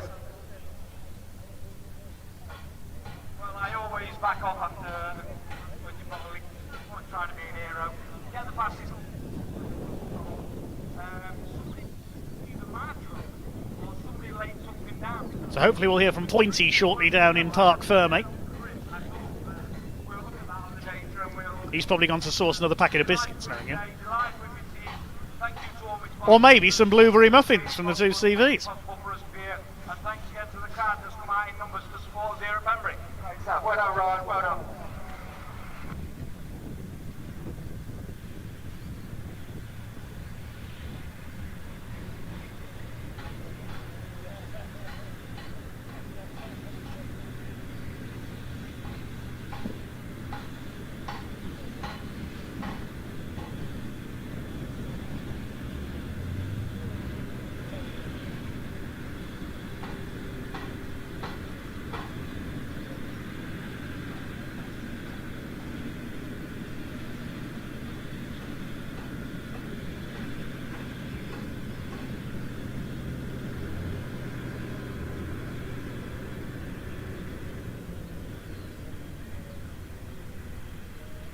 Thanks very much, Gary, and lovely to hear from Ryan Smith, the reigning British truck champion. And that worked very well. We got the truck into a position so that we could actually hear what Ryan had to say.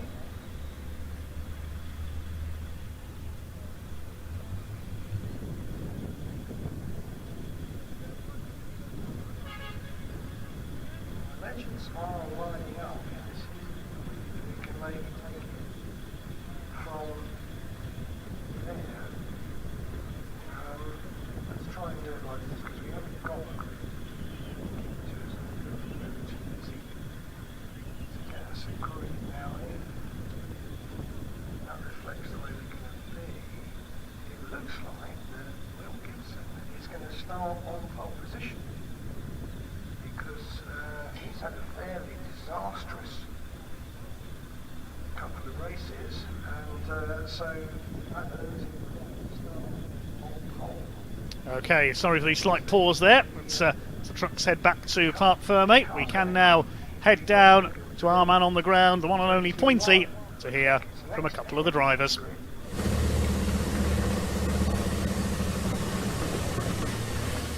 Wow. Another start to a race without any red flags. Quite an achievement here for Pembrey, as the first corner does separate the men from the boys. However, we're doing very well. That was the last race of the day here at Pembrey for the British Truck Racing Championships. Let's go and see what drivers we can find in and around their trucks. Shall we walk? Let's walk. Now, first trophy of the year goes to Craig Evans in third place for Division 2. So if he's available, let's go and speak to him. Now, Craig Evans doing very well in last year's championship. Consistency is key.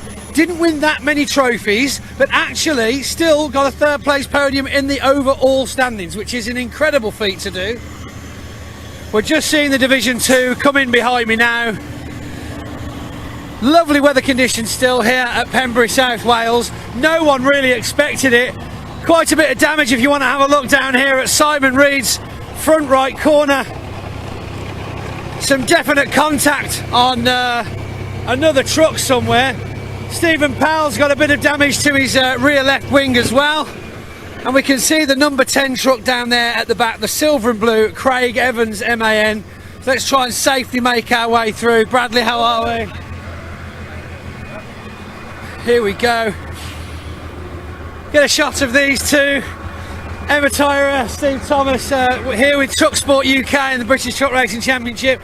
Whilst we've got you, actually, this is the first time we've done Convoy Cymru, a first for Pembrey Circuit. Emma, first of all, how do you think it's gone so far? I think it's gone really well, actually. I think it's something that we can grow on and get more manufacturers here, more trucks here, a bit more entertainment as we build on it, but the vibes were good. And yeah, I think everybody's having a good time. Now, Steve, from an ex-racing driver yourself, being in the British Truck Racing and working your way up, how does it feel watching it from the sidelines? Are you enjoying it as much as an event now as you were doing as a competitor? Yeah, I do enjoy racing, but I also enjoy watching the racing and watching the lads race. It's good, and Pembrey's a good circuit for truck racing. It always has been, and it's very close at the moment. Yeah, the top half a dozen or so. There's less than a second between them. So the racing's good, and it showed at Brands Hatch that we had 5 different winners. We've had the same winners today, with Ryan winning both races, but now we've got reverse grid. This is when the action starts and a bit more fun, so see what happens in the morning. Exactly, yeah, there is so much more to see with this new reverse grid setup. Yeah, and I think sometimes, qualifying and you get the fastest lads out front, and it can be a bit boring with the same trucks. I do like the reverse grid, so tomorrow does make it better. But as for a venue, this is the busiest I think I've ever seen Pembrey, and it's fantastic. The sun's out, everyone's happy, racing's been good, and it's just absolutely fantastic venue at the moment. You've got tractor pulling and stilt walkers. And as I say, we've got flame throwing when we're doing the trophy presentation shortly as well, and a massive turnout of show trucks as well. Obviously, we're not the only game in town, and it's fantastic that so many trucks have put this much effort in to make the journey down here to be part of Convoy Cymru. Yeah, and we thank them all because it is a long way, and we've got a lot of show trucks, some local, some have come a long way. We've got stalls out there selling clothing. A lot of them have come from miles away, like Edinburgh. So they've been driving for 7 hours. That is a long way. But once you're here, it's a good venue. It's good. Fantastic. Well, thanks very much, Emma and Steve. We'll let you get back to the organisation, and let's go now and see if we can get hold of Craig Evans now he's out of his truck, and he is indeed well rested. Craig. Here we go. Oh, let's get you here in front. No, don't you all disappear. You did it too. Obviously, plenty of admiration from the team, and congratulations to your first podium of the year. It certainly is. We're over the moon with it, as you can tell. Yes, indeed. I mean, you deserve it. I was just saying to camera earlier on that your consistency over the last season was phenomenal, and that actually can win you just as many points as going home with a little bit of silverware. Well, it got us third in the championship last year, so it does show that consistency does pay off. Obviously, we've come to the second round of the season, we've already got a first podium, so we're over the moon with that. So building on this now, 3 races left tomorrow. I take it, we've got no damage. Let's give it a quick clean, put some fuel in it, and we're ready to go again tomorrow, yes? Yeah, I hope so. We'll try and get second tomorrow, eh? Just keep building, that's it. Well, yeah. Craig, I mean, obviously you feel fantastic. I take it you've got no issues with the truck this year. I know a lot of the guys have been having a little play with theirs through the winter break, and they've come back with, well, a lot of issues, let's be honest. So do you feel like you've stuck with what you know and it's paying off? Pretty much, yeah. We parked it up last year knowing that we've got potential this year if we just refine the motor, but it looks like it's paid off.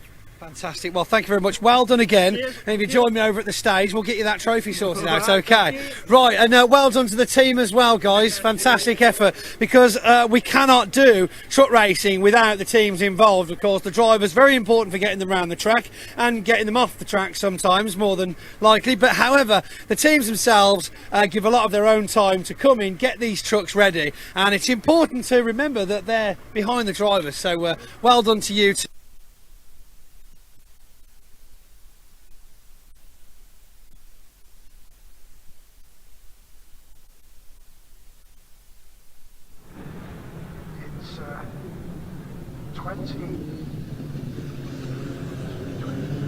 Apologies for losing points in mid-flow there. Couple of technical issues with our Park Ferme camera today. Sorry about that, everyone. Thanks again to our volunteer marshals. Could not go racing without the Orange family at trackside. Certainly braver than me being trackside when the trucks are on track, I have to say. We're going to take a short pause from our coverage now. The next race coming up in about 20 minutes or so, which will be the Quaife Mini Challenge Trophy class for their second race of the day. As we said, there's a couple of cars with grid penalties for that one. The result of race 1 forming the grid for race 2. Nelson King, the winner earlier on, but well, the 2 cars that got penalties didn't finish, and they've been given 5-place grid penalties. That means that Tyler Lindsay and Oliver Meadows, the 2 cars that were involved in the collision, they'll be starting from the back of the grid, I would presume. We'll see later on, though, when the minis are out on track. That's about in around 20 minutes' time.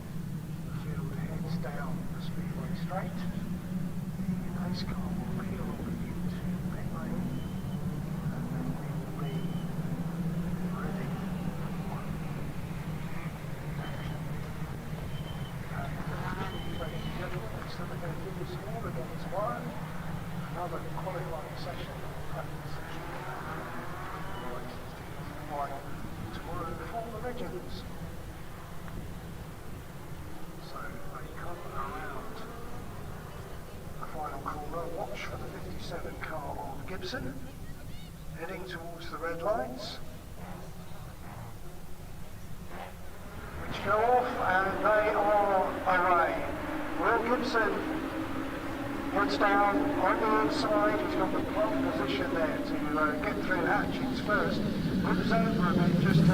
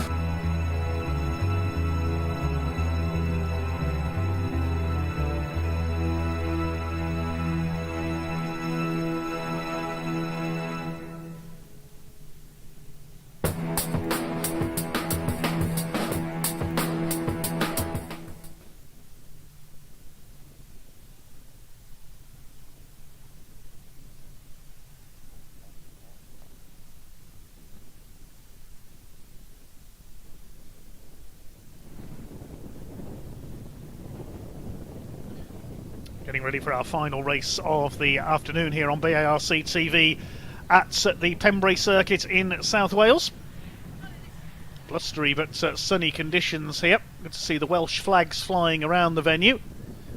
Someone commented earlier that we had what looked like a Swedish flag with a coat of arms on it as well. That's actually the flag of Pembrokeshire in South Wales. Another one of our commenters has asked, have I ever done any racing or purely commentary work?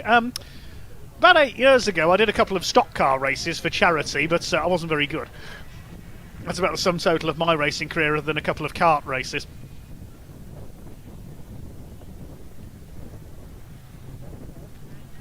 I prefer to stay firmly the safe side of the fence. I'm not a performance driver by any stretch of the imagination. Getting ready for our final race of the day then, which is the Quaife Mini Challenge Trophy category. Identical BMW Mini Cooper S's.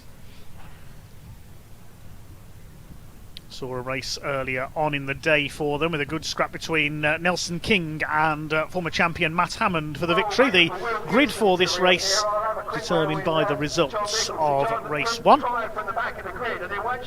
Be out onto the grid fairly shortly.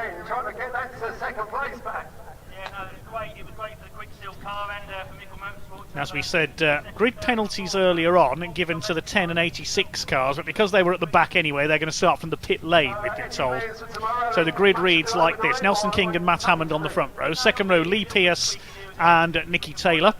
Row 3, it's Alex Solly and Tom Ovenden. Some good scrapping between them in race 1. Then on row 4, it's Louis Capezzoli and Alfie Glennie. Charlie Mann on row 5 alongside Nathan Edwards. Joe Wiggin on row 6 alongside the rookie winner from race 1, Jack Byrne, the Irishman. Luca Osborne and Mike Paul on row 7. Then we've got Frankie Taylor and James Parker. John McGladrigan and Clark Wells on the 9th row. Behind them, newcomer Jonathan Sargent on row 10 alongside Morgan Root, the ex-rallycrosser. Row 11, Brendan Fitzgerald and Barry Holmes. 12th row, another newcomer, Sophie Wright alongside David Sterling. The 13th row, we've got Michael Fitzgerald and Ben Jenkins, Alex J and Paul Manning on the back of the grid. They failed to finish race 1. And as we mentioned, Tyler Lindsay, number 10, and number 86, Ollie Meadows, for penalties for contact in race 1 for causing a collision. They will start from the pit lane.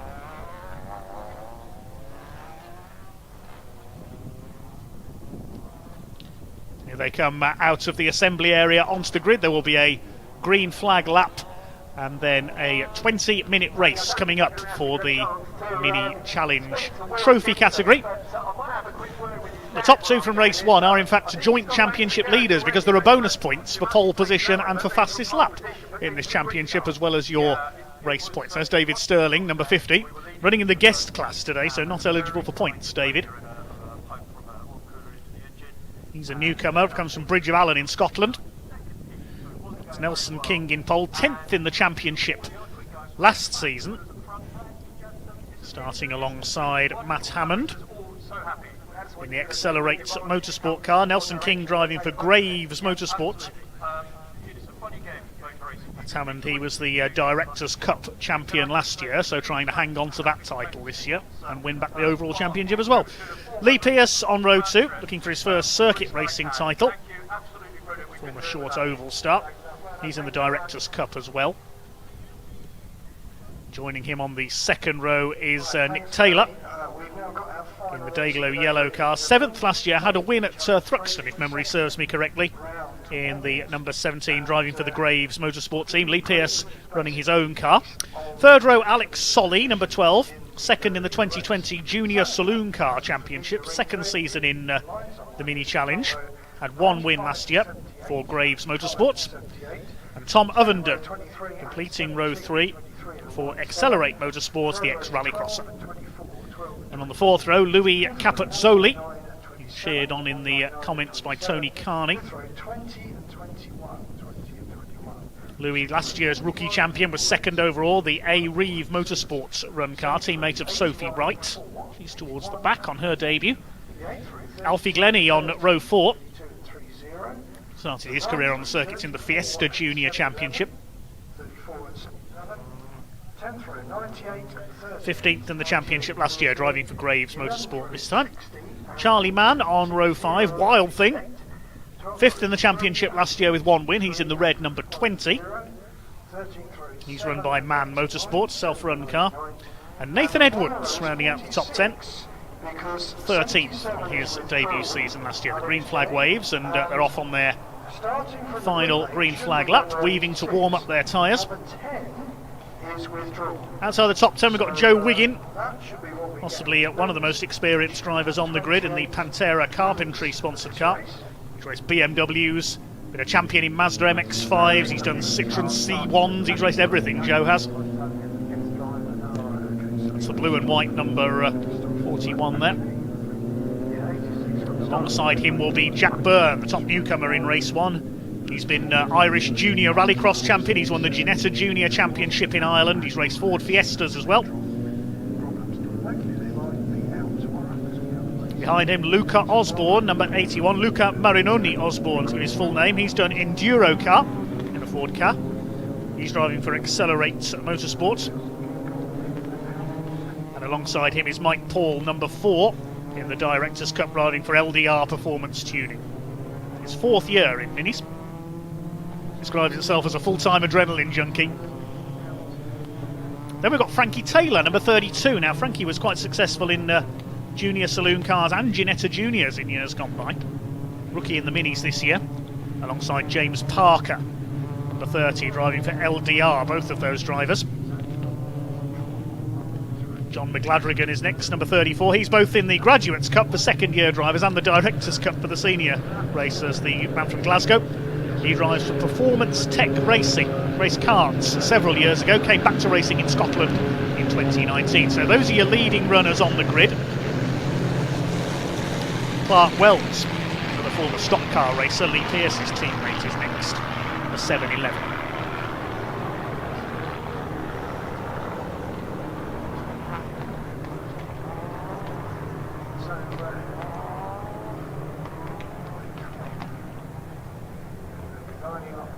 Further back on the grid, we mentioned Morgan Roots coming in from the world of Rallycross. 88 Barry Holmes, further back in this lineup as well.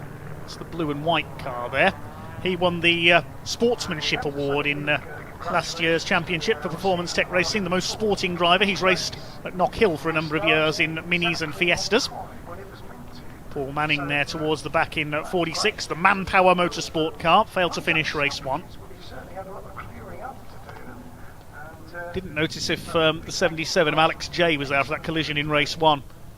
Now we should have 2 cars starting from the pit lane, but I don't know if the damage from that collision in the first race may have put them out for the day. Last few cars into line at the back of the field for this 20-minute race for the Quaife Mini Challenge Trophy category. Of course, the top line Mini JCW Challenge supports the British Touring Car Championship. The trophy class does have 3 dates with them this year, but they open their season here at Pembrey this weekend. The 5-second board is held aloft from the starting marshal. The red lights will come on any second now. When they go out, we'll be underway. Nelson King in pole position. Former champion Matt Hammond alongside. We are underway down towards Hatchett's hairpin for the first time. They're all away cleanly. It's Nelson King who slots into the lead. We've got 1 car in the pit lane. That looks like Ollie Meadows. I don't think Tyler Lidsey is there, though. It is King who leads into the first corner. Trying to get around the outside is Nicky Taylor. Up the inside over the curb goes Alex Solly. Somebody sideways. That was Nathan Edwards, number 21, losing it under braking at the hairpin. But other than that, everybody's got round okay. Through Spitfire's ahead, somebody on the grass on the inside. Meadows joining in at the back. Sophie Wright, number 3, but it's Nelson King already with a clear lead. Looks like Lee Pearce is up into second place. What's happened to Matt Hammond? Where's the red machine gone? He's disappeared. That's Charlie Mann coming through. We seem to have lost our second place car on the grid. Matt Hammond, the former champion, has disappeared. We'll have to look back and see what happened there. I didn't see him go off.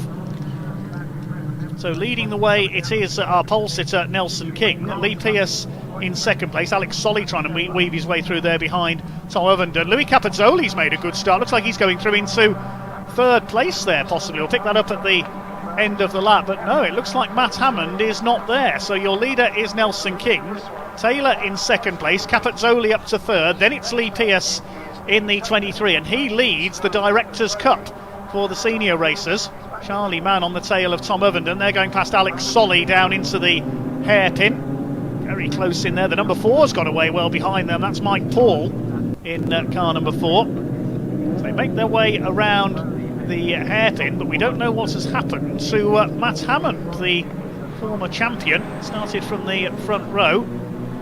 He's come through at the back, so he must have had a spin somewhere out of our view there.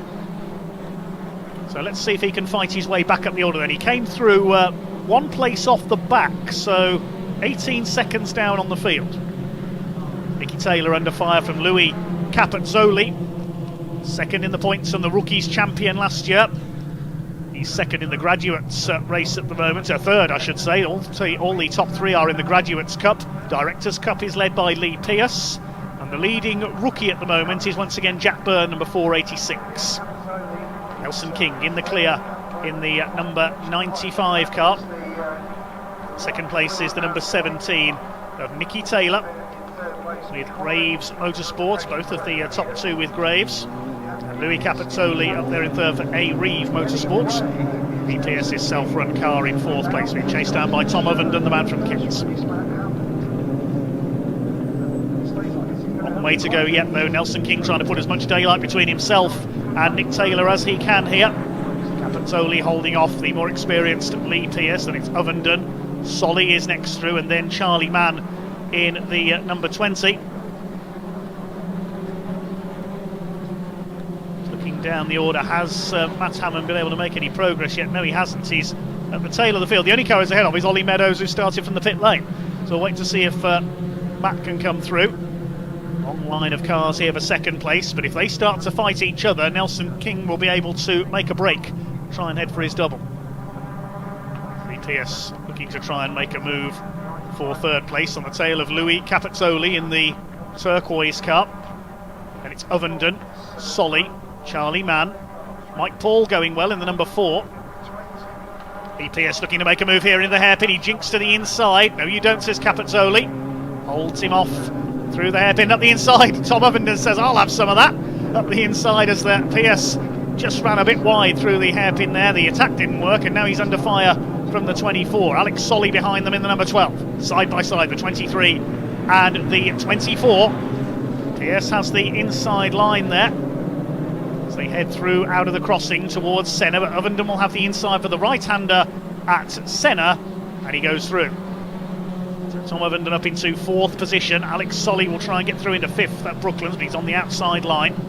Great drive by Louis Capozzoli up there in 3rd position. He's looking for his first podium of the season. The gap is 1.6 seconds for the lead. Look at this further back. Alfie Glennie is in there. Mike Paul. Who else? We got Jack Byrne, the rookies leader, 41 as well. That's Joe Wiggin. Saw him fighting with Jack Byrne in the first race. Alfie Glennie's come through to the front of this group. In behind them is the white car number 81, that's Luca Osborne. 711 Clark Wells on the tail of this group behind Nathan Edwards, who we saw go off on the first corner. As they fight their way down, this is the battle for 8th position. Alfie Glennie has it at the moment. Around the outside, Luca Osborne. There's Joe Wiggin in behind them, and the multicoloured machine, that's Frankie Taylor, number 32. The car livery the same as his junior saloon car was, the multicolours there. Still your leader is Nelson King, the 95. Here's the fight for 8th place. This is the main battle at the moment. Mike Paul running well up there. He's second of the Directors' Cup cars. That's led by Lee Pearce, who's down into 5th place. Third in the D class is the number 30 of James Parker. Further back in the order. Rookies led by Jack Byrne, the young Irishman, in 10th overall. Somebody's run wide onto the grass there. That was Frankie Taylor, number 32. He's gathered it up again. Through on the inside goes Mike Paul to take Jack Byrne. He won't mind too much. He's in a different class. Another of the Accelerate Motorsport drivers. That's Luca Osborne, number 81. Ex-Enduro car racer. Mike Mike Paul moves to defend from Jack Byrne. These really are the touring car stars of the future in this series. Through the right-hander at Hatchets. Luca Marinoni Osborne up there. Jack Byrne all over the back of Mike Paul. There was nearly contact there. That's delayed Jack Byrne. He bounced off the curb. May have bounced off Mike Paul briefly as well. That's going to allow the 81 around the outside. Still, your leader is Nelson King from Nicky Taylor. Capezzoli third, Ovenden fourth, and Lee Pierce in fifth. We concentrate on the battles down the order. Osborne up the inside, past Byrne into 10th place. Joe Wiggin is in behind them. Then Frankie Taylor, and there's Nathan Edwards recovering, passes Taylor. Seems to be struggling with that right-hander at Brooklands, Frankie Taylor. Further down the order, has Matt Hammond made any progress? He's up to 22nd from the back. Here's a fight further back in the order, and there is Hammond, the red car, headlights ablaze, trying to make his way back up the order. It's the number 78 of Matt Hammond. He's on the tail of one of the Fitzgeralds. That's Brendan in the number 60. 23rd in the championship last year, the Irishman. Car runs out wide through Honda there. They gain a couple of places. That was the 88 rather of Barry Holmes. Here comes Hammond charging back up the order, past Fitzgerald on the inside at Hatchett's hairpin. We said he'd be one to watch. He made his way back up after an off on the first lap. So that puts the race one runner up into 19th place now. Long way to go yet. He's got just over 12 minutes to get his way back up to the front of the field. That'll be difficult in these very evenly matched cars. Three-wheeling there out of the crossing. Next targets for Matt Hammond will be at the 99 of Ben Jenkins. There's Barry Holmes under fire from Ollie Meadows coming through from his pit lane starts. And behind them the 98, that's Jonathan Sargent, our newcomer. Novice to racing this year. Here is the lead pack. Nelson King has pulled away. It's Taylor second. Capezzoli defending third from Tom Ovenden, trying to go around the outside. He's got to be mindful that Alex Solly is there behind him. The lead gap is up to nearly 2.5 seconds now for Nelson King. Lee Pierce on the tail of this group. He lost out to Alex Solly for 5th. He still leads the Directors' Cup split. Still the leading rookie is Jack Byrne ahead of Luca Osborne. They're fighting for the lead in the Rookies' Cup. Graduate Cup is our overall leader. Here's the fight for third. This is starting to heat up now. Capezzoli running a little bit wide, just got to wheel onto the dirt there. Ovenden behind him. There's Solly. He was a very fast and forceful driver in his JSCC days, the Junior Saloon Car Championship. Number 20, Charlie Mann in the red car behind this group. A small gap further back behind him is Alfie Glennie, number 27. Coming up towards half distance in this second race of the weekend for the Quaife Mini Challenge Trophy class, and they're all moving to the inside there. Tom Ovenden trying to go through for third. Here's the battle further back. Mike Paul under fire from the 81 of Luca Osborne, and Osborne's got Jack Byrne behind him. Those two are swapping the lead in the Rookies' Cup. Luca Osborne has it at the moment ahead of Jack Byrne. 10th and 11th overall. Mike Paul ahead of them is in the Directors' Cup, and they're going to go either side of him here coming out of Hatchets. And look at Byrne round the outside. That's a move you don't see very often. Round the outside at Spitfires, that rarely works, but it's worked for Jack Byrne. He's a very talented young racer indeed. He's won titles in junior racing, as we mentioned earlier, in Ireland. This is very impressive indeed, getting ahead of Luca Osborne there. Osborne closes back up again. Mike Paul's got some damage, his front bumper's loose. There's Frankie Taylor, Nathan Edwards. Pick up the leaders in just a moment as Edwards makes a move for the inside. Nick Taylor's been able to break away as these four, I should say, battle for third. Lee Pierce going for the outside on Alex Solly, bouncing their way through Honda curve there. Now what's going to happen this time as they come over the line? Tom Ovenden moving to the inside, as he did on the previous lap, and again Capezzoli is wise to it. It's the inside. Ovenden's all over him. He's going to go around the outside into the hairpin. That's never going to work, surely. Never get the car stopped in time if he goes that wide. No, it hasn't worked. Solly tries to go up the inside. Pierce tries to go for all of them in one move. That's never going to work. Up on the curb. Oh, and off goes Ovenden onto the grass. He doesn't want to be following the rallycross course this time around. He has done in the past. gets back on just behind there. That's delayed Capezzoli as well. There was contact there between Capezzoli and Ovenden. They're both delayed. So up into third place now is Alex Solly. Pierce is fourth. And Charlie Mann is the luckiest man in all of that. He's up into fifth. Capezzoli, see, he's angry there, fighting back on the outside. He's got Alfie Glennie behind him. There's Ovenden. All change in the top 10. Capezzoli back onto the tail of number 20 of Charlie Mann in the Mann Motorsport car. Had a win last year, was fifth in the championship. What can Alfie Glennie do here? We've already seen him with some good overtakes this weekend. Let's see a replay here very quickly of that incident there.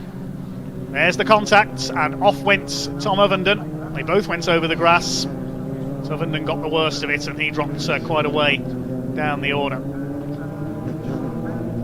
Pack goes through the hairpin. Charlie Mann staying ahead. Cloud of smoke there in the background. I think that was one of the trucks in the paddock, not from anybody in this race. So it's King from Taylor. We haven't forgotten about the two leaders. They're separated by 3.6 seconds.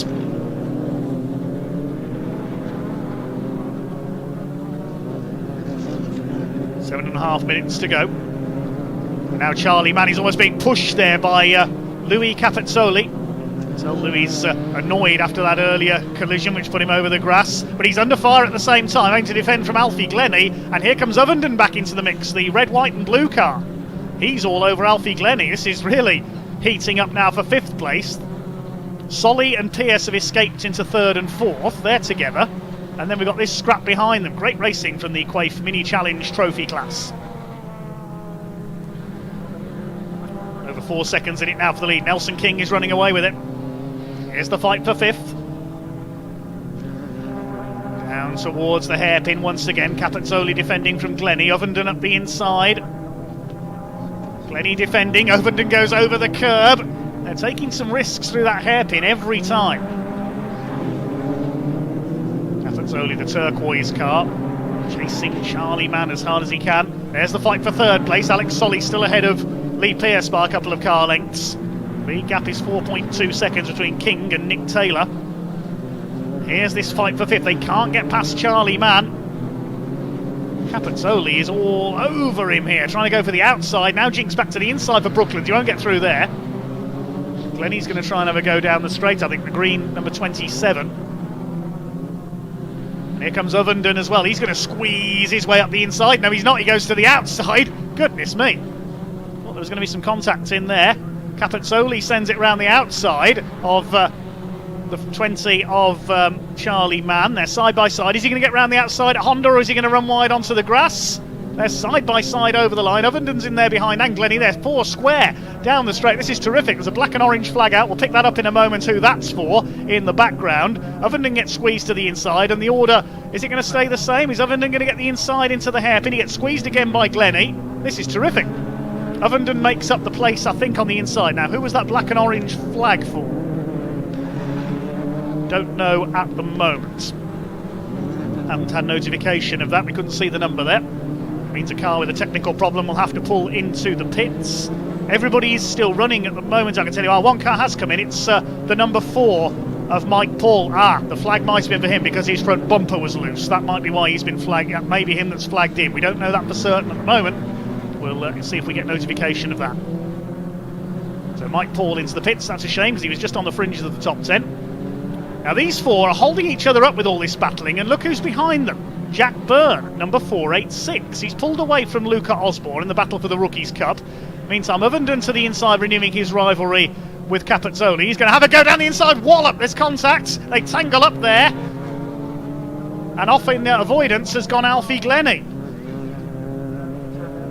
That'll be a little bit controversial, I think. Alfie Glennie's not happy because he had to go off. Jack Byrne's got ahead of him. Looks like those cars have escaped with only superficial bit of damage there. We saw a bit of bodywork fly off. They've kept it going. King continues to lead. He's increased his lead to 5.2 seconds over Nick Taylor. Alex Solly third is a second clear of Lee Pierce. So the top 4 unchanged at the moment. It's all this fight for fifth. Charlie Mann's able to escape in fifth. Ovenden is now 6th. Capezzoli down to 7th. Then it's Jack Byrne in 8th. He leads the rookie class. Lee Pierce still leading the Directors' Cup Here's a replay of what happened there at Honda Curve. Second incidence of contact between those two cars, and Alfie Glennie over the grass in avoidance. Some bodywork went flying, but they managed to keep it going. There's the leader. We haven't forgotten about Nelson King. He's heading for 2 wins out of 2. It's a partially reversed grid for race 3 tomorrow. No problems except his rear wheel arch is a bit loose there by the look of it. It's the partially reversed grid. I think it's between 4 and 6 gets a grid draw. Now there's the man who started from the pit lane. That's Ollie Meadows. Where has he got up to? He's 18th at the moment. Battling with the number 30 of Parker, James Parker, the man from Felsted. Ahead of them is Ben Jenkins there, number 99. This is battling for 16th place. Where's Matt Hammond got up to? He's only 15th. That shows how evenly matched the cars are.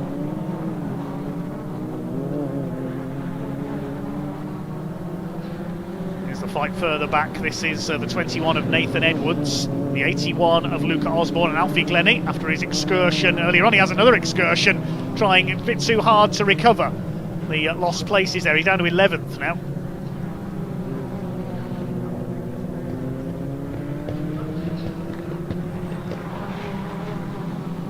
Three-way battle here. This is for 10th position. Sorry, for 9th position. Nathan Edwards has just taken Luca Osborne there down the straight, who fights back on the outside. Glennie in behind them.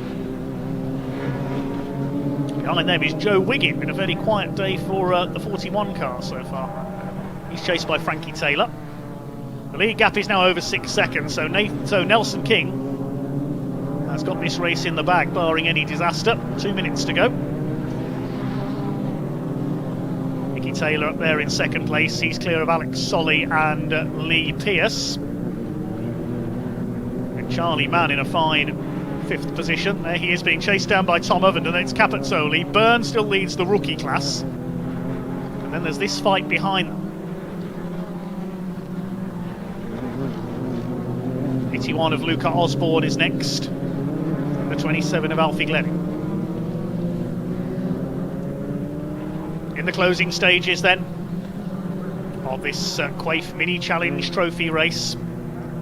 Alfie Glennie having a go here at Luca Osborne. Has a look on the inside as they go towards Carter's. Side by side. Glennie's got the inside line and he'll go through.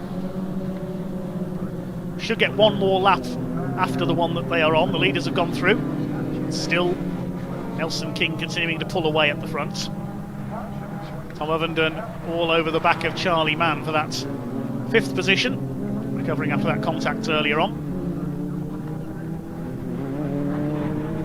Just over a second in it now for 2nd place. If anything, Alex Solly is catching Nicky Taylor, the 2 black and yellow cars.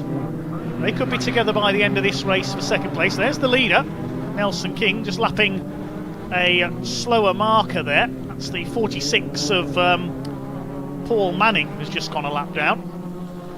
And in the background, the 2 cars for 2nd and 3rd are going to be together, I think, going into this final lap. Nelson King doesn't care. He's heading for victory for the 2nd time today, the young gun for Graves Motorsport.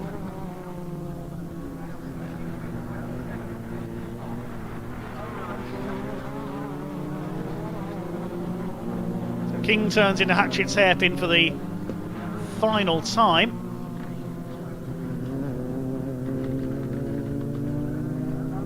Could we see a fight to the flag for 2nd? There's only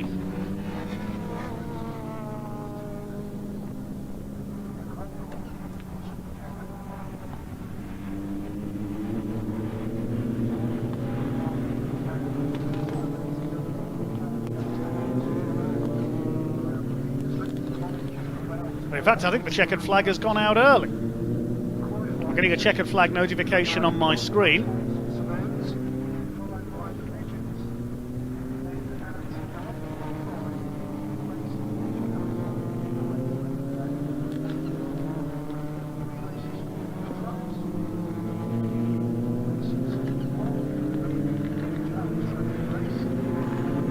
So the win goes to Nelson King.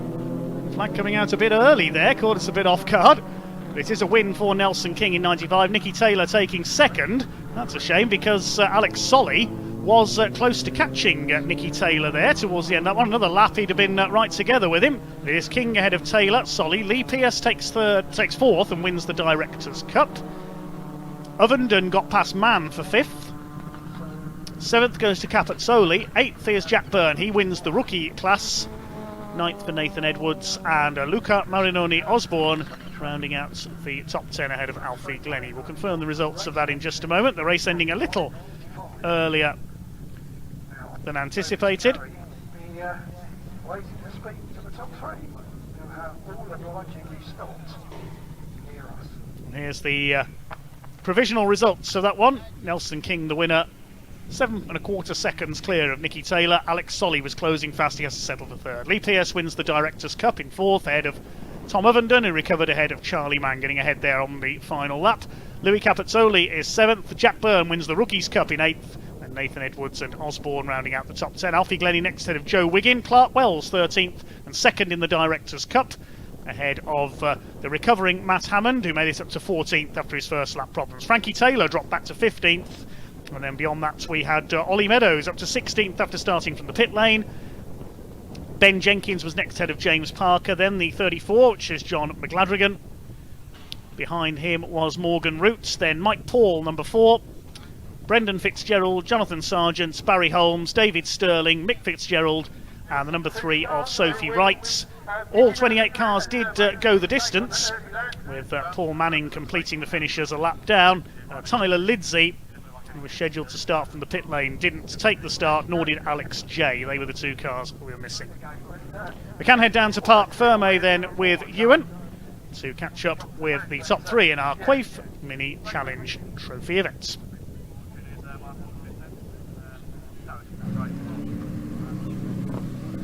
Cheers, Dave. Well, what a great way to end the day with our second Mini Challenge Trophy race of the day. I'm here with Nicky Taylor. Congratulations, Nicky, second place in that race.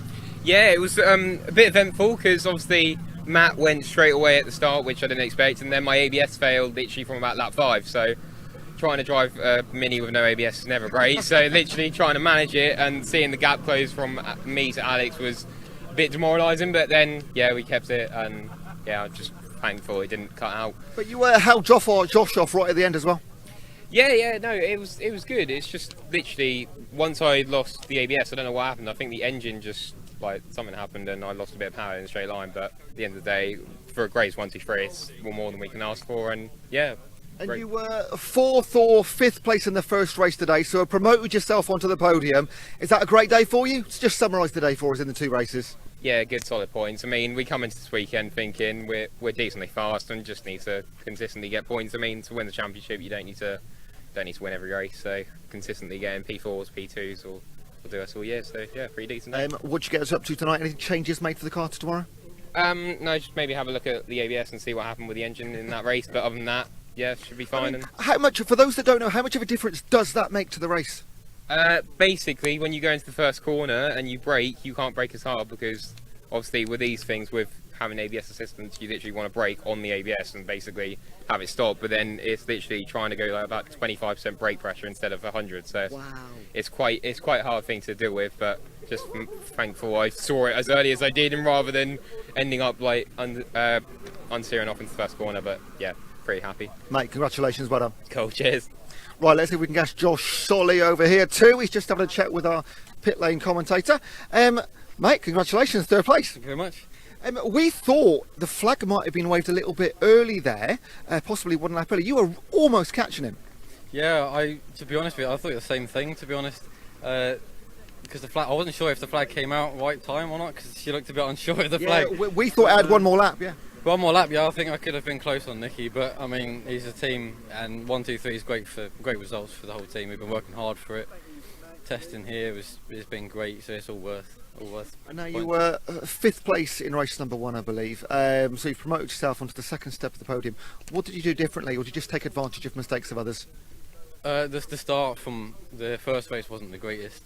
The start itself was quite poor. I flopped on that one, to be honest. But yeah, so I scrubbed up on that one, got my head down, and just cracked on with it, and just let the field do their thing. But yeah, I'm really chuffed with how it's come out. Josh, enjoy your evening. Congrats, mate. Thank you very much. Cheers. Right, and we'll just try and grab our race winner, double race winner, in fact, Nelson King over here. Having a chat with his team. Nelson, got to come in here, mate. Second.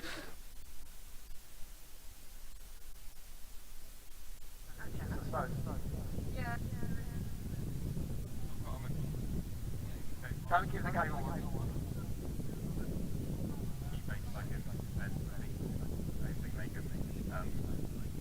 Not go off of it,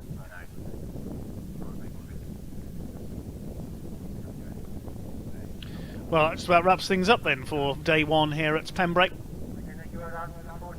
Thanks to all of you for watching, and we will see you back tomorrow. The first race due off at 9:45 tomorrow morning for the British Truck Racing Championship, followed by the second race for the pickups. Then our third and final race of the weekend for the minis. Another truck race coming up before lunch, and then in the afternoon we have the second race for the 2CV-Parts.com Classic Citroen 2CV Championship. Further action from the pickups and the trucks in the afternoon, and also the Welsh Sports and Saloon Car Championship, the local championship based here at Pembrey. Just about everything can race in that, so hopefully we'll see that in action as well. Thanks to all of the volunteer marshals, the Orange family, and all the other officials here at Pembrey for making this meeting possible. Thanks to all of you for watching. We'll see you tomorrow morning, bright and early, at around 9:30. The stream will get underway. We'll see you then. It's goodbye for now. So, ladies and gentlemen, big thank you to all.